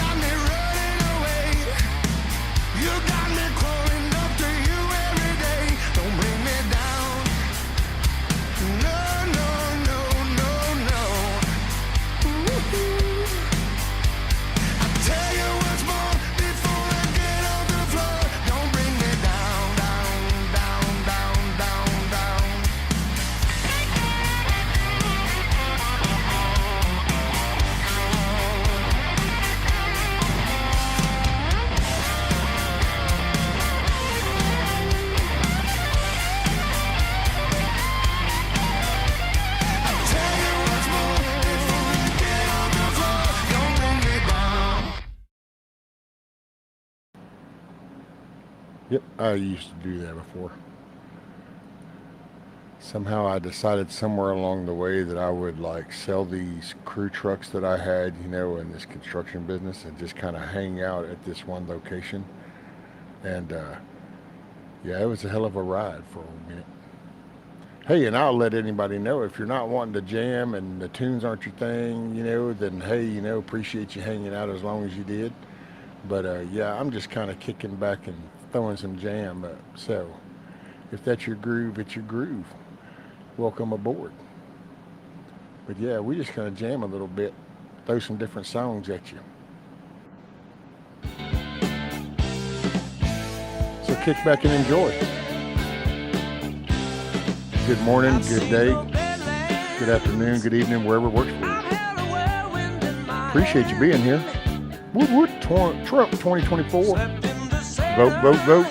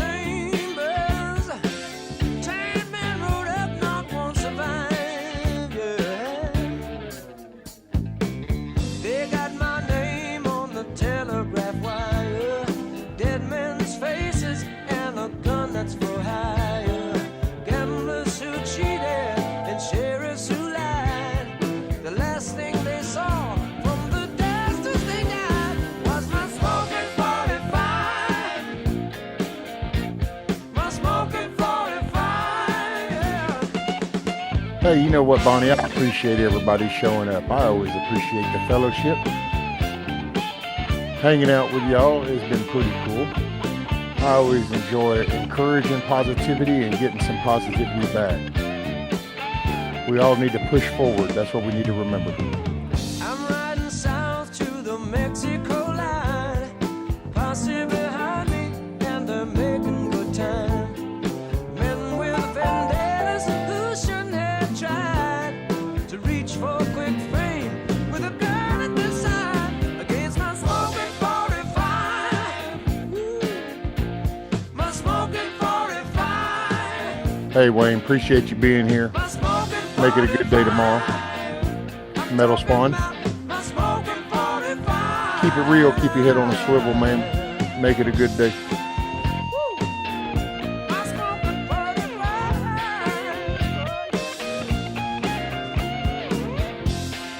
Hey, Donald. Thanks for hanging out with us. I appreciate you. Welcome to the Cluckin Alamo. Where roosters don't sit around playing with their peckers. They get things done.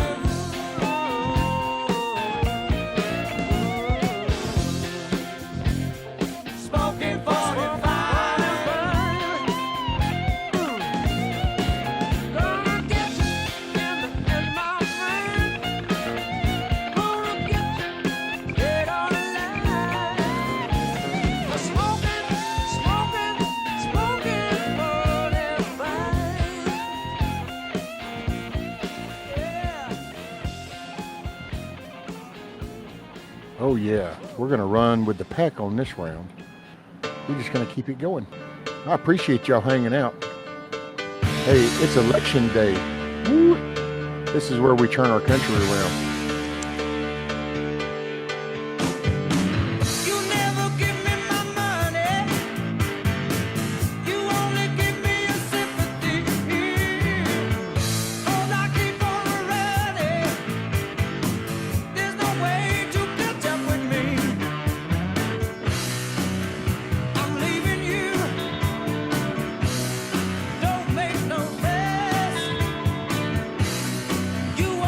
See me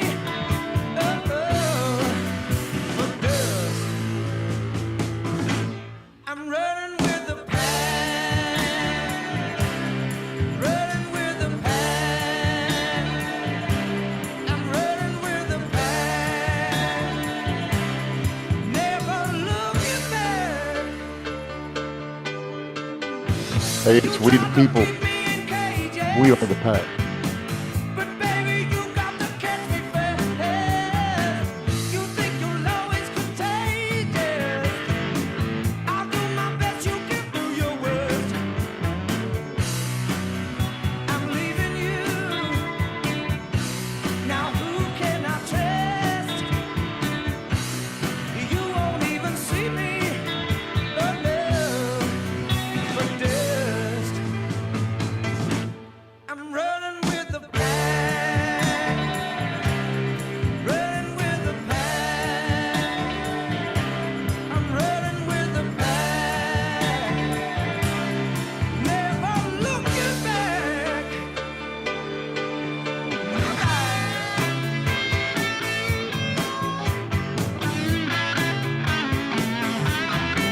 Hey, thanks, Garrett.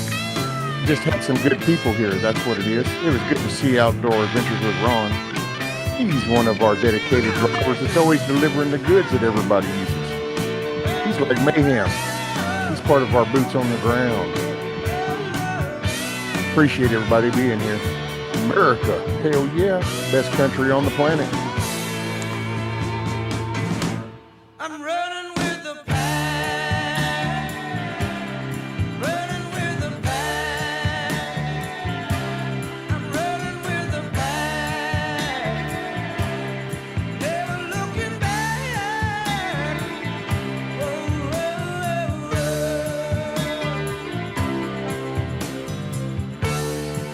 Oh, Echo, it even gets better on the next one. You'll really dig the next one. Guarantee.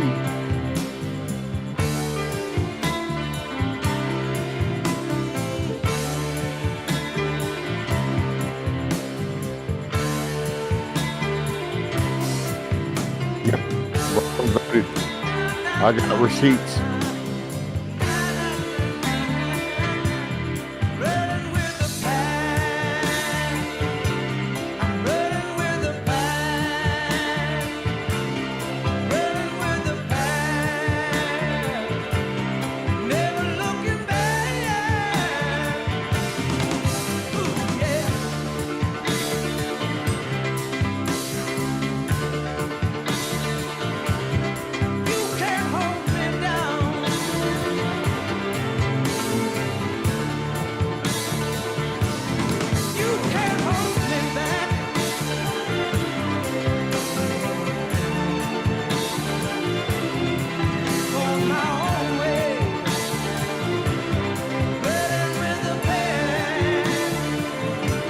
Roger that, Ron. I'll grab it while I'm playing the next one.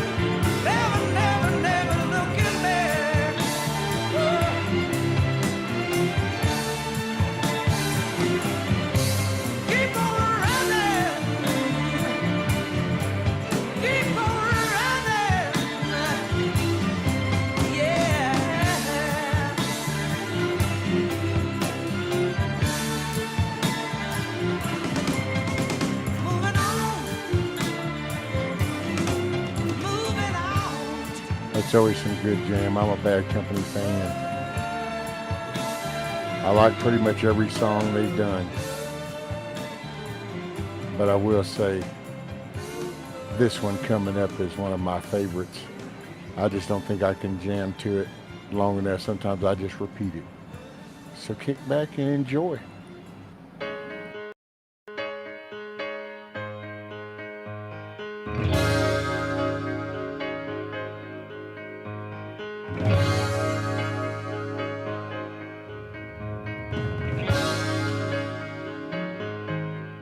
In the beginning, I believed every word that you said. Now that you're gone, my world is in shreds. Oh, you loved me and left me. You took all the things that I needed so bad. I'm standing here wondering, where is the love that I had? Oh, give me silver, blue, and gold, the color of the sky I'm told.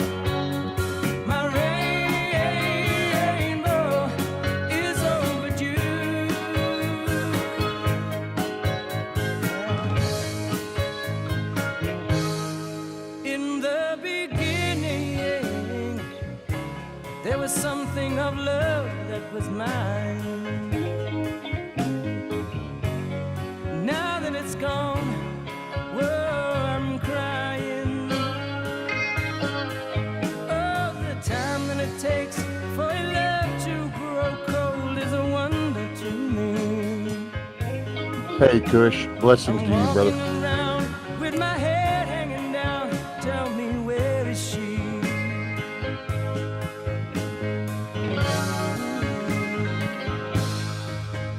Give me silver, blue, and gold, the color of the sky I'm told. My rainbow is overdue.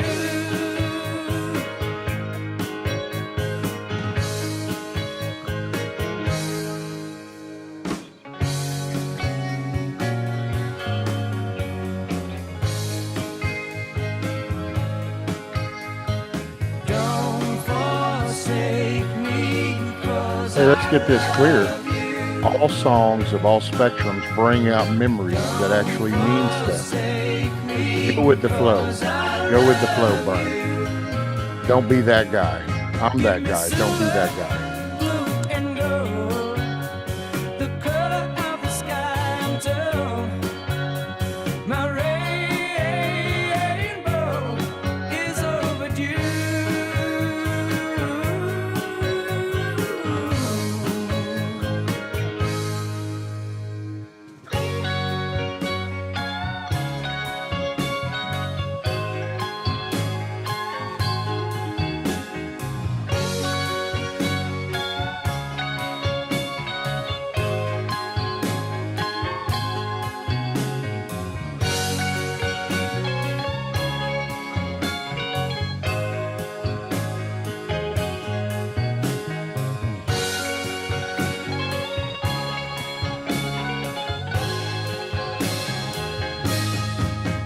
Give me silver, blue, and gold, the color of the sky I'm told.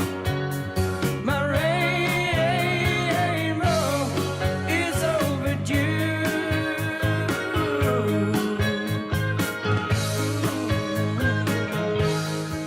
Now give me silver, blue, and gold, the color of the sky I'm told. My rainbow is overdue. Yeah.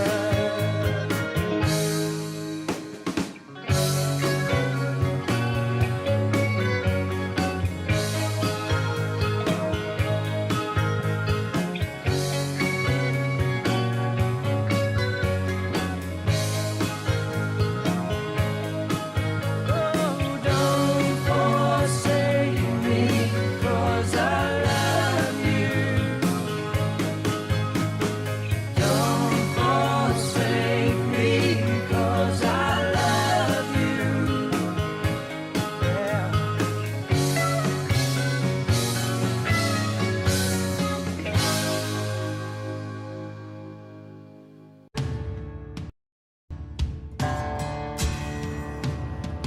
Now, we'll pick up the pace a little bit for you there, Brian.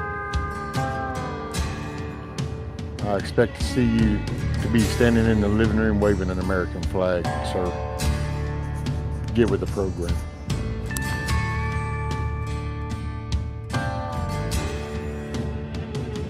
Troubled times, I'm afraid the better days that we've seen have done passed us by.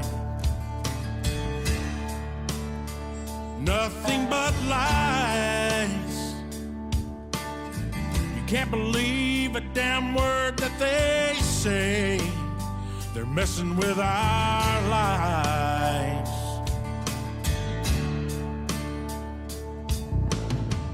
News on the TV, nothing but negativity, just poison to the soul. As long as the bunny's holding the flag, Brian. What's right is wrong, what's wrong is right. They challenge God's word with all their might. I can't help but wonder, where's this country gone? Lunatics and politics, about enough to make you sick. It's corruption to the bone. Mr. Washington, D.C., best thing you can do for me is leave me the hell alone. Hey, I'm just a good old boy, raising hell and making noise, but I'm 80 million strong. Ain't much for backing down, gonna fight and stand my ground. Got an army of my own. Best thing you can do for me, leave me the hell alone. BW, good to see you. Probably about the time they start seeing that it's swaying that way, things will start popping in those cities. Declaring war on Donald Trump with their bullshit stories that they're making up. They can't stand the fact that he speaks the truth. I don't know what's going on, but I can tell that something's wrong on Pennsylvania Avenue. Crooked ass politicians, you might ought to pay attention. This country's tired of you.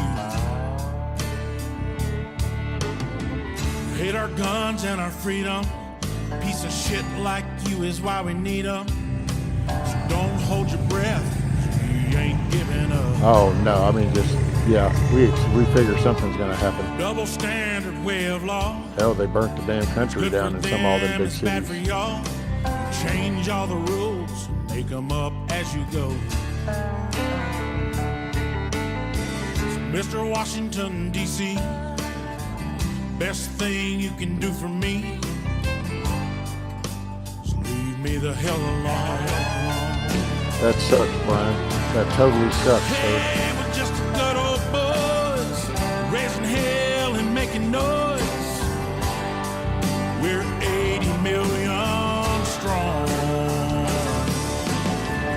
Ain't much for backing down.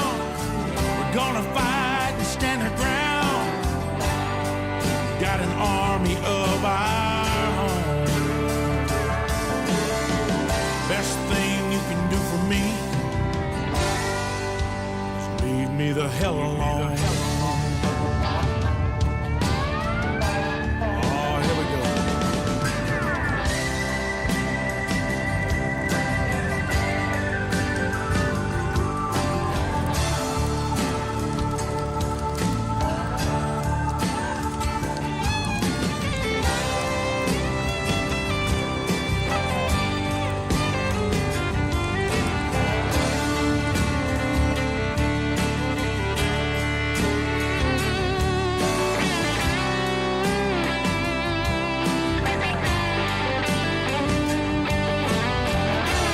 Donald, it's a guy named Adam Grant.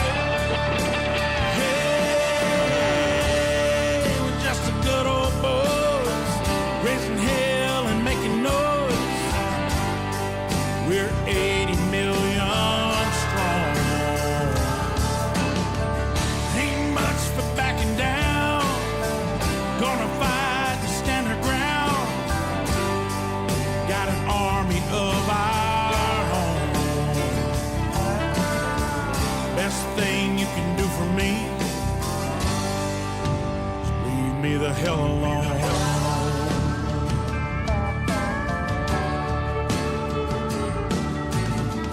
Best thing you can do for you is leave this country alone.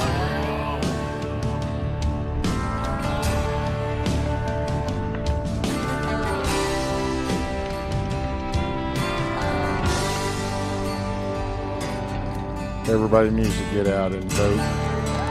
Talk to people. If you haven't voted, you need to get out and vote. This is historical time.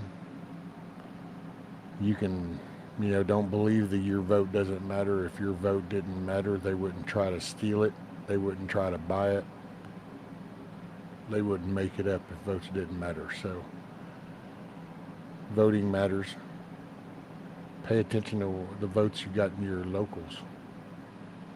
You know, who's running for the school board? Who's running for the council? Who's running for mayor? Who's running for DA? Look into those people and call them out with your neighbors and people you know in your area and point out the flaws, you know. Say what they're not voting for.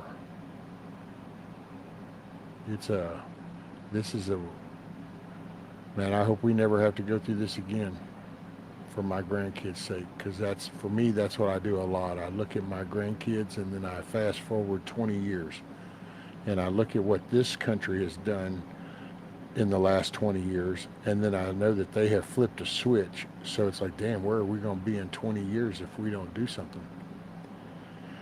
And the first step in doing something is you vote. I'm not saying that's the one all be all solution. We shall see what happens afterwards, but that's the first step. The first step is to vote, make your voice be heard. Let's see what happens when the dust settles. I hope everybody knows I sure do appreciate you being here. I hope you enjoyed the stream. I hope it encourages you to be active and know that you can do anything you put your mind to. You really can. You know,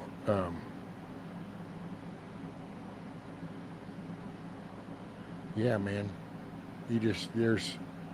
if you humble yourself and quit fighting back so much, you might find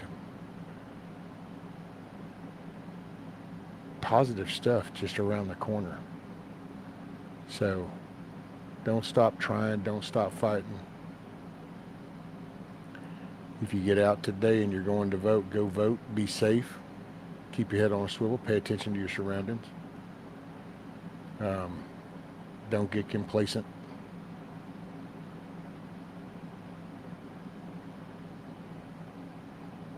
And I appreciate y'all. I'm going to try to catch y'all later today. We'll see what goes on. Just remember, it's we the people. Don't lose sight of that.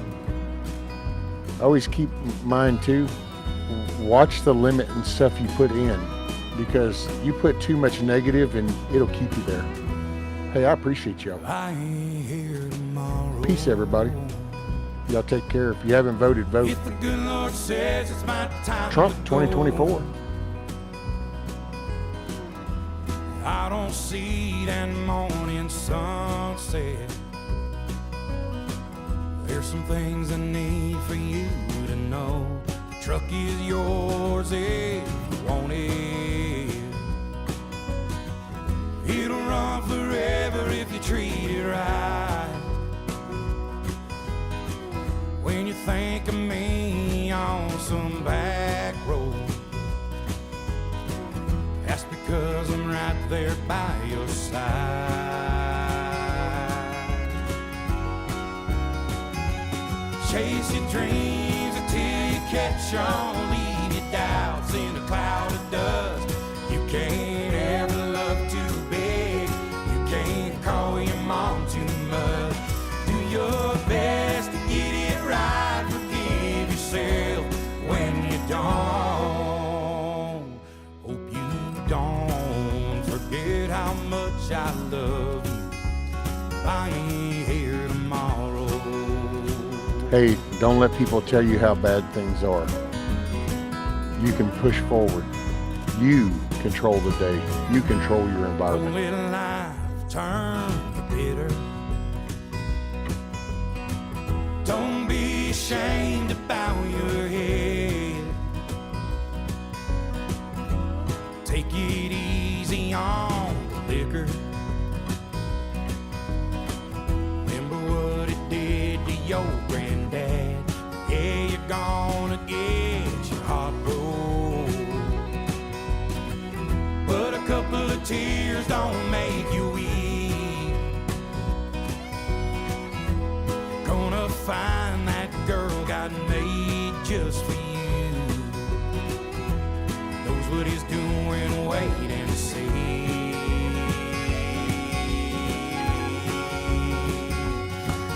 you drizzly till you catch on. Leave your doubts in a cloud of dust.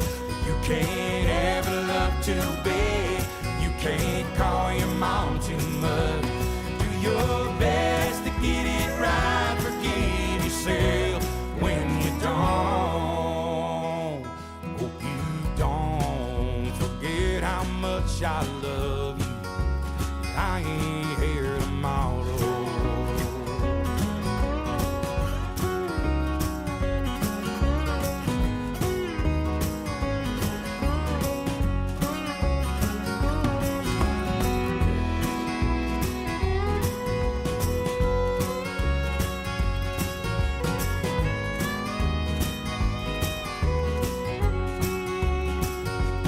Keep the shotgun in the family, raise your babies by the book, and keep my picture in your wallet, keep your car keys on a hook. Do your best to get it right, forgive yourself when you don't. Please don't ever forget how much I love you. I ain't here tomorrow.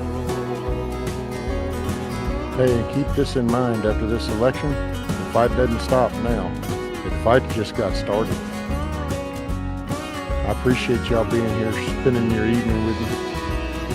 Hey, it felt really good to me. I just hope that the positivity and the good feels and vibes translated over to you guys. I hope you make tomorrow a good day. The choice is always up to you. I appreciate you. You take care.